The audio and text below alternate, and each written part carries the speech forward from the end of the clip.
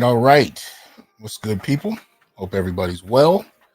Welcome back to the Onyx Report, where we as Black male justice advocates uplift Black men and boys using critical analysis. Hope everybody is doing well. See a few people in the house already.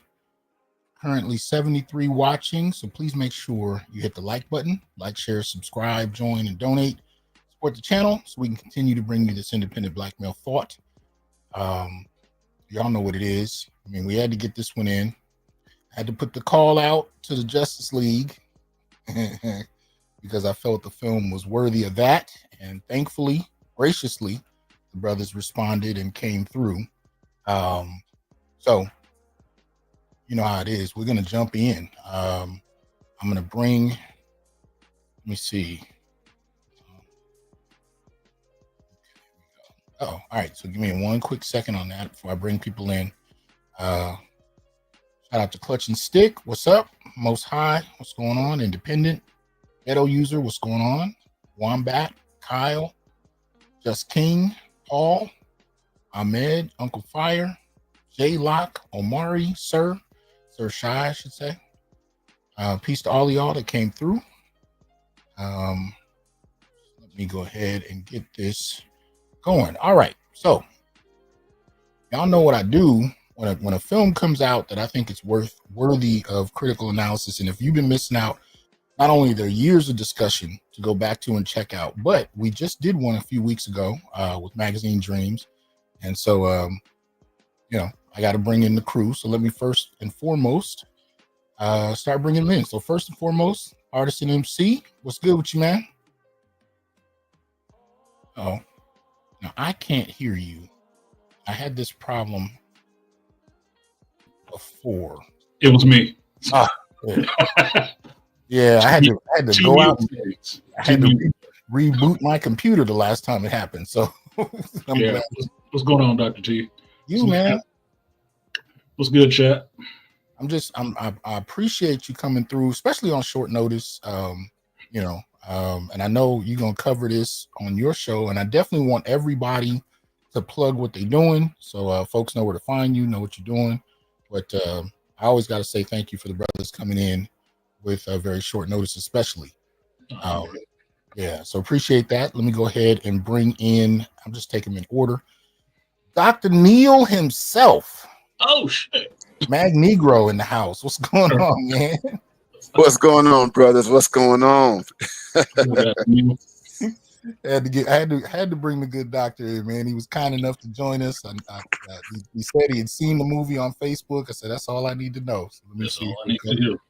Yeah, how you been, man? I'm doing well, man. I can't complain, man. You know, it's that time of year, man. We're wrapping things up. I'm looking forward to the end of the school year, and yeah, man, I look forward to this conversation, man. So I saw the film one time last night, and I saw it again this afternoon, man. So ready to go. I was trying to see it again this afternoon too, but I had some other stuff to do. But yeah, that hit me too. But I know I'm probably gonna see it again before the weekend's over. So. Oh yeah, have to. Let me go ahead and bring in Layman's Journal. What's good with you, Layman? Hey, what's good, everybody? Can you hear me? Yeah, we can hear you. Yes, sir. Yeah, glad to be here. Glad to be here. Thanks for inviting me, Dr. T. Oh, man, thank you for coming, man. If y'all don't know, the film reviews is off the chain, especially if you're following Artisan and Layman's Journal's channels. Y'all know the deal. Artisan breaks it down on a weekly basis. Layman, I highly recommend you get on his Patreon and check out his film reviews. You'll get the film reviews on YouTube, but you get the full punch of it on Patreon. So go check him out. Thank you for coming through, man. Absolutely. Let me see. I had to bring in, let me see, the people's favorite, Brother Malaika. Mebane. Good with you. Hold on. I think he's there might be some connection issues. Hold on. Let's see if this works. You hear me? Can you hear us? Yes, I can hear you. Hey, there we go. How you doing, man? Oh, lovely. If I didn't get on this, I know we're here tomorrow for Artisan. Oh, you would be. I put it down. And you know, Dr. Griot himself had to reach out to me. He said, Well, Damn it. Come back through, man. I apologize, and maybe it was something I did. Crap. So hopefully he'll come back through in a second. Let me also bring up Growth Talk with Kofa. What's up, Growth Talk? Peace. Can you hear me? Yeah, we can hear you. What's good with you, man? What's good, fellas? I'm good this way. That's what I saw. The brother again on Facebook said he had seen it. I said, man, let me go see if the brother was willing to come through. But I appreciate you coming in, man. Appreciate you. Appreciate the invite, man. I'm hoping connection issue. Malaika comes through. Damn it. And let me shoot him a message, make sure he comes back through. Yeah, he needs the link. He's in the chat asking for the link. Oh, he needs it again? Okay. Yeah, shoot it to him again. Yeah, I'll have to. Hold on, I have to email this one to you, man. So bear with me for a quick second. Get this email going. It's the same link though, Malaika, just so you know. But I'll put it through you here as well. Okay, I sent the email. Hopefully that goes through okay. All right. Adisa, did you see it? If you saw it, let me know. Anyway, all right. So I don't know how we do it over here. We start off just glancing at the IMDb so we can all get on the same page. And then we kind of try and recount the story. And then from there on, brothers can dive in as we go and give their analysis. Shout out to Danger Room Podcast for the support. Okay, hold on. Let's see. I think we got Malaika. Can you hear me? Yes, gentlemen. Can you hear me? Sorry about that. Okay. Glad you back in, man. And we straight. But, hey, Doc, can you still hear me? Yeah, I can hear you. Okay, I had to change mics. Oh, okay. No double check. Yeah. And for some reason, StreamYard has been messing with me this week, so y'all let me know if something goes off. But anyway, what'd you say?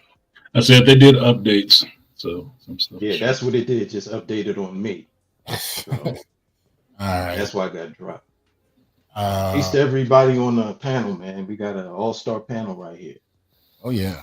The only way this would be better is if I could have everybody's favorite liquor here for you and some cigars, and y'all would that's the only way it could get better, man. Yes, sir. Cigar in hand. And if you get a couple drinks in Dr. Neal, boy, you just set up and let it go. Get teared down. Hey man, Oh yeah, I got my whiskey. I only had a Michelada today. Yeah. So y'all, if you don't know, so here's the deal. We checking out Sinners tonight. We looking at the works of written and directed by Ryan Coogler. And Ryan has hooked back up with his boy, Jonathan B. Majors. They've done some tremendous work in the past. I still enjoy their past works from Fruitvale Station, Black Panthers, Creed. They've done some beautiful work. And if there's some other ones anyone wants to throw in, please feel free. But they come back together in this one. And this one has had some energy to it since the first trailer. I don't know. Did y'all feel it? Yes. Yes. Yeah. There was one time that they did a decent trailer where they didn't spoil the whole movie in the trailer. So it got people really hyped and interested, and they didn't know what was really going on with it right off the bat. So good job. Yeah.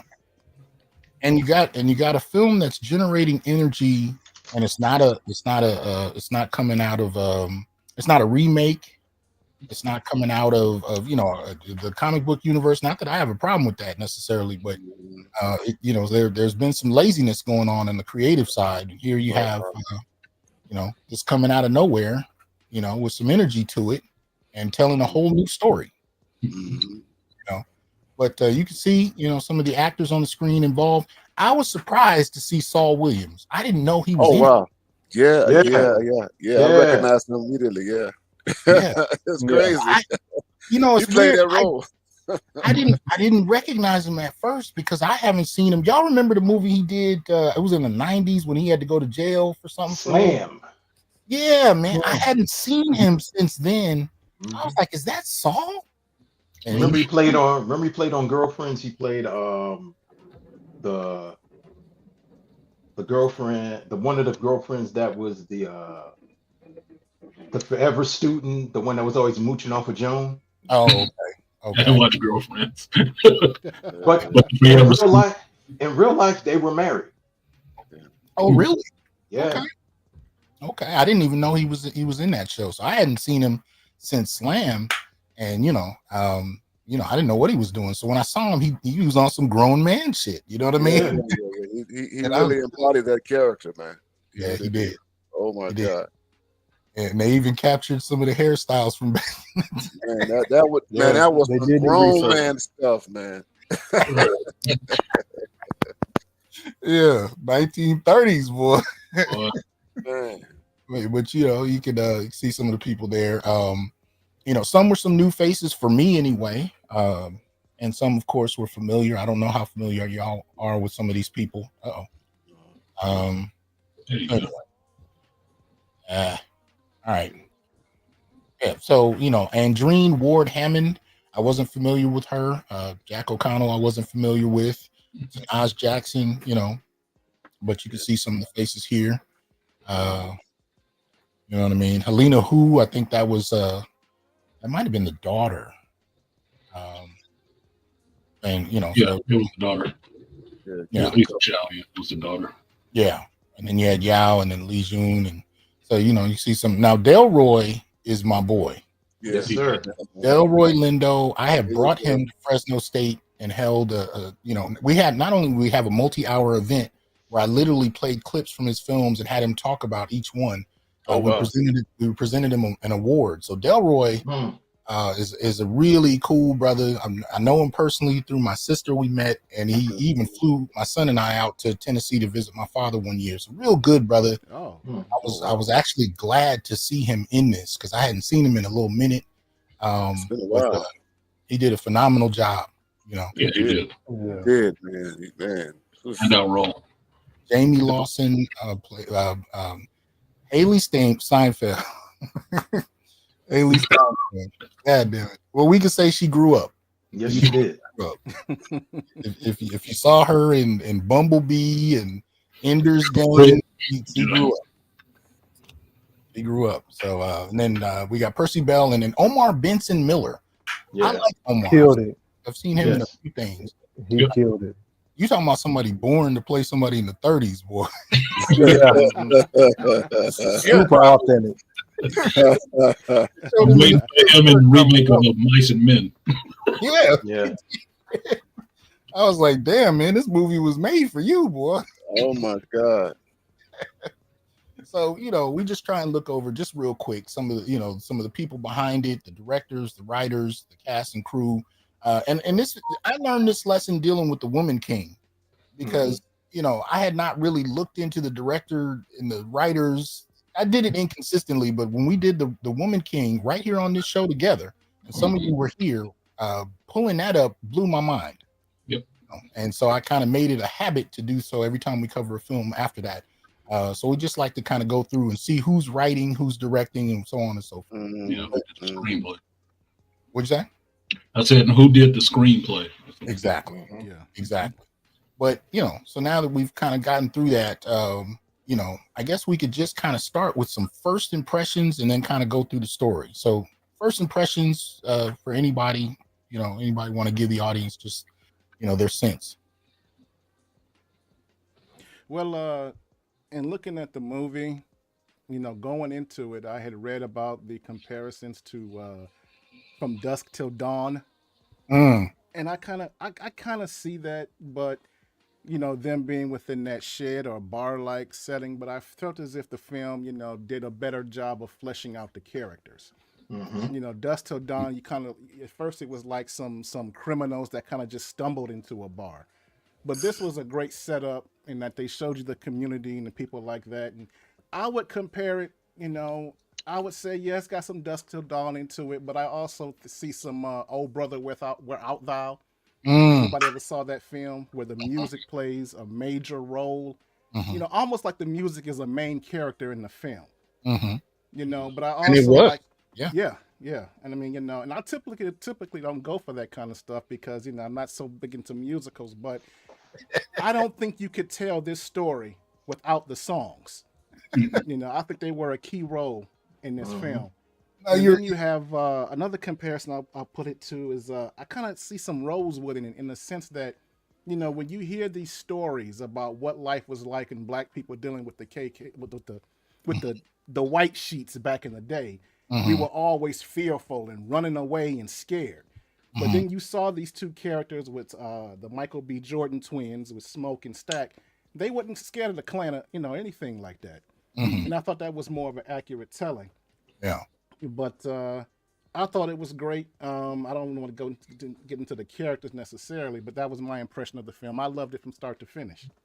I'm not usually a musicals kind of person either, because when everybody breaks into song, I'm the first one to be like, God damn it.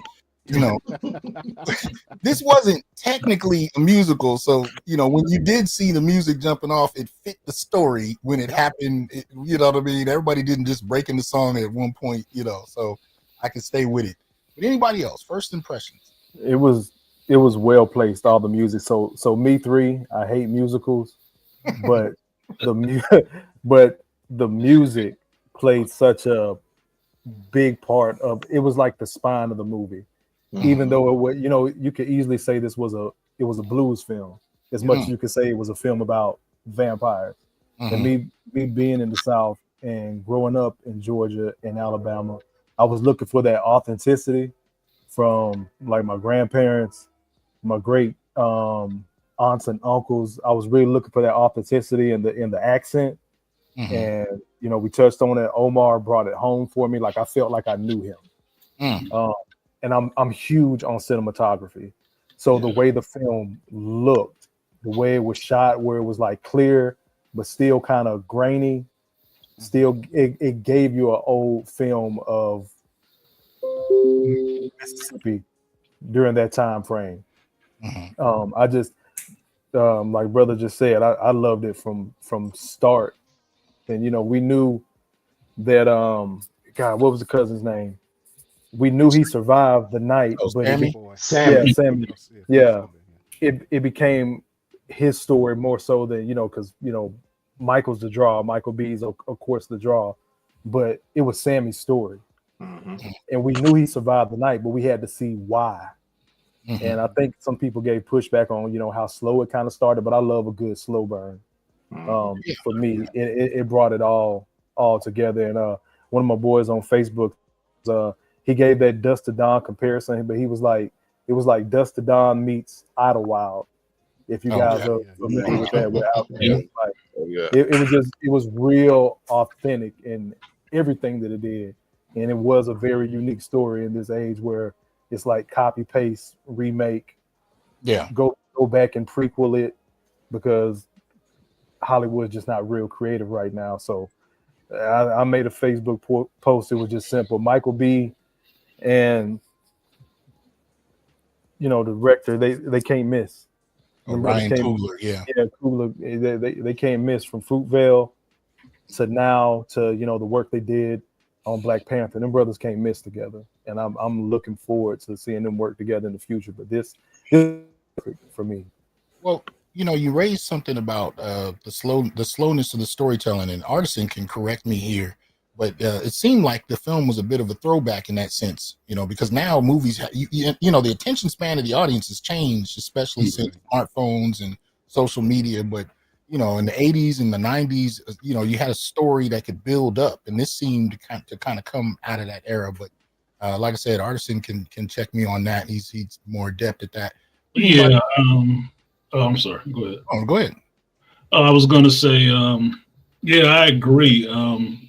The complaints I keep hearing is that, it moves slow in the beginning. And that's people with low attention spans, because I found myself really enjoying the fact that I was getting to meet each one of these characters, learn a little bit about them and about where they are in the world right now, while the main characters are bringing them into the story. It was like reading a novel. In a novel, everything's not just thrown out there to you all immediately in the first 2 pages. No, you gradually meet all these characters and find out what their motivation is for being at this club, at the juke joint on this night. and what part they play in the whole story. I thought that was really good. I found myself enjoying that part. Like, it's going slow, but it's introducing every character good. That was one of my notes that I made sitting in the movie. Introduce every character. Thank you. Yeah. we got their why. Yeah, exactly. It wasn't just like by happenstance. Like they intentionally sought out Delroy for, hey, bro, I need some help. I need you to come to the club tonight. To the point where Sammy was like, it's a white girl looking at you. He was like, hey man, you sure she white? Like, we'll get with that. So yeah, we got their why. Well, it's interesting because the vampire thing doesn't kick off until 40-something minutes into you. I almost forgot what the movie was about by the time it first jumped off, which I didn't actually mind because I was into the story. Right. And that's how Ryan Coogler hooked you. The period piece is a character in and of itself, because you're dealing with the antebellum South, Jim Crow South, 1932. Now we got to forget. Now the thing we have to really key in on the year. It's 1932, which leads into, okay, the brothers are coming back to South, but they was up north in Chicago. And my mind is already picking. I said, okay, they was up in Chicago, and then they said something about they used to work for Al Capone. I'm like, oh shit, okay. And I said, Al Capone, 1932. I said, okay, something's going on here. Yeah, but they had a reputation before they left. Exactly. So now that's another thing, like, because when Smoke talks to the team, Smoke goes into town with the truck, and he says to the little girl, "Say, have you heard of the Stack and Smoke twins?" She's like, "Yeah." He said, "Well, I'm smoking." The little girl backs up. He's like, "Hold on now, I ain't gonna hurt you. You want to make some money?" And he tells her this, and then what I like, you know who Smoke reminded me of a little bit? Mouse from Devil in a Blue Dress. Because when I saw the dichotomy between them two, I said, okay. And Michael was playing. I said, yeah. And I'm glad, Artisan, this morning when I was listening to your rundown, you said it was good. I said, this motherfucker didn't say no. These motherfuckers played that shit. And I wanted to cuss you out. I said, this motherfucker. Well, I told you, it's a reaction. I didn't give a review at all. All I said was, you need to go see it. And if you don't go see it, don't be talking to me about some other thing you went and go saw. Went to see it and not. So automatically, when you see these two, they're dressed differently. Yep. Well, you see everything from facial expressions to dress. And even they're speaking in a Southern dialect, but how the way they talk, you can tell they're totally different. I said, that's awesome. Okay. Yeah. Let me get Dr. Neal in on this, brother. Go ahead and give us your first impressions. Well, I would just say, man, I see this, from a academic perspective, man. I teach a course called Religion and Film, and I taught it last semester. And one of the films that I've used in that course is Cadillac Records, and so the film kind of took me to that, to Cadillac Records and Muddy Waters, Chess, Leon Chess and everything like that, and Lewis Worth. So if you watch Cadillac Records at the beginning, Muddy Waters is being recorded by an anthropologist from Fisk University called Lewis Worth. And he was working for the Works Progress Administration, which was tied to the Roosevelt administration. They were gathering folk music and all that kind of stuff. But anyway, this film was a wonderful, wonderful, wonderful telling of the roots of the blues. So Cadillac Records does not go so far as to talk about the spiritual antecedents. That is, you're talking about conjure culture coming out of Louisiana and in the Delta, talking about the stories that surround the blues, the mythology of the blues, And so the story is that Howling Wolf became who he was because he had a conversation with the devil in the graveyard.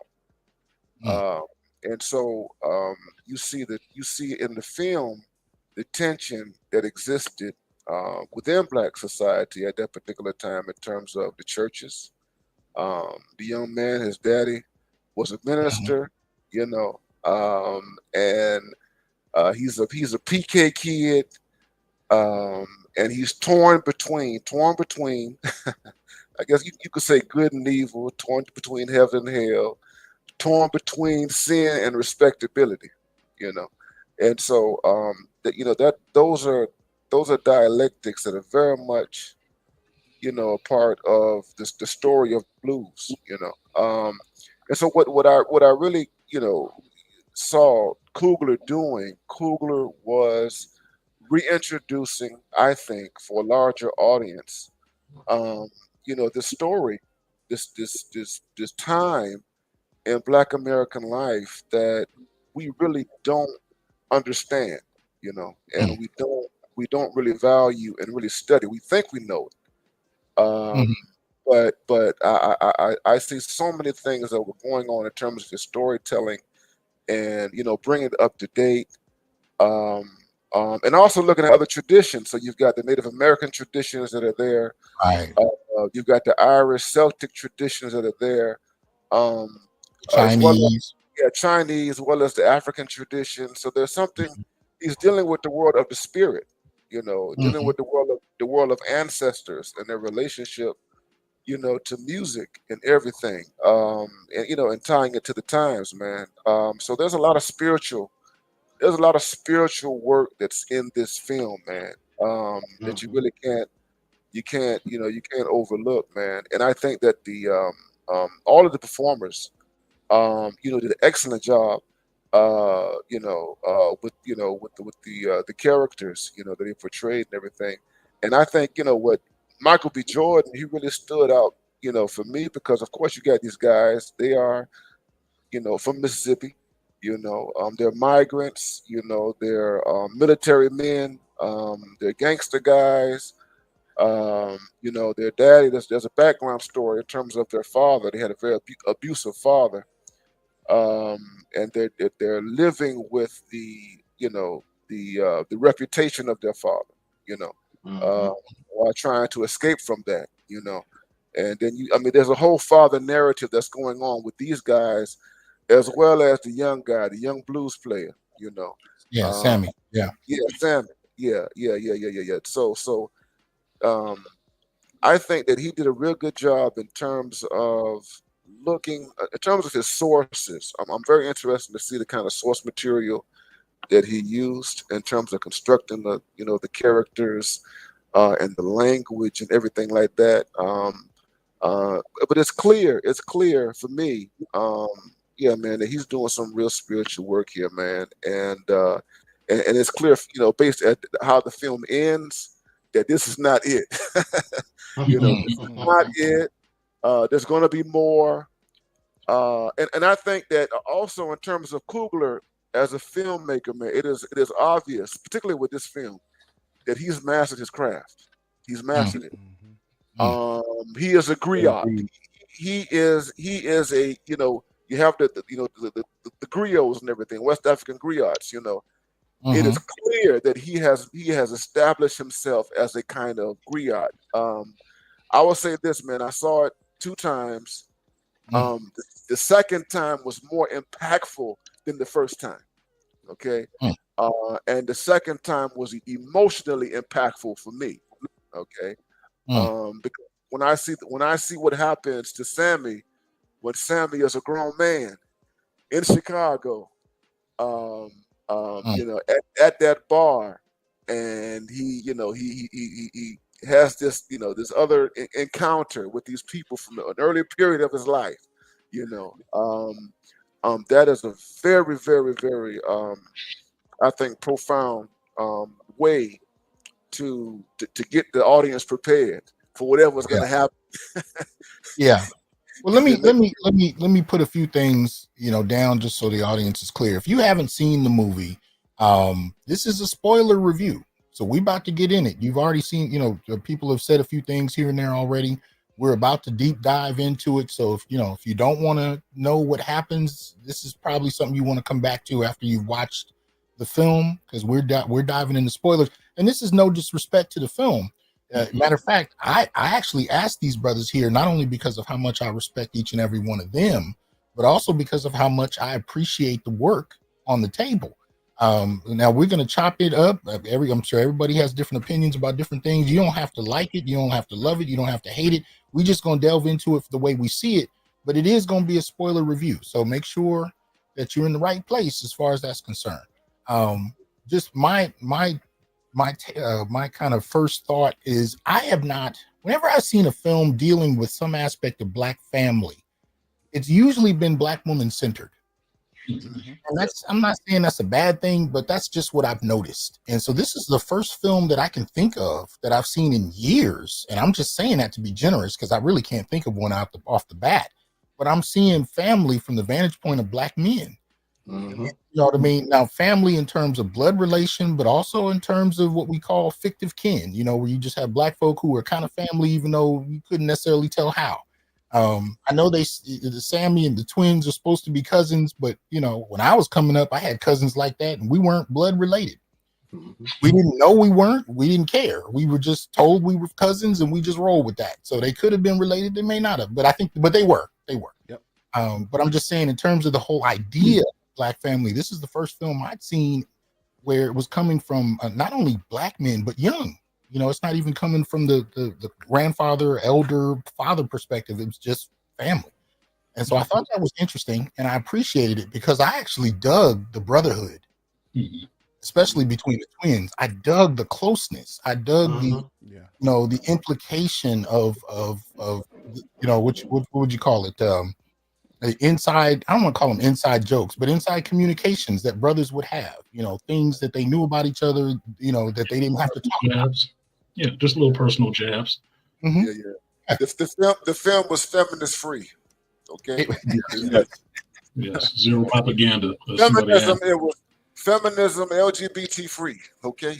Exactly.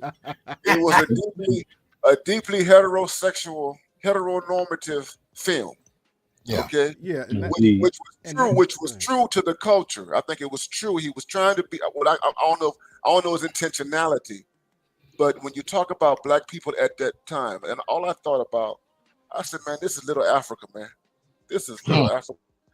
We had our little Africas all over, the South, and this was a little Africa right here. You know what I mean? In terms of kinship networks and fictive kin and, so on and so forth, or what have you, But it was just raw, man. It was just free of all the political correctness and all the, impositions that you normally get from the films that exist today. You know what I mean? And I think that Coogler it just seems like he was intentional. I'm going to make this a raw, masculine film, and I'm going to be faithful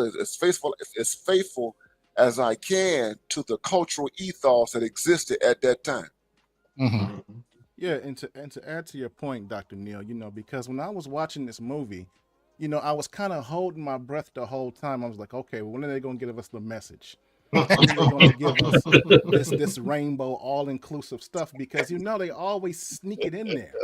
And so you have an eye for it, like, all right, is this the moment they're going to give us the strong woman?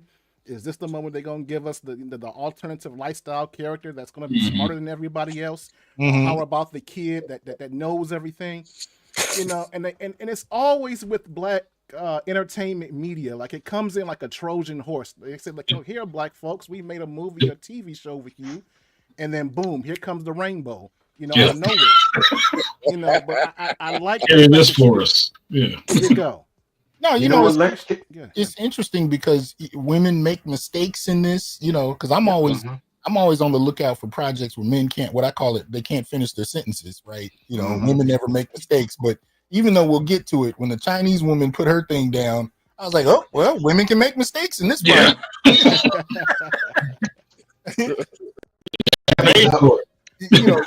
going to get different approaches to this film from people of different vantage points. A little bit later, I'll show you, ADOS, and Antonio Moore's perspective on it, you know. But I think what we've already kind of hashed out, and something Dr. Neal said a moment ago, one of the reasons that, you know, black men, red pill men, are going to appreciate this movie is it's not feminist led. No. You know, and there are very few projects we can think of in the last decade or so where you can say that. But there has been, now I currently think we might be in a little bit of a black male film renaissance happening right now with Magazine Dreams. There's a film coming out called Him with Marlon Wayans. You know, so there's a little bit of a renaissance that might be happening, but there's been a kind of pro-male renaissance going on for the last few years. I talked about this. We've talked about this on the show, whether we were talking about Top Gun, Father Stew. There's been a number of films in the last number of years, even some of Taylor Sheridan's work with Yellowstone and what is it? The one he did with the Sylvester Stallone. Tulsa King. Tulsa King. Thank you. Yeah. There have been some very pro-male projects, and pro-male in the sense that they humanize men. That's really all it means. You know, you actually get to hear men finish their sentences and actually say what they mean, as opposed to being given the message. So there's been a kind of slow rise of that, and you know, I think this film kind of contributes to that, because men are able to actually, you know, engage in life, and you see the full spectrum of emotion and experience, you know, that men are not credited as having. So I appreciate. Can I touch on something, Doc? You said something about relationships, and in my notes, I put down relationships and love. Well, first of all, was the brotherhood between Smoke and Stack. Another big thing I put down, family. But then I put down Smoke and Annie's relationship. First of all, when you're introduced to Annie, you're just seeing her as like, all right, they know each other, but they kind of have this kind of fraught, kind of bitter introduction to one another, or introduction to the audience. Because Smoke himself was a very, very, very, he's a very, like, he's a polarizing person. Either you like him or you don't. And when you see Annie and she's talking and she's looking him straight in his eye, and Annie's played by the head agent from the Loki TV series. And I said, I know that woman from somewhere. I said, oh snap, it's her. Because she's a very direct person in the Loki series. So later on, but the biggest thing is that you see him, he's kneeling down to a grave and he's putting flowers. And you find out that him and Annie had a relationship, and he's putting flowers at the baby's grave. And Annie is she's a Hooji woman. She dabbles in voodoo and also African mysticism. But also she sells, like, you know, remedies to people in the village and in the surrounding county. But then all of a sudden, like, he speaks to her and she gets mad. She pulls a knife. I said, and I'm like you, Layman, said, oh, is this the point where we got to see the stronger black woman stronger than the stronger black man? But then he says to her, and they're talking, and then they sit down, and when they start kissing and that look, and I said, okay. I started seeing how the way the relationship is. I said, he needs a strong woman like that. But then I see with her, while she was introduced being a spiritual, she's a spiritual guide to show us, the audience, to show the people what these evil people are. So she's like the priest that comes in from The Exorcist and explains everything what's going on. Yeah. But then you see Stack and Mary's relationship, the quote unquote interracial relationship, where Mary gives just enough gruff to Stack as he gives it to her, but you realize it's Stack just messing with her, but he realizes, I don't want you to be around me because we're going to bring a lot of drama and I want to keep you safe. And you find out Stack sets her up with a well-off white man who has a farm to set her up. And she didn't want that. She wanted to be with him. Well, wait. I want us to get from the beginning. So you kind of jumped ahead a little bit. And my bad, brother. I wanted to show some of the people you were talking about, but you're definitely on it. And we're all going to kind of go through this story together, because I'm not going to pretend to remember scene for scene, but I like to be able to give the audience a narrative about what this film is about. So, you know, as you can see, Haley Steinfeld in there for a minute. Just had to put that up. Can I give you my first impression real quick, and then we can move to that? Go ahead. I was just going to say, to to echo something that Grove Talk said, that Kofa said, that my first impression of the movie when I was making my notes and watching it was, From Dusk Till Dawn, just because there was vampires in the club scene. The second one was Idlewild, like Kofa said, which most people didn't pick up on. I've only heard him and another woman and myself actually, even point to that movie. I guess that's we the black folks in the room that saw Idlewild.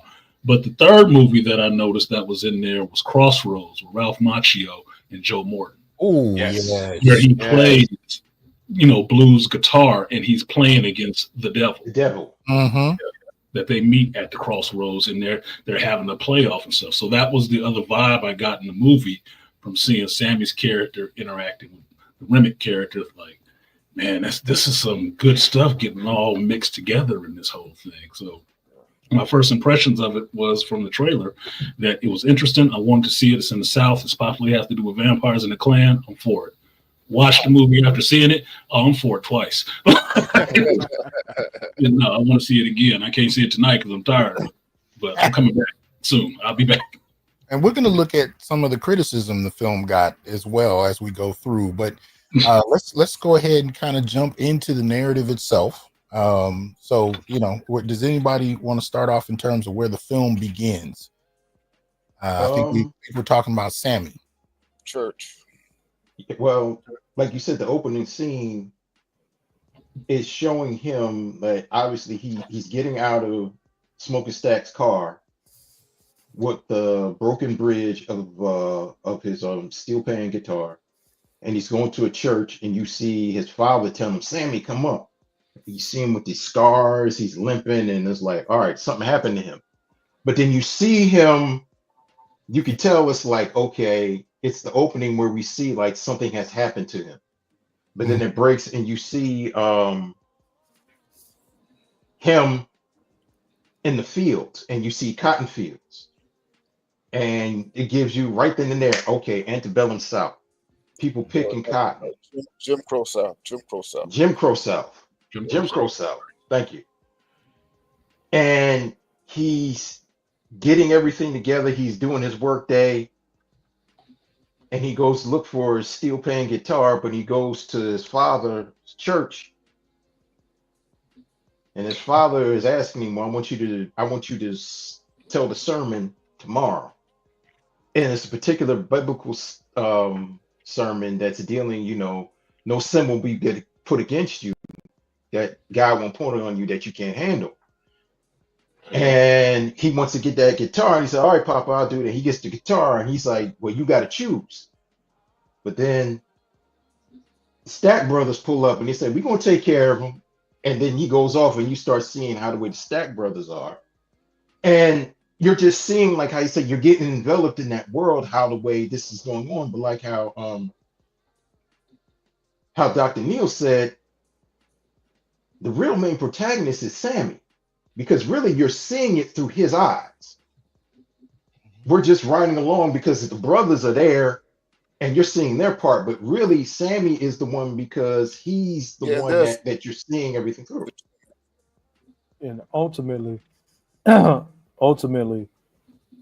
just seeing it through his eyes, but he's the last one left to tell the story. Exactly. Kind of jumping ahead. And I wanted to pivot back real quick to what Doc was asking about relationships. He walks in the church and we see this angst that his father has for the blues, which many older black people at the time had for the blues. Like the blues was devil's music. I think Artisan mentioned in Cadillac Records with Howlin' Wolf. And I don't know if anybody remember, there was a scene in there where he was talking to his mama and she was talking about it being devil's music and things like that. And why can't you, if you're going to make music, why don't you make it for the Lord? And it was seen as more back then that you're making this music for the people. So there goes your sinner's title right there for those people that like those juke joints. And later on, we would find out that broken guitar, Sammy's thinking it's this famous blues player the whole time, and Smoke has to tell him, no, man, because Stack had told him, man, this is such and such as guitar.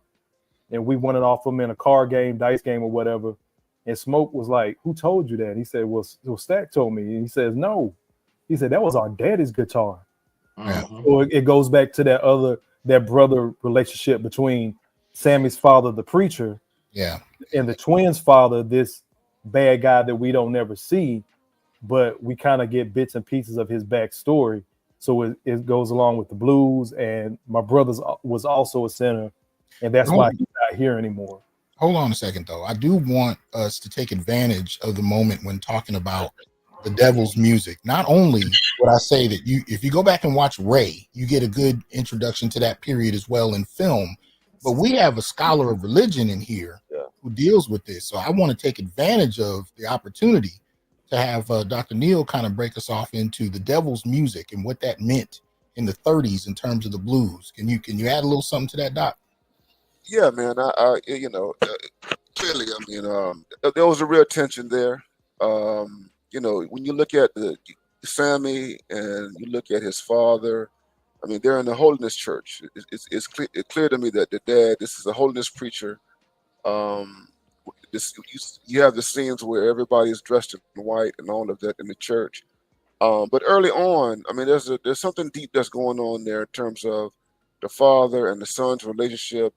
The father wants the son to have some continuity in terms of what he's doing, and the son is trying to establish, his own thing. But there's this push and pull, in terms of spiritual forces, okay? Because the son, obviously, he's been raised in this tradition, but at the same time, there's something else going on with him spiritually, existentially, okay? And this devil's music, when they called it the devil's music, it was basically sinners music. You know what I mean? I mean, the blues was understood at that particular time as a very destructive phenomenon. Okay, because with the blues, you had alcohol, you had sex, you had gambling, you had homicide. Even in um, the references to Cadillac Records, man, there's just scenes there where as a man confronts Muddy Waters and his blues brothers in the club, because he sees this daddy has lost two of his daughters to blues men, okay, and so it was seen as the antithesis, of the gospel, and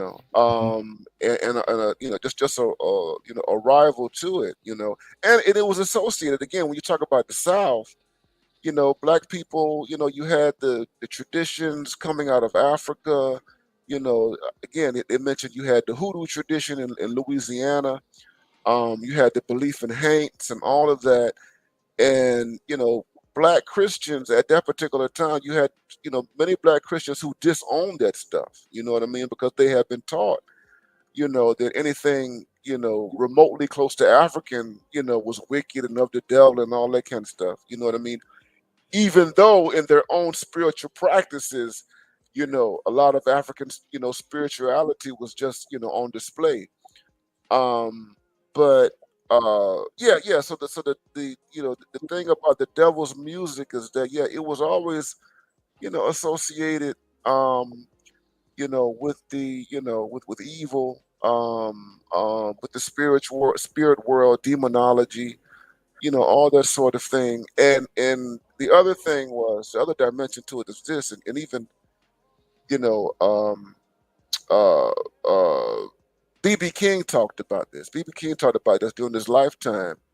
That bluesmen, if you were a bluesman, typically he would explain the blues. Well, what would draw somebody to the blues?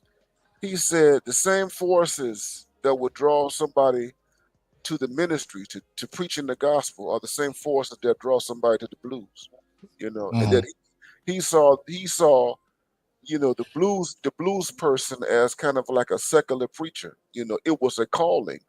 And to talk about those things. Here's the thing about the blues: the blues gives expression to those human realities, existential things that the churches don't readily, address. You know what I mean? It's really, the blues was like your bastion of political political incorrectness in relationship Right. to the rest of the culture. You know what I mean? And so they talked about adultery, they talked Right. about taboo things, they talked about, they talked about women in a certain kind of way, you know. Um, so and all of that was, seen as, the underside, the antithesis of religion. James Cone, the father of Black liberation theology, one of his most famous books that he published in the 1970s, is called The Spirituals and the Blues. And what he does in that book is make the argument that blues music represented, a kind of secular spirituality. In Black church circles, or with Black church folk, Black people would make the distinction between Saturday night and Sunday morning. You know, yeah, so on Saturday night, Black folks would go to the juke joint because the juke joint was kind of like a secular church. They drink and dance and carry on, but on Sunday morning they're in Sunday morning service. You know, and the thing Sammy about it, pointed that out yeah, yeah, when he and told his dad that he was gonna. I'll be back in time tomorrow morning to give the sermon. So he was still walking those lines too. We also have to remember that Coogler, that epic scene that everybody knows once you've seen the film, where Sammy's playing and you see the future and the past and music coming together in the performance. I think that's also his statement about the blues beyond how the church saw it. The church categorized it as the devil's music, but Coogler kind of gives us this worldly, outside of time kind of perspective about the blues that goes beyond those kind of frameworks. So we get the duality, but then we get Coogler kind of expanding on it, because we know where Sammy ends up as an old man. He's not a pastor, right? So we kind of see how this expands. But go ahead. Can I speak on that? That was one of the most beautiful scenes in the movie to me, because this is the genius and the majesty that what Coogler did. He's showing Sammy playing a guitar in 1932, but then all of a sudden you see a guy in the future who's dressed like Parliament Funkadelic playing an electric guitar and giving a similar rock riff. Then you see a guy on the mic as a DJ and a guy cutting up the records, and the guy is on the mic as an MC, and he says, "Go ahead, Sammy." And then all of a sudden you see African dancers and ancient garb dancing. Then you start seeing brothers and sisters crip walking. Then you see and breaking. Then you see sisters in the kitchen with other women doing shaking their booty, twerking. Working, yeah. But then at the same time, smoking stacks, Asian friends, you see Asian dancers dancing. Yeah. But then you see everything all come together, and I said, wow. And I said, why? It's not just the blues, it's all Black music in itself, and all just music. We have that majesty, because remember, what Coogler does, he'll give a little animatic at the beginning of a movie talking about how the way music is spiritual. And there's one person that's called to sing. They have the ability to evoke spirits. Now, the thing is, Sammy is the one that has the ability to control spirits, good and bad.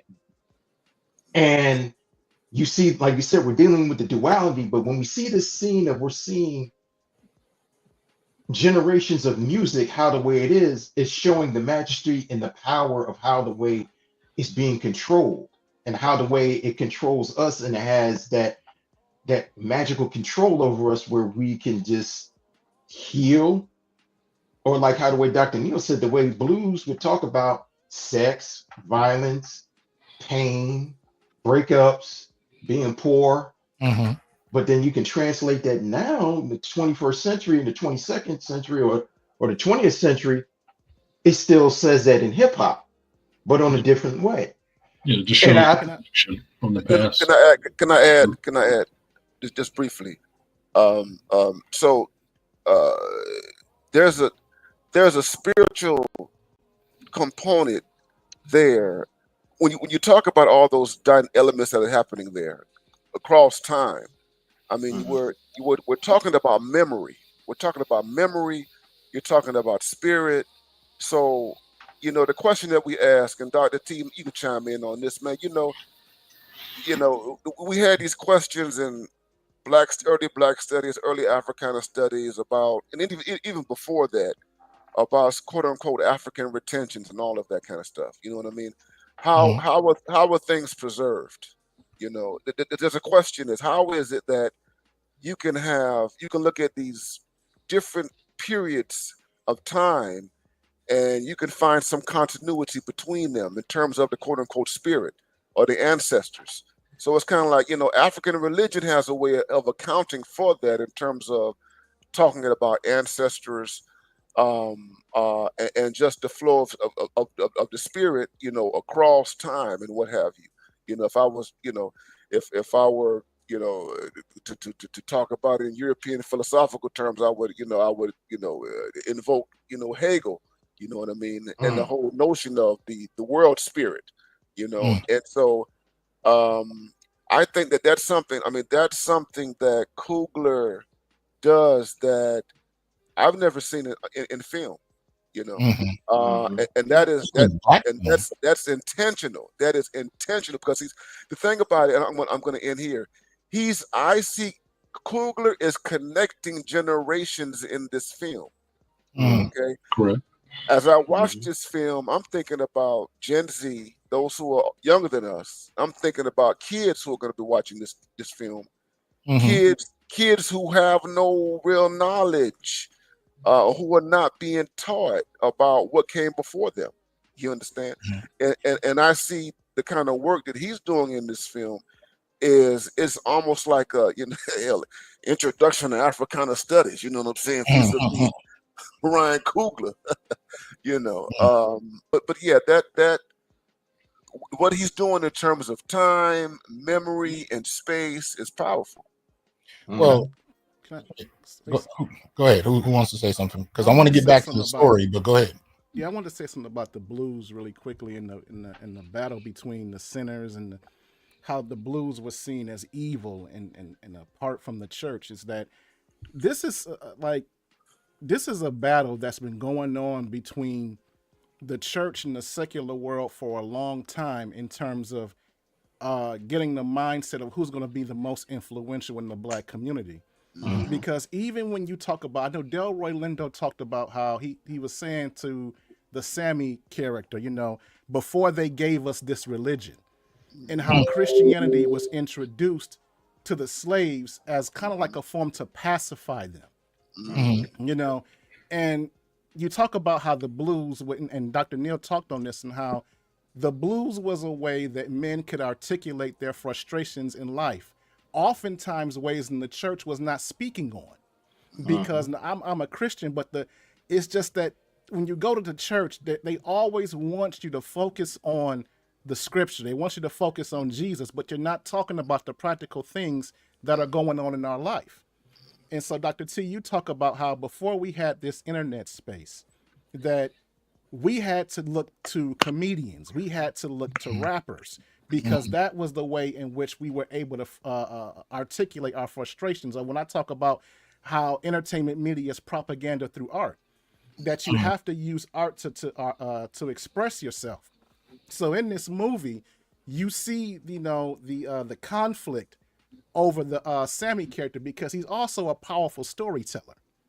Okay, and so he has the gift of his father where he can preach, because we see how he quotes scripture so fluently, but he's also got this powerful voice that can tap into this spiritual world. And I think one of the things that Coogler did is that typically when you see these movies and you got devils and demons and you got vampires, you always see this all-knowing priest that knows everything. But there was a little bit of deviation where you see the Annie character that knows more about the underworld type of deal. And so you see that a separation, going on, and that the secular world, or what you would call the spiritual world, and this, at least in this movie, is better equipped of meeting the needs of what Black people are going through right now. That goes. I know, Doc, you want to pivot, but I had to get the brother's name in before we move on, because we'd be remiss if we didn't mention Robert Johnson. Yes. Because that was the original story of him meeting the devil at the crossroads, selling his soul so he could be the baddest guitar player at the time at the blues. And I wanted to throw that in there because, again, the hell that Black people went through in the South during that time frame, we were already in hell. So why not have a conversation with the devil? So that was how the blues was kind of viewed, because all we had before then was Negro spirituals and gospel, and it wasn't seen as innocent or pure.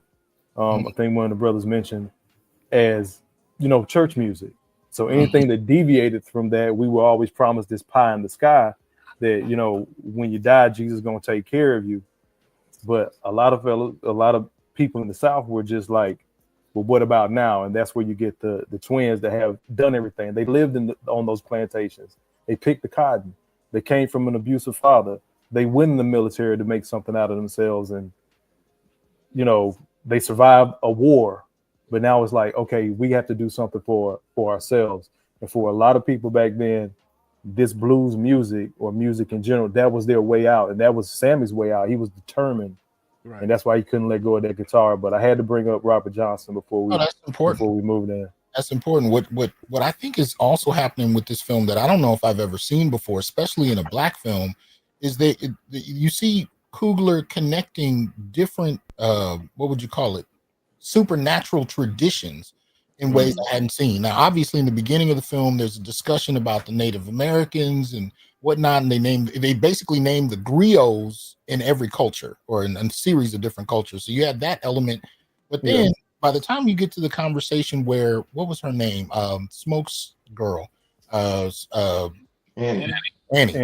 When Annie starts talking about the differences between haints and vampires, it kind of lets you know that Coogler is painting a picture of a larger spiritual world that doesn't just contain the supernatural from one culture.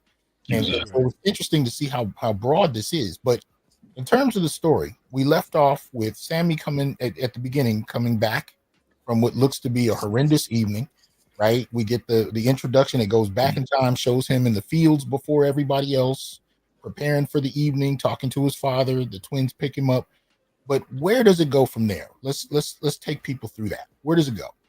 So it bounces back to the day before with the twins, and you see the twins sitting outside of this mill, and they're setting up to buy this place from this guy, this white man, and the guy is actually late. And you get the interaction between the two twins to get their personality right off the bat of how each one is. And I could say it was some really great camera work and hands between Michael B. Jordan and Michael B. Jordan, because it passing the cigarette back and forth. That was powerful, bro. It was clean. It was very clean. But when he got down to talking to that white man, you could see, like Malaika was mentioning before, they are not afraid of this white man. And they tell him in no short, uncertain terms after they hand over the money for this place that don't come around here. You or any of your clan buddies don't come around here. They tell them straight up. And I'm like, wow, that sets the tone, don't it? It definitely did.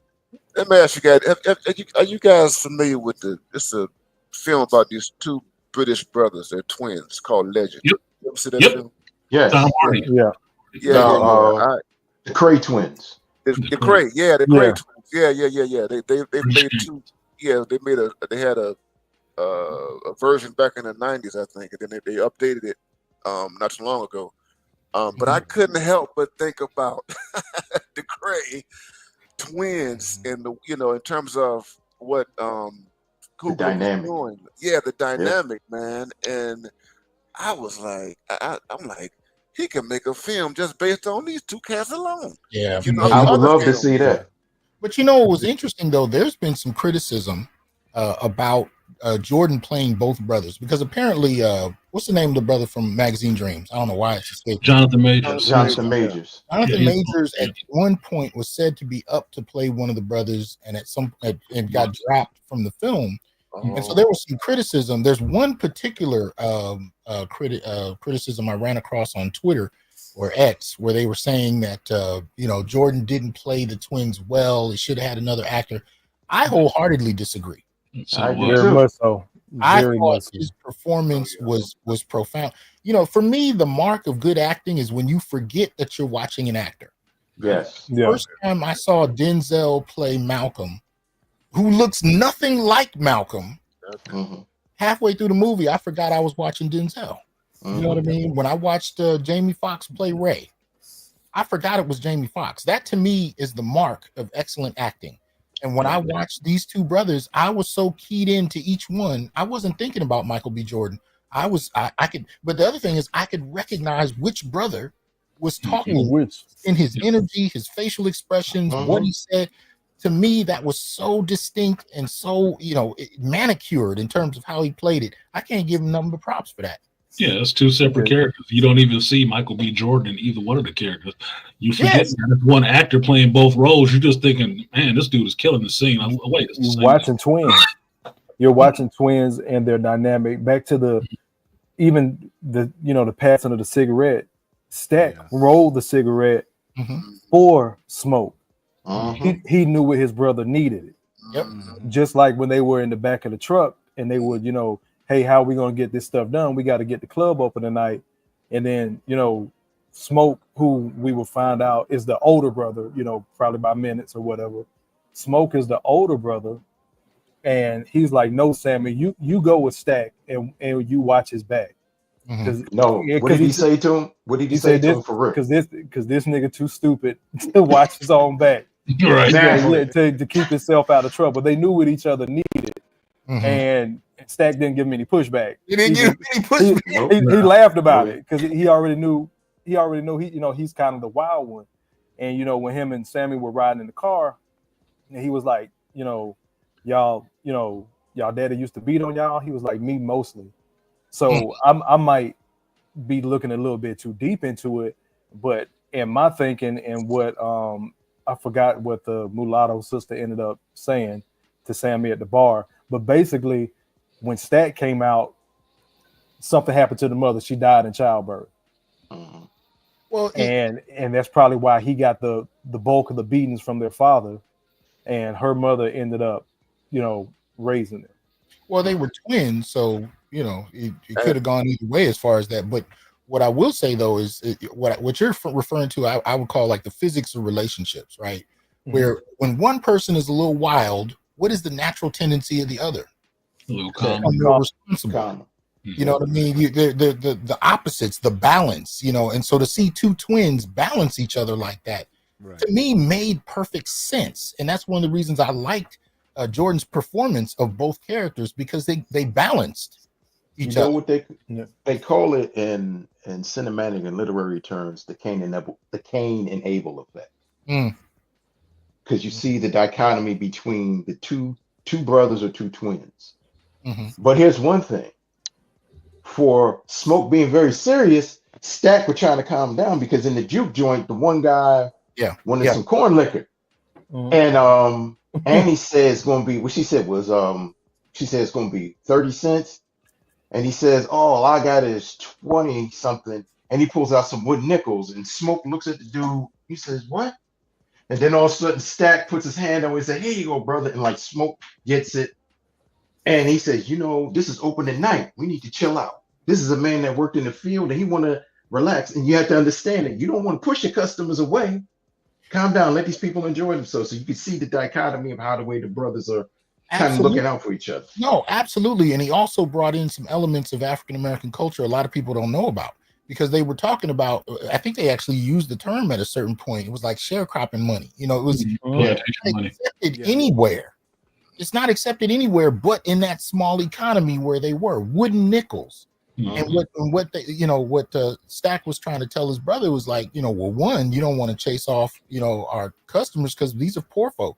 we're gonna have to deal with this in the future. I mean, they only have what they have, you know, and so he was kind of trying to explain that to him, but it's also giving the audience an introduction to that history that a lot of people don't know about. Exactly. Yeah. In that world. In that circle that everybody else understood, including Smoke, but he wanted, you know, a business. He's the more business minded man. But the thing I loved about the way Michael B portrayed both of them, both brothers knew who they were. Mm-hmm. Yes. That's why Definitely. I'm just calling him an atheist. As atheist or non-believer as Smoke was, he loved Annie so much that he still wore that, you know, that voodoo bag around his neck because of who it came from. Mojo pouch. His mojo pouch. Whether or not and it's something to. I know we talk about, you know, the witchcraft and a lot of our sisters still practice, but a lot of them are screwing it up. Again, I'm from the South, so seeing this stuff in film, like, it really took me back of sitting on the porch, listening to my grandmother talk and talk about spirituality outside of the church. Because typically, you know, tomorrow's Easter, you know, I'll get an Easter speech this, or the pastor said this. But when those times it was just me and her on the porch, and it would get deeper about my grandmama used to mix this and this together, and this will make you well. If you do this is a healing. Those little things like that still I carry with me today, even though I'm, you know, not a believer like that. But I just saw that in Smoke as far as that relationship go, and he knew who he was. But, you know, the reality is, especially during those time periods, and to this day, there are many people that walk both paths. I mean, you saw people with the John the Conqueror pouches on, and they were sitting in church too. It just happened all over the way. When you look at the kind of presence of Islam in Africa, Africans mixed Islam with what they were doing. If you look at the presence of Africans in South America, you know, when slavery was jumping off, they mixed Catholicism with their own indigenous practices, much of it being Yoruba. These are natural reactions to colonization and enslavement. So in the South, it wasn't that you were either all in, you know, to the Geechee Gullah, and then there was a whole other group that was only in the church. People mix these things, and so when you deal with Annie, she's kind of all in one world in terms of the way they present her, but she's kind of an extremist in that sense, because in reality you had a lot of people that did both. But what I liked about the conversation with Smoke and Annie is, you know, if we're going to call Smoke an atheist, he brings to Annie the same questions an atheist would bring to a Christian. He was like, if this stuff works, why didn't it work on our child? Yep. But the thing I liked about that, she didn't have an answer for him. Exactly. She didn't lie to him. She told him flat out, I don't know. Yep. I don't know, but you pretty much they're still there, and you know that love was there. Both of the brothers had love, just like I say, they knew who they were. So when Stack was telling, I forgot what the light skinned sister's name was. Mary. When he told her flat out, I left you to protect you. Somebody spoke on that earlier. And, you know, she was like, I didn't want that farm. I didn't want that white man. I wanted you. And, you know, kind of the feminism trope we always get. I was young enough to believe you when you told me you was coming back. You know, I was young. But he flat out told her, like, I did that to protect you. I know who I am. It wasn't going to be nothing but drama. So I like that distinction. Like you said, the way Michael B. Jordan played two characters, he played two characters. But I want Artisan to finish his point, but I just want to briefly point out that what I like too about how men are presented here is the various ways we love and protect are often not articulated in these projects. Mary is not just some white girl. Her mother, you know, took in the twins. And they grew up. Now, if any of you have ever fallen in love with a girl you grew up with, maybe even in the same house, it's not necessarily that you were related, but you grew up together. That's not some lightweight shit. So one of the things I've heard people say about the film, he was into some white girl. You understand what it is to fall for someone you grew up with? Right. And then the way you love her is to leave. If the situation calls for it. You know how many men left women they loved for her? That's not articulated in films a great deal, especially for Black men. But that's a reality that many of us have lived. We've left women we love for their benefit. and we've seldom seen those stories in film.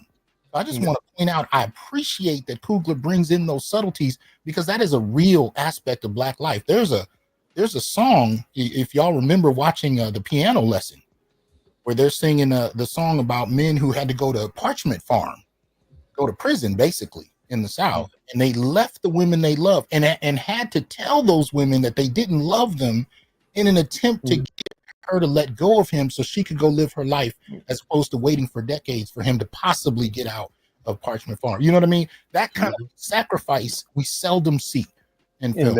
And that's what Stack did when she finally confronted him. He was like, "What you want me to do? Lie to you? Tell you I don't love you? Because I can't do it. Like, I left to protect you." And even with the relationship with Smoke, when he came up behind her at the bar and she was like, "Y'all didn't even send flowers to my mama's funeral," and Smoke told her, "I gave your mama flowers every other day while she was. I gave her all the flowers she could stand while she was alive." Yeah, but see, you never see movies where that side of it is brought in. You know, women will leverage a complaint, and men just got to sit there and look guilty. But no, this is what I mean when I say men get to finish their sentences. He said, "No, I gave her flowers when she was alive." Yeah, because what happens? I was saying that what happens is that the women tell the story as a story of abandonment. That's the language that they use. Yes. He walked away. He abandoned her. You know, daddy left and never came back. All right. Yeah. There's a reason why daddy left. Yes. Okay? Yes. Even in the welfare days, when people migrated to the north, a lot of fathers had to leave for their families to eat. And have a place to live. That's how welfare became such a feature in the Black community. Moving up north, we were poor. I had an older cousin. You know, it was passed on to me from older members of the family. But he did that. He was headed up to Chicago. He never made it past Tennessee. Wow. So it was real. The Klan got him. Yeah, but now we had those stories. But what I don't want to miss out on is when those men left families so that they could get welfare access. The story in the Black community became deadbeat dads. Abandonment and deadbeat dads. And by the time you get to the 1980s, that story was so cemented that we were blamed for the failure of the Black family altogether. But people don't recognize that many Black men sacrificed their presence from people they love for the benefit of wives and kids. Of the family. For their survival. And these stories we don't get enough of. So I appreciate that. But like I said, I interrupted Artisan. I want to get him to contribute, and then I want to get back to the story. So I apologize for cutting you off, Artisan. Oh no, I think I was finished. I don't even remember my point now. So I hate that. But okay, so we get the twins back. We see, we kind of see them buying some property, and then they split up. Now they go get their truck.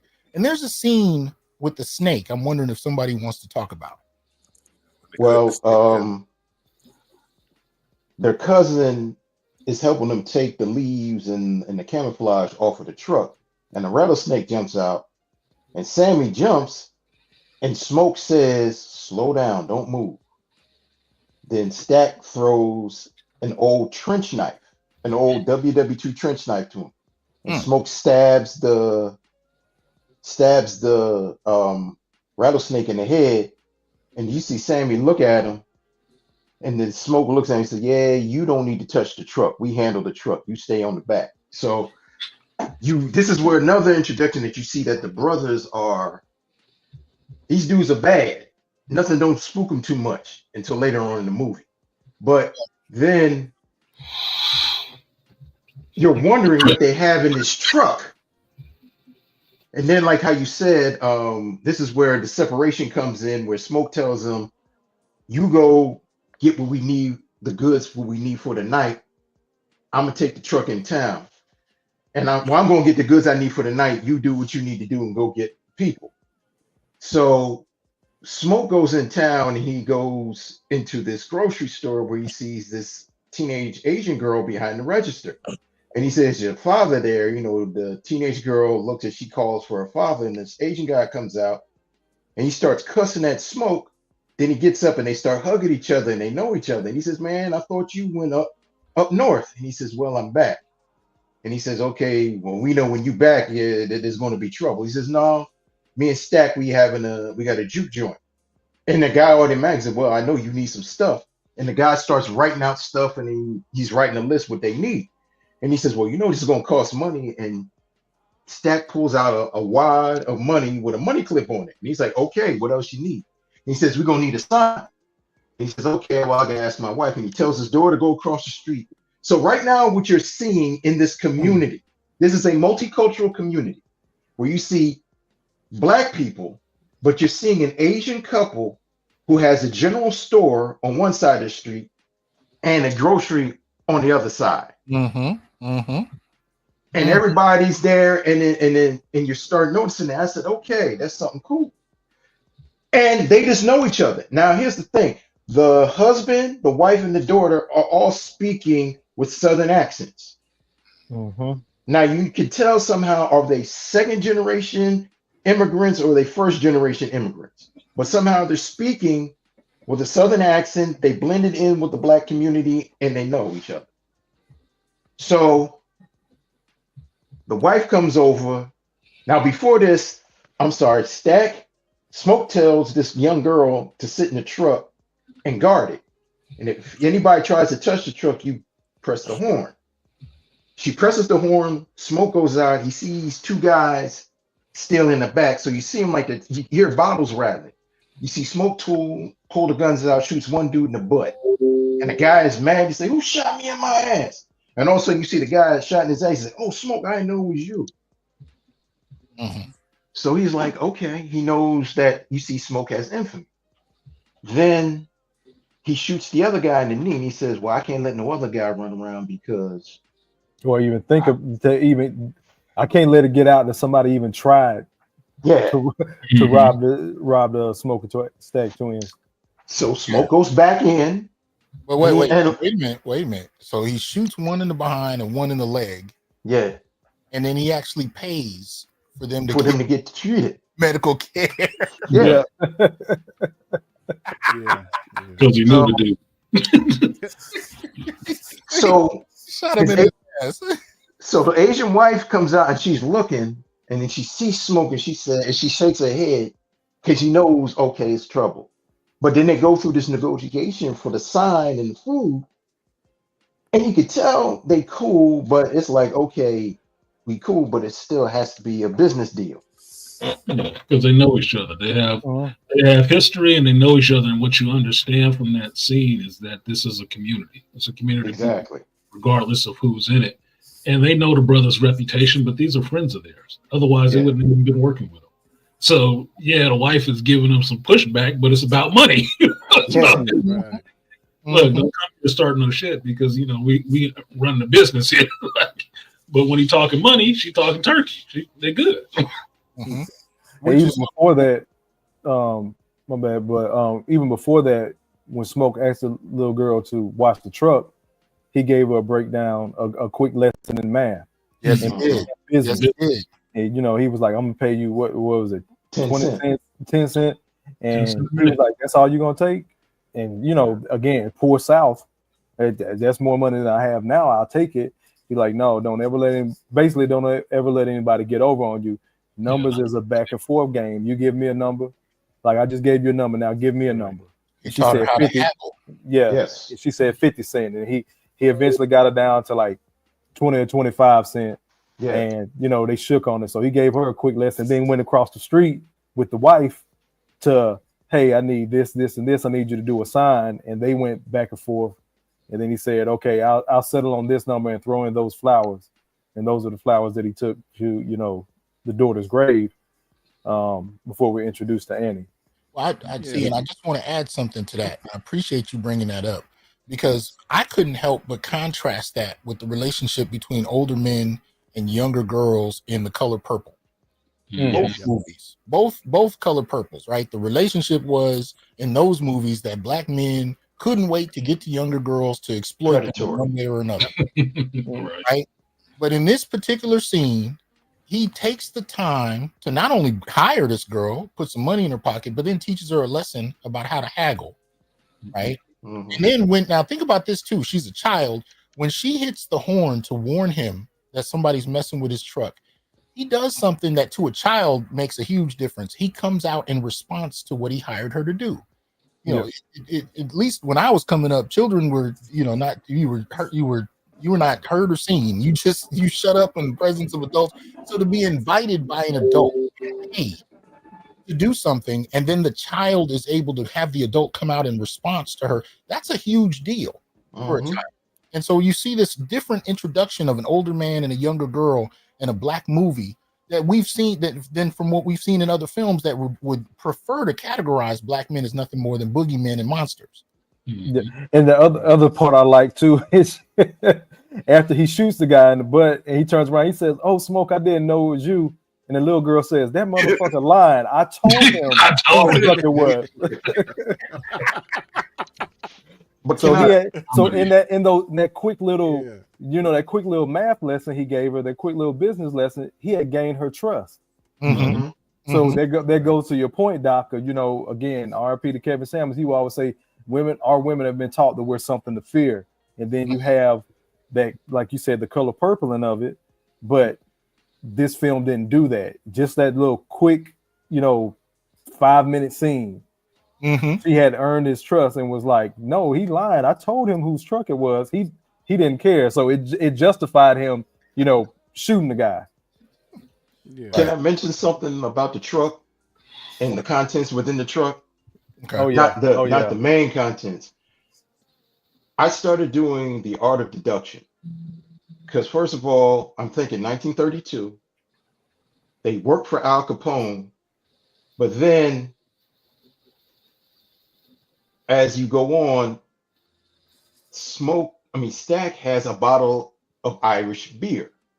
And I'm like, hold the fuck. And I'm putting one and one together. I said, okay, they're in the antebellum. In the Jim Crow South.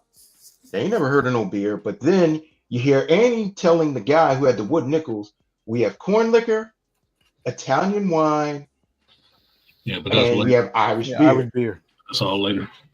So I said, these two dudes were bootleggers for Capone, and they stole a stash of the alcohol and they brought it back down here, and they were going to sell the alcohol for here, and they're going to make a grip of money in the juke joint, and they were going to leave and try to take that money and move ahead. I said, oh, so that's what it was. So Coogler is not also putting spirituality, but he's also putting in a part of history too.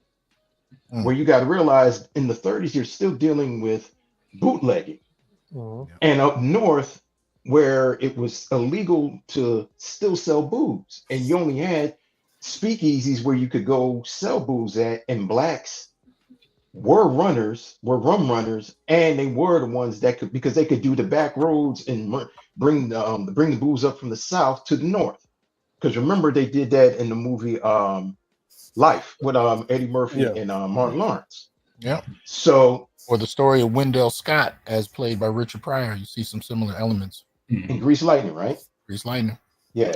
Yeah, I didn't see them as, not to jump ahead, but I didn't see them as bootleggers, because what was said in the dialogue later was that they actually stole that stuff. They were working deals with both sides, right. the Irish and the Italians, and they stole stuff. And that's why they were, trying to make moves really quickly. That's why they were moves really quickly with what they were doing, because somebody would come looking for them eventually. Yes, that was Mary's fear, and that's when her and Stat got into it, because she figured it out. She said, "Wait a minute, you got Irish beer and Italian wine. Yeah, y'all stole this stuff. You started a war. It's only going to be a matter of time before they figure it out and come looking for y'all." And he was like, essentially, they're not coming to the South. Yeah, because they're not going to find us here. They set those two opposing forces against each other and dipped out. Yeah. Yep. So in the last man standing kind of way. Yeah. Right. Yeah. So there's a particular point where they've split up. So we talked about Smoke going into town to go to the store, the Chinese store. Meanwhile, Stack is with Sammy. And Sam, he gets to hear Sammy sing in the car while they're also going to the train station. Anybody want to talk about that? I love that scene. I'm gonna make it real quick. I just love that whole scene, because again, they went there intentionally looking for Delroy. Now, Sammy knows he's going to get a chance to sing, and Stack has to essentially convince Delroy, because again, he's an older black man at that time, so he's already seen a lot. We're thinking, Jim Crow South, so there's a good chance that Delroy is like one of those old people that were children during antebellum South. Maybe he's still around a while, but he's like, hey, why would I come sing for you? And he, as drunk as he is, he's not a fool. He tells him, I know how y'all move. Again, I love that word you used earlier, Doc, the relationships.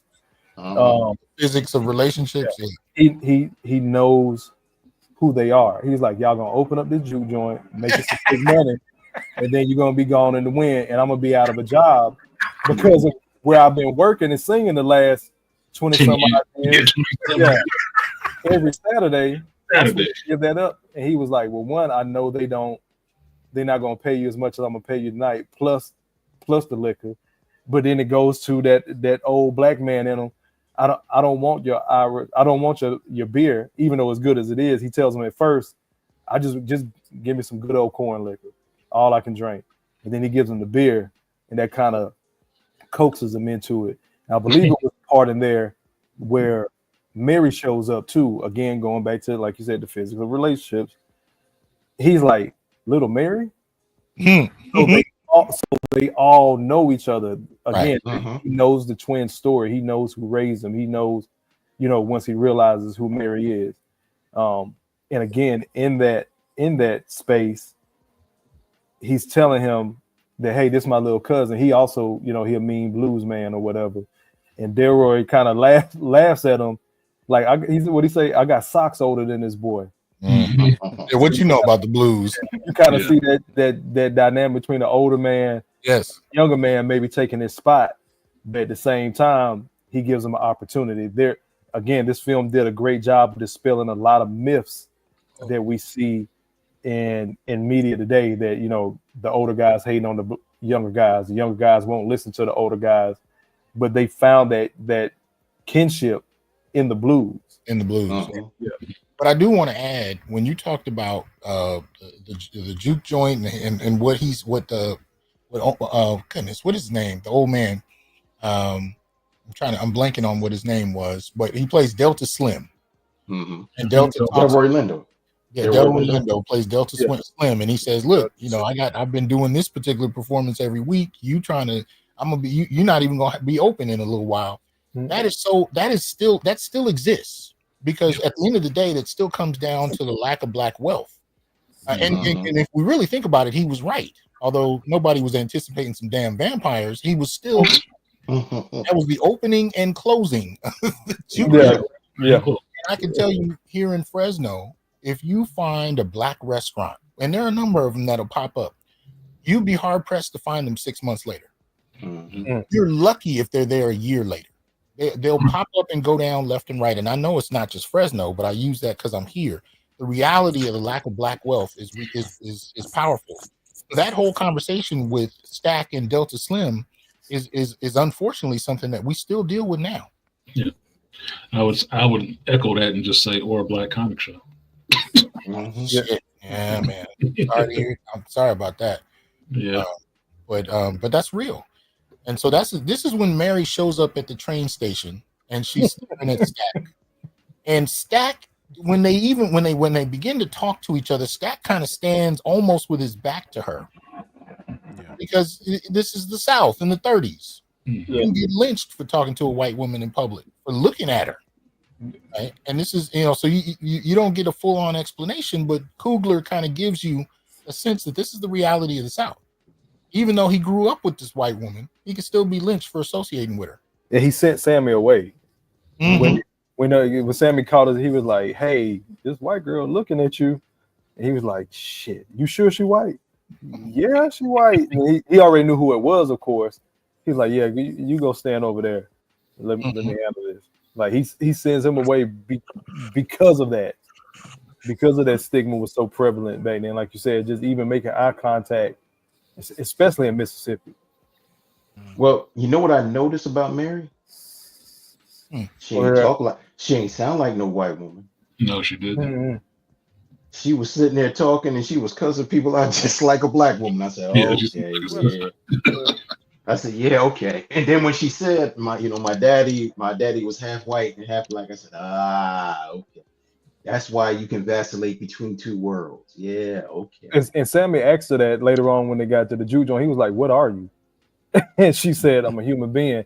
And he was like, "No, oh yeah." And then my daddy was half black, half white. Mm-hmm. Which explains why her mother would take in those two twins. Exactly. Yeah.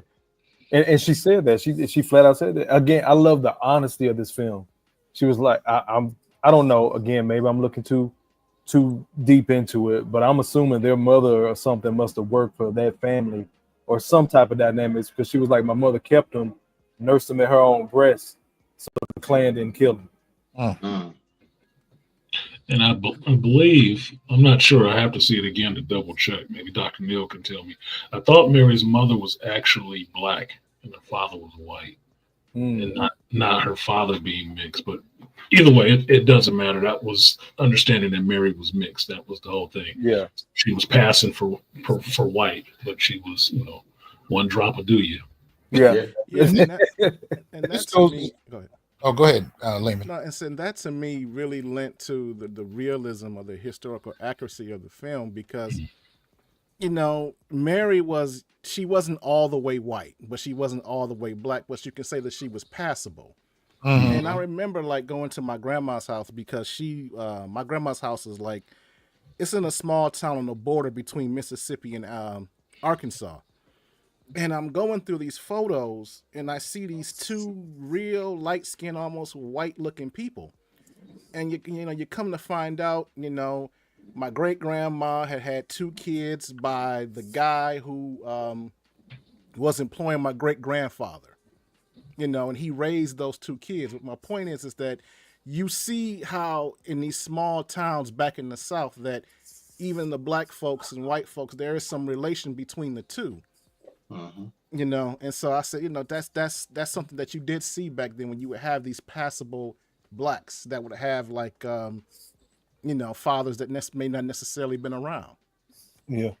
And this is let me add this, for whatever it's worth, as you guys were talking. These are the black people who never left the South. Right. We have to keep that in mind. And with the woman who's passing, I mean, there was a phenomenon of black people even at that time who could pass, but who had a black identity. Right.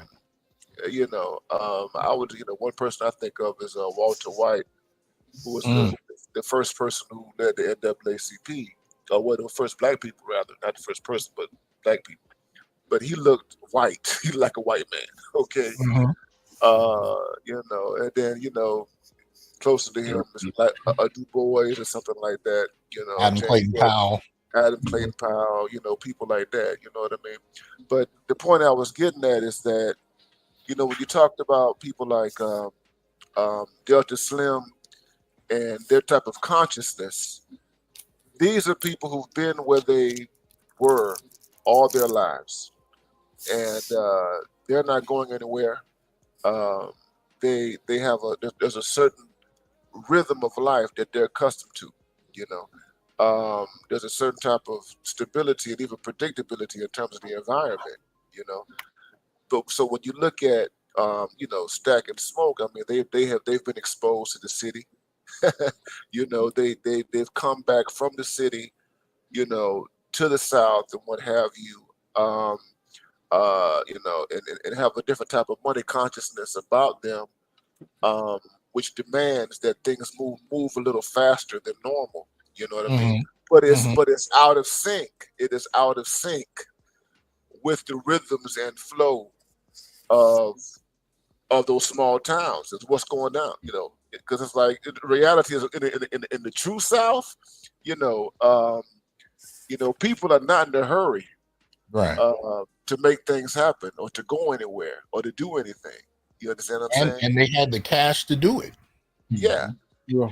Well, they had a good line about that too in the movie, where they were I think it was Sammy was asking Stacks about what it was like living in Chicago, and he told him cotton fields or tall buildings is all the same. Yes. Yes. That's for Chicago. I want to point out something Dr. Akibulan said in the comment section a little while back. This came to mind when we were talking about Mary and how light she was. The question of colorism, which when it comes to Black men, especially in film, you tend to hear this mostly from Black feminists. But what you notice in this is you have one brother that's dealing with Mary, but then you look at Smoke's woman, and she's the exact opposite. Mm-hmm. Right. So that, you could tell Coogler thought about this. He thought about, and this is in many respects is genuine in terms of what Black men are attracted to. We are to the whole gamut of womanhood. You know what I mean? In that sense, so this idea that Black men only want one type of woman is ridiculous. And I think he took the opportunity in this film to kind of show both sides of that. Because, goodness, Smoke's woman, she looked like she wears a back brace in reality because that dude. Queen Latifah, like yeah. And then you got Simon. She was wholesome.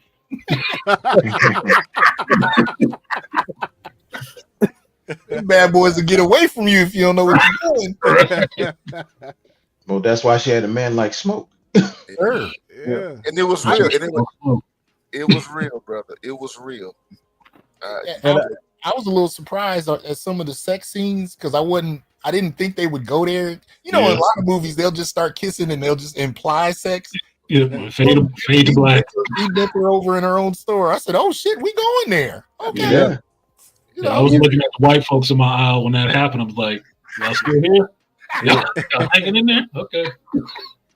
And just like how you would tell your young cousin or your big cousin would tell you how to go for that magic button. There you go. Sammy found it. Sammy found it. He immediately went to that button. I was the only person in the theater that broke out laughing out loud. When they even started the conversation, I knew that was where it was going. And when he was with her and he said, "I want to do something," I fell out. Yep. I knew exactly what he was talking about. Yep. But remember when Sammy said, "I just want to taste you." Yeah. I was like, "Go ahead, player." Yeah. And that goes to that duality again. Sammy, preacher boy, what they called him, was so innocent or seen as so innocent, but he still had that eagerness to go live. And when he first seen them, that was another scene at the train station. When he first seen her, he was like, "You sing, don't you?" And trying to talk her up, and she was like, "I don't think my husband are like that," which the husband we don't never see. So I think that was just a ploy to see. No, you know what she said, Kofa? "I'm married," and he said, "Are you happily?" Yeah, that's where I laughed. I said, "Boy, been hanging out with Stack a little bit too long." Exactly. Well, that's the thing. Stack had just rolled into town that day. Sammy had been seeing that woman around. Yeah, he knew exactly who she was. Let me say this, guys. I see all of those instances as like expressions of kind of raw Black masculinity. You know what I mean? Yes. At that particular time, just imagine Black men talking to each other about how to please a woman, the best way to please a woman. Yes. Trading notes. Yes. You know what I'm saying? You know what I mean? That's a real thing, and this is what has made Black male sexuality such a fearful thing for so many people. Okay, because we're trading notes about how to please a woman. We're like helping each other become powerful. You understand? And in the blues culture, this is not taboo. This is not taboo. This is ordinary, regular, kind of, Southern sexology. You know what I'm saying? That was Go ahead. I'm sorry. Yeah, and it just plays out, in these moments. You know what I mean? And for me, I just can't help but think about how all of this, you know, in terms of the blues and this culture and all this kind of stuff, man, is a source of attraction from those on the outside, as well as revulsion. I'll put it like that. Yeah. Yeah. When you talk about, so there was a hate-love relationship with this thing that black men have in black male culture, where we're empowering each other in terms of how we relate to women. It's on the one hand, it's seen as a magical power, but on the other hand, it is demonized and seen as something that is dangerous. Yep. And one thing I wanted to point out about what you said about Southern sexuality, a lot of those magic button things were taboo. Yes. So when Stack goes out to the cotton field, when they leave the train station, he goes out to the cotton field, he finds cornbread. And he says, you know, Stack curses in front of his wife. He said, come on, man, show a little bit of respect. My wife's standing right here. And he says, well, F your wife too.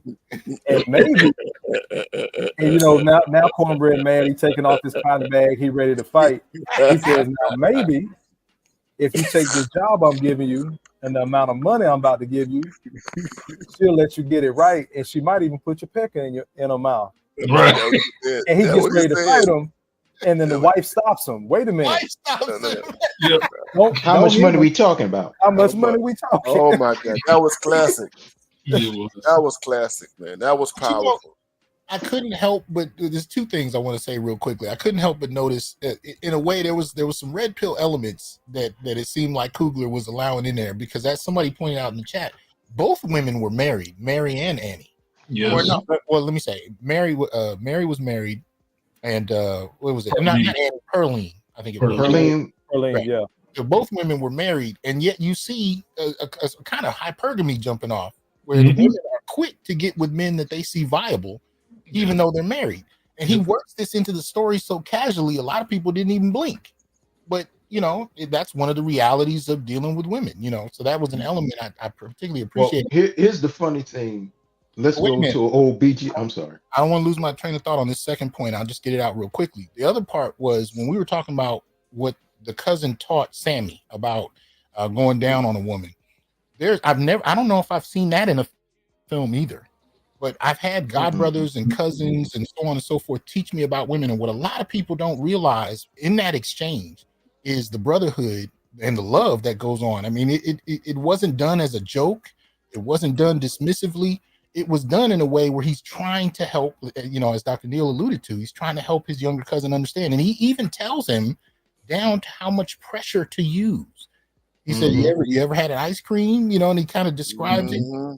And Sammy goes, yeah, you know, so, you know, but the care that it takes, those kind of subtleties amongst brothers, you don't see this in other films. No. My older brothers and god brothers sat me down and gave me stories about everything under the sun regarding sex. It was done just like that. It was an older brother moment. Well, that's really seen that in film. No, that's the beauty of Ryan Coogler doing a movie. I think that's his directorial stamp that he puts on movies that he directs and stories that he writes. Even from the Black Panther, you always see that strong sense of brotherhood in there, that the men in the movie are not antagonistic of each other. They're actually really relational and really have a loving relationship with each other. Yes. Father and son, from brother to brother, from friend to friend, is always really close, and they just talk to each other like they're men and not like, you know, I'm sonning you or anything like that. It's always that respect in there. So when I see his name on a movie, I know some of those elements are going to be in there, along with the realism that comes in with a masculine man dealing with women. That's going to. You could tell Coogler was about that, because two scenes he did that in that brought me to tears. Fruitvale Station. It was the pit bull. It was the pit bull scene. And then in Creed, the very first few minutes of the first movie, going into that juvenile detention center and seeing all those boys and locked up, in isolation. He's good for that, those little elements, and I appreciate him for that. The what I realized when you said about a hypergamy with Mary and Stack, it wasn't just hypergamy. To take a quote from BGS, Stack was imprinted. Stack imprinted Mary, and that's why it didn't matter anybody. She wanted to be with him, and Stack knew that. That's why he had to leave her. You gotta realize, like, maybe they might have been the same age, or he's older than her, but he says, I got to get away from this woman. In order for me, he said, because if I stay around here, all this drama that I'm going to bring is going to cause problems to her. So she didn't care. She wanted to be with him. Even until the end, and the end of the movie, she still was with it. So it was, I said like when you said that, I said, no, he imprinted her for real, for real. He did. And here's another thing, Smoke and his woman, they imprinted each other. Yeah. Yeah. And you didn't even hear about another man in her world. That goes back to that Southern sexuality, like you said. Again, some of those taboo things. Mary told him, you told me you were coming back. And he kind of asked her, like, you really believe that? And she was like, well, I didn't until you stuck your tongue in my coos. And, you know, like, again, so they touched on the sexual aspect of it, but the underlying thing was still love. And even though Smoke and Annie, they lost a child, there was never no mention of them being together married, which was also taboo back then. You know, you need this bastard child outside of marriage. And there was never no discussion of that. It was just genuine love and respect. Even though he loved her, he also respected where she stood as a kind of a voodoo woman or practicing old African traditions, even though he didn't believe in. He told her flat out he didn't believe in all that stuff. But he still could not let go of that mojo bag because of who it came from. Because of who it came from. Yeah. But here's the thing, man, that the genre of the blues gives you the language to talk about all that stuff. You know what I mean? Like no other American art form. I mean, the blues is the heart, it's the soul of it in terms of, you know, this intimacy, heterosexual dynamics, and all of that. You understand? You know what you just made me think of? How we talk about 90s R&B being so simpish. But when you really sit down and listen to some of these blues cats, how many stories and songs have we heard about my baby left me? And I don't know if she's ever gonna come back. Like, you know, that was the foundation. It was so real and authentic. And I think that's why why we created the genre and why so many other Black people gravitated to the genre, because I could be my whole self outside of the church. Like you said, Saturday night versus Sunday morning. Tell me this. When is the last time you saw a film where a brother mourns the loss of his child silently? I mean, notice they didn't give us any explanation. He walked up and you saw this little stone with a handprint on it, and he laid the flowers down and closed his eyes. And I'm sitting there in the theater. Now, I've done that. I've buried a child. And I'm saying to myself, I've never seen a film, and I'm not saying it's never happened, but I can't point to a film where I saw a brother go through that on screen, no words virtually, and yet you get to see that side of Black manhood. You know, those are the reasons I take my hat off to people like Coogler, because you don't get that anywhere else. No. And also, and early in the film, he puts the flowers on the grave. You know, don't forget that part. You know what I mean? He's right there at the grave, you know, where the baby is buried and everything like that. Yes. And then Coogler, he just plays it on through. You know what I mean? Because the agenda is to paint us as soulless. You know, to say that Black men don't have souls. It's deeper than empathy. No, they saying that we don't have souls. Yes. Okay. And Coogler is deliberately undermining that in the film. Yes. because the one dimension you see them that, okay, they have this infamy of being these gangsters and they're these badasses, and you see it with Smoke. But then when you see him in this scene, when he comes back to see his child's grave and he comes back to his woman, you see his vulnerability. Yes. Which you realize, like, okay, he's not just a tough guy or a badass. He's a vulnerable man, and he still has pain and he still has love. And also when you see Stack, Stack is not just the flashy Zip Coon type. No, he cares about this woman. But at the same time, you see just that exchange when he's talking to his cousin, and when he hears his cousin sing, and he's like, "Ooh, boy, you got to sing." And even the last scene in the movie, there's still that love for his cousin. Mm-hmm. And you started realizing where that it comes back to that family, or like you said, that brotherhood. Well, and in that last scene, he still has love for his brother. Yeah.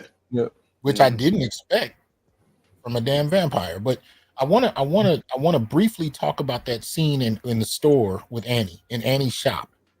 Mm-hmm. Now remind me, didn't she pull a blade on him at one point? Mm-hmm. Yeah, in the store, yeah. That took me back to the Nat Turner movie where Nat convinces the slave owner to buy the woman that he had eyes for, and the first thing she did when she was alone with Nat was attack him.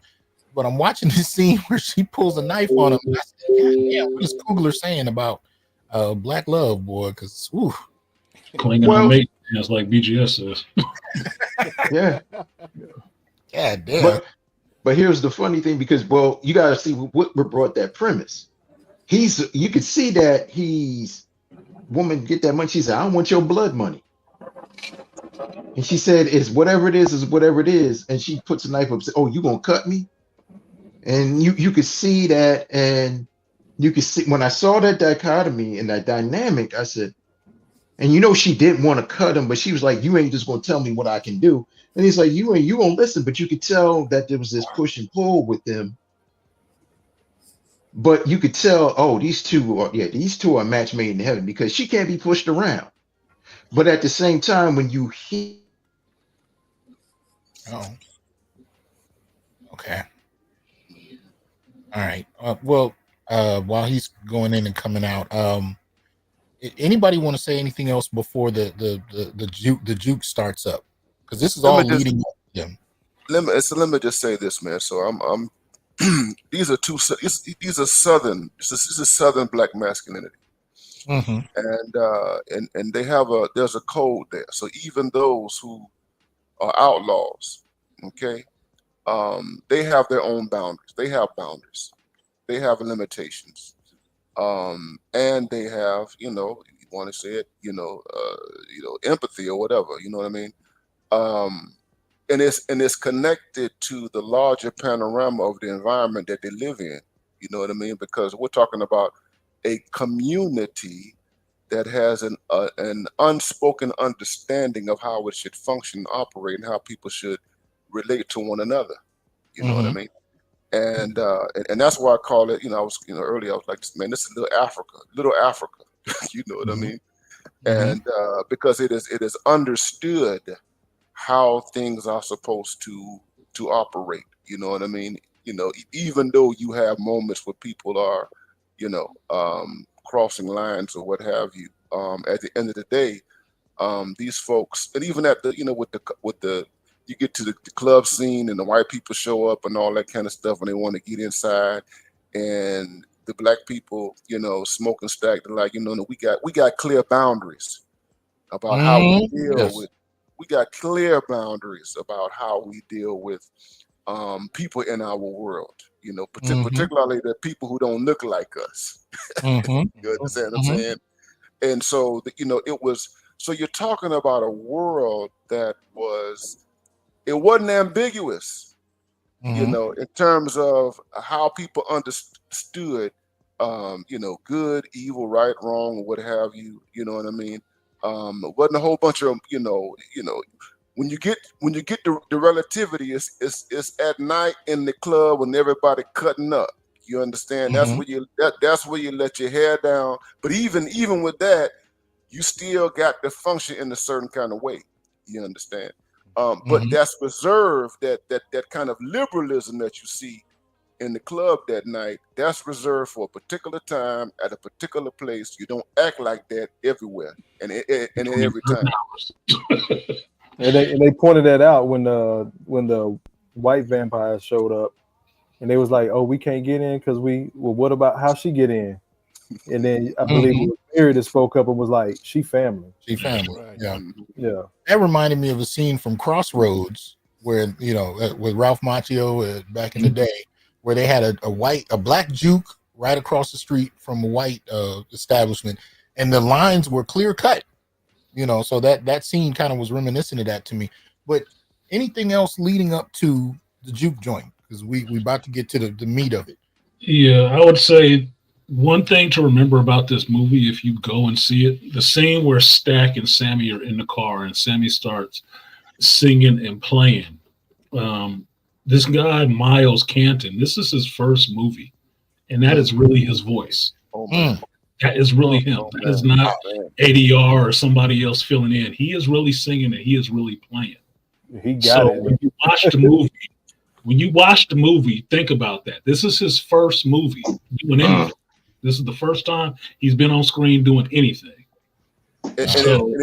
And it's beautiful. I guess for me, it's beautiful because he's a young performer. You know what I mean? And it's beautiful. It's beautiful how he was able to capture the spirit of that era. You know what I mean? And to see him perform it like that, you know what I mean? And then on top of that, just in terms of Coogler and Michael B. Jordan, I mean, I don't even think these guys have come close to hitting 40. You know what I mean? Which means that they've got so much daylight in front of them. You understand? So much daylight to tell stories like this. You know what I'm saying? I mean, that's the wonderful thing. That's why I haven't said that this movie is Ryan Coogler's, masterpiece because he has so much daylight in front of him. Still saying, this is a great movie for him, but he can do so much more because there's so much time left on the clock for him to make movies and stuff like that. We ain't even seen his best work yet. This is the best so far, but this is probably not even his best work yet. Well, and the thing is, let me say this. And he can be, I think Coogler can be to younger generations what Spike Lee was to our generation. You know exactly. Or even a John Singleton. You understand? So that's John Singleton. I mean, that's the beauty of it. Well, and the thing is, he keeps improving. It's not like he's inconsistent and 2 films are horrible and then 1 is okay and then 1 is really good. He has been moving on a steady arc upward with his film from Fruitvale to now. He's continued to go up. So I'm optimistic about where he's going to go and what he's going to do. And I love the fact that he's developing an ensemble of people he works with, but particularly Jordan. I like the fact that they stick together because they understand each other. And one of the great things that you're seeing that Ryan Coogler is a good storyteller. Yes, exactly. And people could say, "Oh, somebody's a good director, somebody is a good writer." I said, "Yeah, but are they a good storyteller?" Yeah, man. And also, you realize that this is a guy that he did a dramatic piece that dealt with racism. His first introductory. Then he goes and does a comic book movie. Then he does a sports movie. And now he does a period piece / horror film. Let's add on to that, though. Look at the quote on the screen. This is something I did read about the other day. He actually negotiated the rights for this film in 25 years. Which sounds like a long time until you hit 40 and you realize that 25 years is just a little bit ago. So, you know what I mean? I mean, 25 years ago was the year 2000. So I'm saying for him to own this film in that time frame is incredibly important. And we haven't seen a lot of that. No, especially the way he left it. That's a smart business move. Right. And it makes me think like the associations that these guys have with Sylvester Stallone. You know, Yeah. you know what Stallone did with the first Rocky. It's basically what Stallone did with Rocky. Stallone was able to negotiate Rocky so that he would have, you know, rights in perpetuity. Yeah. You know what I'm saying? So let's get it. So they've done all of this work halfway through the film to get everybody there, and you literally see all the trucks and cars pull up to the joint at the same time. You know, before the sun goes down, they're there to set up. Now, there's a moment where Smoke and Stack debate about whether or not to actually start that night or postpone it. And Stack kind of convinces his brother to go ahead and let's kick it off tonight. So they actually begin to do that. They're setting up. Any thoughts about the setup to the beginning of the night at the juke joint? House party. House party. Yeah. More house party. I like that everybody had a job and they knew it, and it kind of goes back to those Southern traditions. The women weren't offended that he's flat out. He said, "Hey, we opening the juke tonight. I need you to come through and cook." And Mary didn't give him any. Annie didn't give him any pushback. Yeah, no smoke. Yeah, even though he negotiated with the Asian woman, like she still was gonna come through and get that job done for him. You know, they knew each other. So it goes back to, okay, you say you're gonna do this thing, I'll do it for you, back and forth.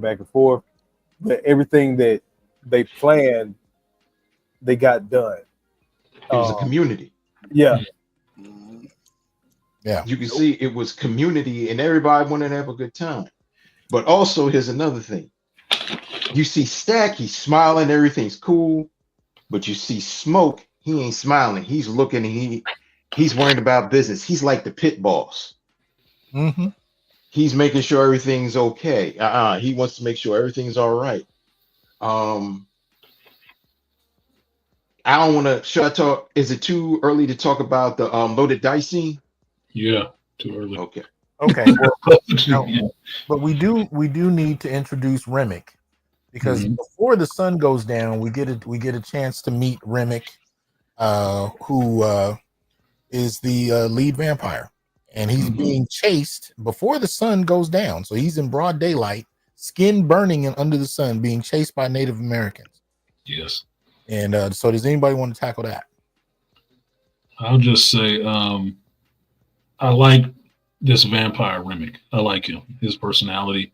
Me too. How he approaches things has made it really creepy, even though it wasn't a lot of stuff that he was actually doing on the screen. He just seemed really enticing, like a mix between a vampire and, you know, meeting the devil that's just going to smooth talk you a little bit, you know, before he sink his teeth into you. Like, I like that element, and I like the element of the Native Americans actually chasing him down and knowing what he is. Right. Know exactly what he is and trying to chase him down. Because, like, no, he's dangerous. I'm trying to kill him. Like that Native American element, that part was very powerful, bro. Yes, it was. That was very, very, very potent, you know, in terms of, you know, what you're saying, and, you know, that third eye and that consciousness and, you know, the spirit and discernment and everything. And we got to get rid of this malevolent force. You know what I mean? And the manner in which they, you know, they come up on the house and stuff like that. You know what I mean? That, you know, in light of how underrepresented Native Americans are in cinema and everything, like especially contemporary cinema, man. That was really, really potent, and it says a lot about the coexistence, man. Because, you know, we've coexisted with these people for a long time. You know what I mean? It was something that the wife. Go ahead, finish. I'm sorry. No, I was just saying we've coexisted with them, and there's so much there's overlap between them and us. Yeah, and it's something I took note of as well. Again, just being from the South, I don't know if you guys ever heard that term or the phrase up north. They don't care how big you get, but how close you get. In the South, we don't care how close you get. but we care how big you get in terms of Black people having money and access to wealth and different things like that. We've always coexisted down here. Again, just from slavery standpoint, of course, you know, white families, plantation owners, Black people working the land. Native Americans got their slice after the Civil War and everything else. But when they showed up on that woman's doorstep, even looking down the barrel of a gun, that man didn't flinch. Yep. He told her, "You don't know what you're dealing with." And kind of pivot back real quick. When Remick showed up, she pulled a gun on him too, because you know he's a stranger. But it was still, he was able to say, "Hey, these engines are chasing me." Right. And she said, "Well, that can't be true. We ain't seen no engines around here in years." Like everybody knew their pockets. They knew how far away they were away, but she still took him in because he was a white man. Because he was white. Yep. So we, even though we deal with our own, like you said, we coexisted in these same spaces, but there are very clear boundary lines that you typically don't cross. And you see the when he gets to the house, Remick, that is, you see the Klan paraphernalia in the house. Right. Yeah, the hood and all that kind of stuff. You know what I mean? And that was from his view. So he knew what lie to shoot. Like he had a purpose. He wasn't just some deranged blood-sucking type of vampire, because he could have easily waited till the sun went down and went into town and caused havoc. But he had a purpose, like he said later on. Like I came for Sammy. But this is also when we start to learn that he has a psychic connection to whomever he turns. Yeah, because he knew about the Klan activity. He knew about the juke joint.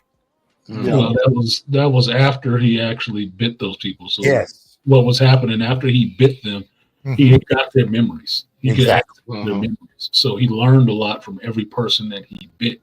Yeah. So that made him an increasingly dangerous vampire in that sense. Or since it makes him extremely dangerous because he's just gaining information the whole time. So before that, he saw that paraphernalia. But after, he got a little taste of them, he knew everything that they knew. He knew about the connections. He knew about what they was into and whatnot. So the main draw being Sammy for being able to connect with this music and whatnot was got him there. But, he running for his life at one moment because them Indians was going to finish him off. The Native Americans. Absolutely. And they did it with no fear. Again, this broad daylight, they know what you are. And they, they saw she wasn't going to let him in, whatnot. And he was like, "Hey, we got to go for the sun go down." And they because he gonna kill her. Yeah. But one of the things that you said was, Artisan, how you liked how the way Remick's character was. The way Remick, he would entice you kind of like a rogue. Yep. Because remember, he doesn't know Mary, but he could tell something's weird. He says, "I could tell you have a lot of pain on you." And she's like, "How can you do this?" "I could see it all in your face." And she says, "Well, my mom passed." And they're like, "Oh." And he's telling her this, and he's really, he's just really pouring it on thick with the sympathy. And he's not Remick never comes off overly aggressive. And he even talks kind of like a charlatan preacher. Yeah. He's like, come to our side because we have nothing but a family. This is a big family. And you could tell he's gathering people so he can have more power. And they said, well, you don't now remember he's appealing to Smoke, and he says, well, you don't have to be here in this place because you don't have to run from the Klan anymore. They don't have to rob you of your money. They don't have to take you from your land. You don't have to be under anybody's, but you can be with us and we could take over everything. You'd be with us. And you could see like he's pouring it on thick just to get them to come over. And he knows how everything is. But he's saying it in such an enticing way. Because it plays on the whole vampire captivism thing that they have, that vampires are always able to, that's why you're not supposed to look them in the eyes, if they can captivate you, right? Exactly. Right. He's doing it in a different way. He's doing it just by talking to people. Dude, if this was Star Wars, he would be a Sith. He just pimps people. He's just mouthpiecing you the whole time. And that's what I say. He doesn't come off overly threatening, but you feel that there is danger there. But he's not coming off necessarily like that. But everything he's saying just has that little edge on it. Like, something ain't right about this dude. First of all, I'd never seen an Irish vampire dance a jig. So Me either. This is the first time. I loved it. And they had a whole field of black folk dancing the jig. I was like, wait a minute. Irish jig. But then all of a sudden he just started doing little river dance. I was like, okay. But the other thing was, and this is what I was really trying to figure out what Coogler was trying to say, because he was kind of representing this raceless idea, right? This I don't see color. We're all, one people kind of thing, which, in many ways struck me much like, progressivism, right? Just white liberalism. This idea that we don't technically see color and we're a community and we operate together. Now, we know the reality of white liberalism is that it's still going to function as white supremacy does, where they're going to prioritize their own. But the presentation is inviting to people who've been on the outs for generations. And that's what I kind of observed there. So I was like, I don't know if Coogler is pointing this out as some type of play on liberalism in some fashion, in contrast to black folk, having their own kind of, because again, the contrast is in the juke joint. Like you have this kind of. And here's another. Go ahead. I'm sorry. Go ahead. No. The other dimension that is there, the ethnic specificity of these white people, in terms of the Scotch Irish. So, if you know anything about the Scotch Irish, they were very violent people. Okay. And hell, Thomas Sowell writes about the Scotch Irish in black rednecks and white liberals and stuff like that. You know what I mean? And it's interesting. So I was on X, and there are white people, not unsurprisingly, that are offended. There are white people who are offended by not on X. Oh, yes, on this. They're offended by the depiction of this white man in particular and the white people in general. And I had to, I'm tickled by it because one thing happens is that Coogler is letting the audience know what at least white people, letting white people know what they assume that he doesn't know. Okay, about this particular ethnic group of white people, okay, who were all over the South. You understand? Who we know today as the white Southerner. Okay, and by exposing all the Celtic stuff and the dance and everything like that,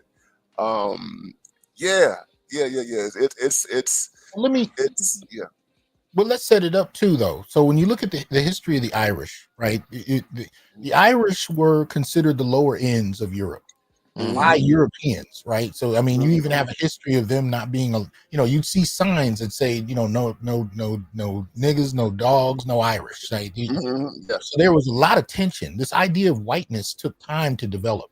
The Irish, in many ways, were hostile in especially the black folk, because in their hostility toward black people, that was the closest thing they could claim toward whiteness, right? And so that tension between black and Irish was real historically. That's there, and I think Coogler is demonstrating that history, is not something that people in the South didn't know about. That was something they directly experienced. So this wasn't an attempt to attack Irish people out of nowhere. It may seem such if you don't know the history, but if you know the history, poor Irish folk in the South, especially during slavery, that was a reality. Yeah. Oh yeah. Majority my family draws their history from Irish people in slavery. But the majority of the white poor, many of them had actually never seen an enslaved black man. This is something you saw on plantations, but if they were out, managing their own little small farms, a lot of people were impoverished, and there was a lot of tension there. They had to work their own land. They couldn't afford slaves, so they were seen as lower tier. And much of the time, we were far better trained in certain areas than they. And so when slavery formally ends, the competition for certain types of employment, that pissed a lot of them poor white folks, poor Irish off, because they were not able to leverage whiteness in any kind of serious way. Well, that's why up north, the Irish developed unions to keep us out. But if you ever notice in the movie, Remy, well, first he's talking to Mary, he gives Mary the gold, he's talking vaguely about the history. She's like, where's this gold from? He says, from another time and another place. So you automatically think like, okay, it ain't, he might not be from America. But then when at the end, when he has Sammy, he says, then people come and took over my father's land, and they said they were going to pay him, and they didn't pay him, but they took over his land. I automatically thought, I said, oh, you're Irish and you're from Ireland, and the British came and took your parents' land or your father's land. And I was like, okay, very good, Ryan. It's just not just like he's just a vampire for vampire's sake. No, there was a lot of different messaging, because there's a point. Was it Sammy who was praying, and Brimmick says to him, those words used to bring me comfort as well. Yes. When they brought those words, that book to us.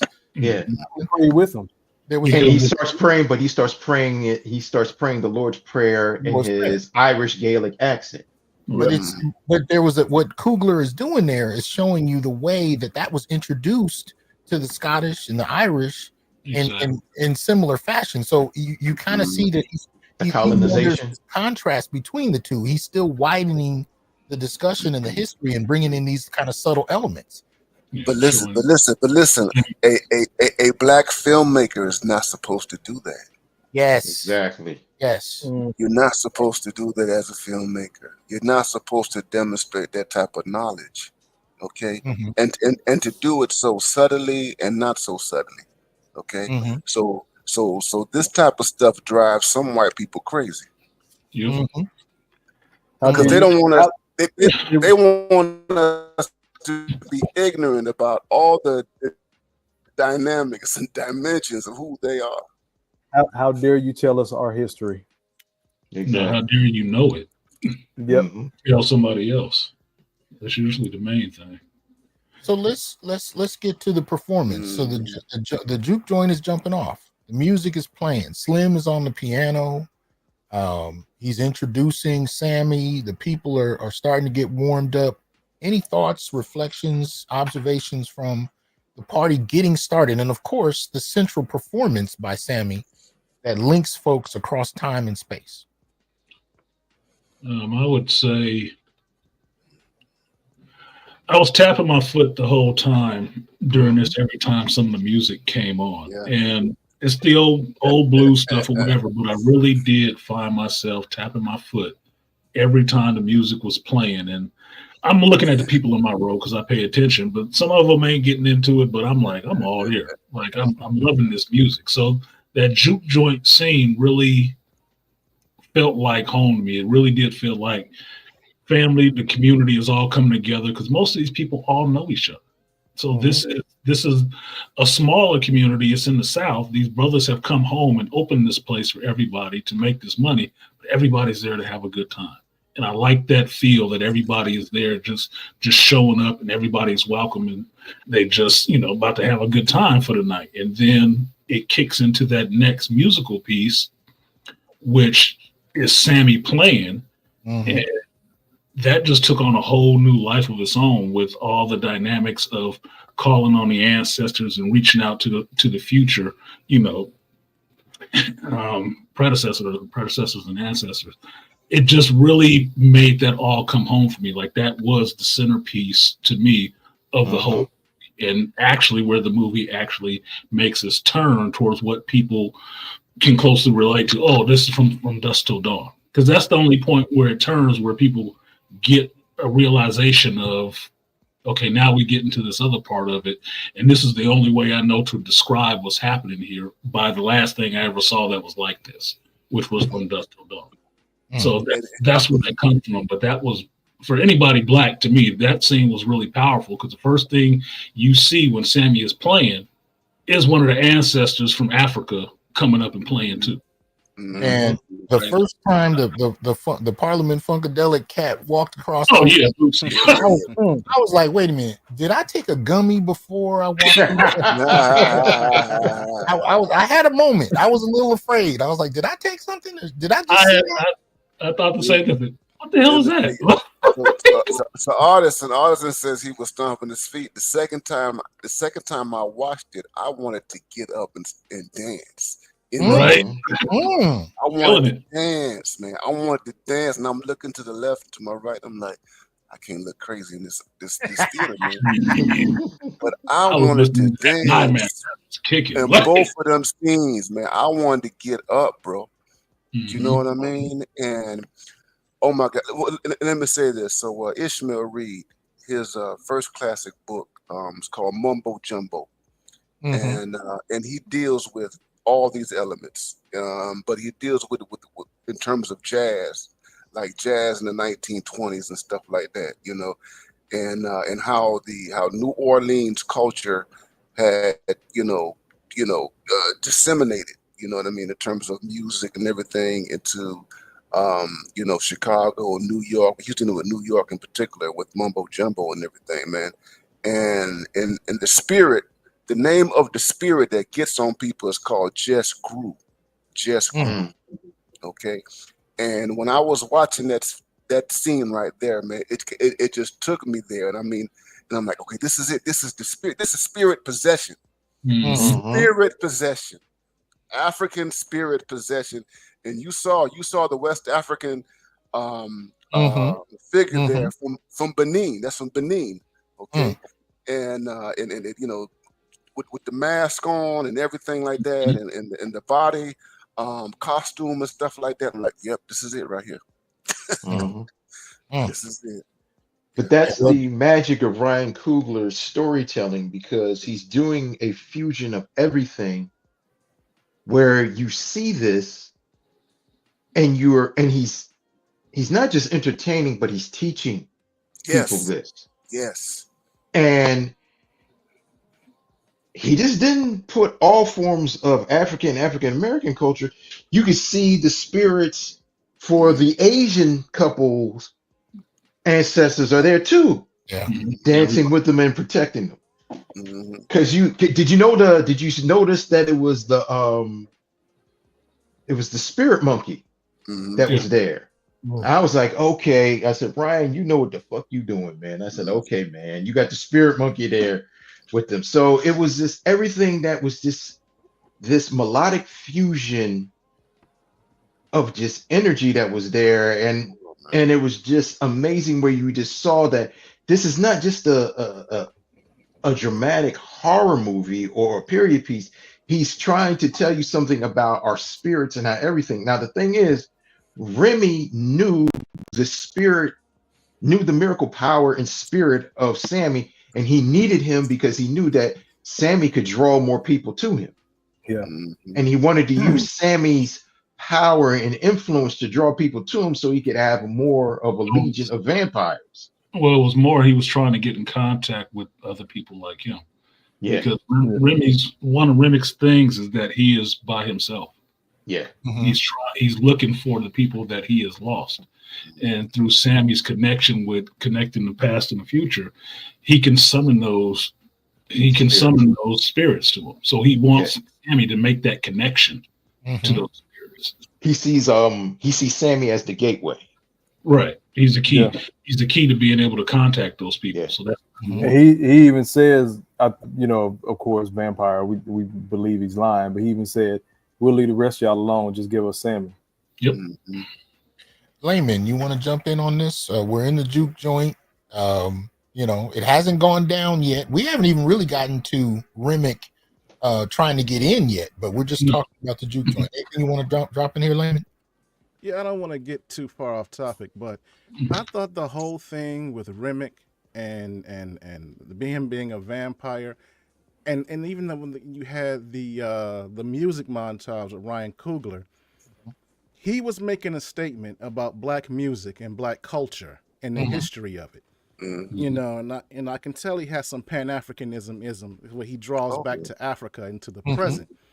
But when I look at that, you know, the music being so important to the narrative, you know, and why the vampires wanted Preacher Boy, because they said, Remick said he heard his voice. And so he wanted his memories, his authenticity, his gift, and the way that he was able to tell stories through song because he was able to draw people to him. And it seemed to me in that moment that Coogler was kind of making a statement about culture vulturing as a metaphor with Remick. And so, and it speaks to how, you know, the dominant society likes to take our gifts to exploit them that they get from the Black community for themselves. And then the fact that he chose, and I love the fact that they chose vampires, because they're kind of like these parasitic creatures that have to live off the sustenance of others. Absolutely. And so, to me, it was like that metaphor of trying to live off us and living off of our gifts. And so, when you look at Remnick, and he had this mind-meld power that we were talking about, that people, he would not only know their memories, but they would kind of be in tune with his feelings and everything that was going on. So it was kind of like this, almost like a slave-master relationship with everyone that he bit. Okay, and so the thing but he needed what Preacher Boy had, and if you notice that, and I'm kind of getting ahead of myself. But when he wanted to come in, and they tried to audition with this music that they had, and you see, I don't know if it was Stack or Smoke that was kind of laughing at him, like, dude, you ain't got the soul to come in. You kind of corny, and they kind of send him off.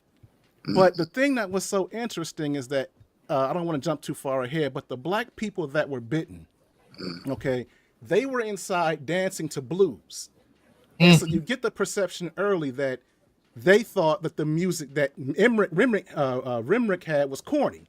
But when they had gotten bitten, they were outside dancing to that Irish Gaelic music. And so you saw them kind of like losing themselves, you know.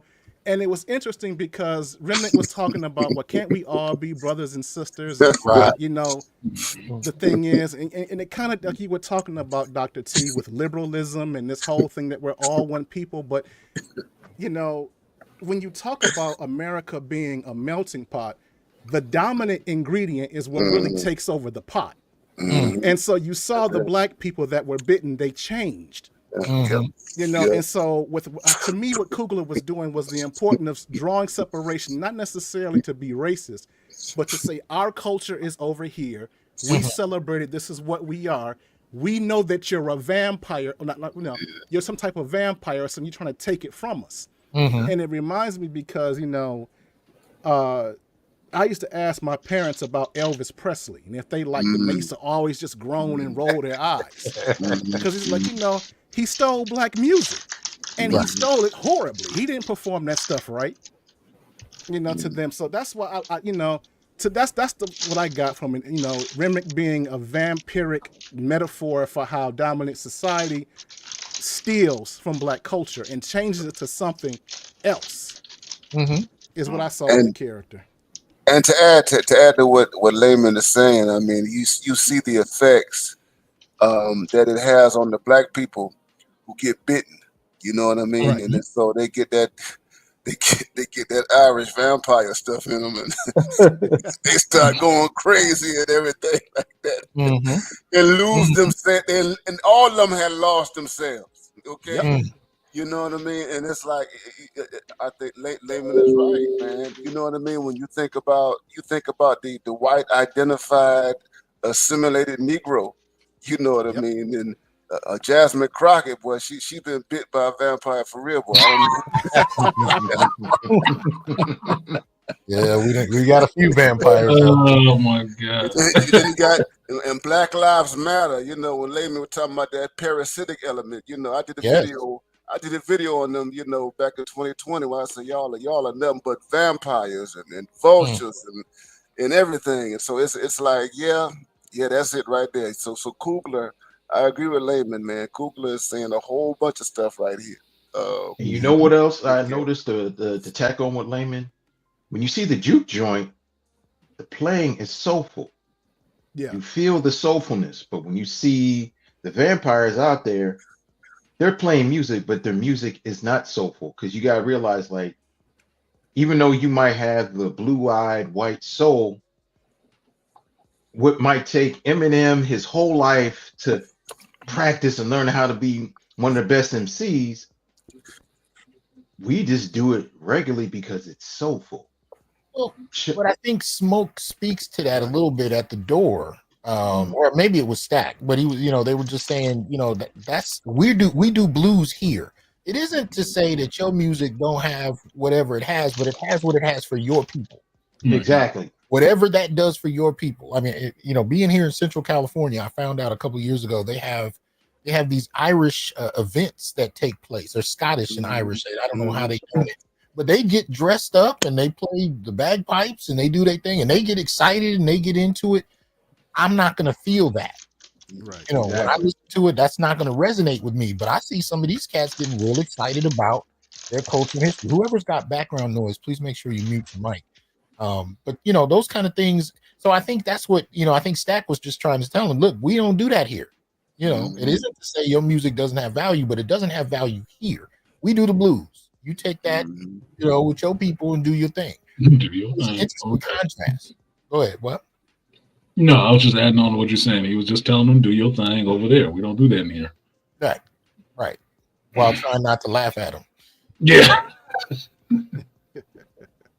So we have so the bar is hopping, the performances are going off, and then things start to jump off. Anyone want to deal with Stack and Mary and where that goes?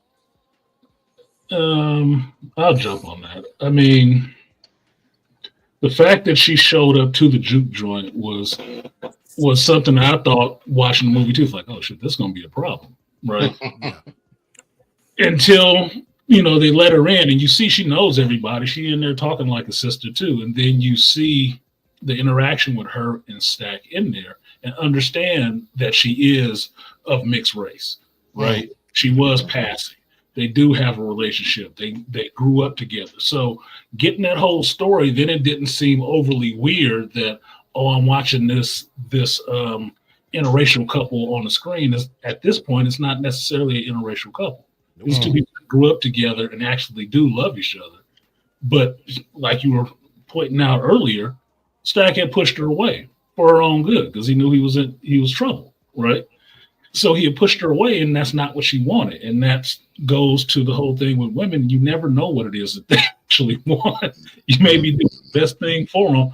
It don't matter. Like Jay-Z said, make the song cry. Look, Gina don't love me. Please don't.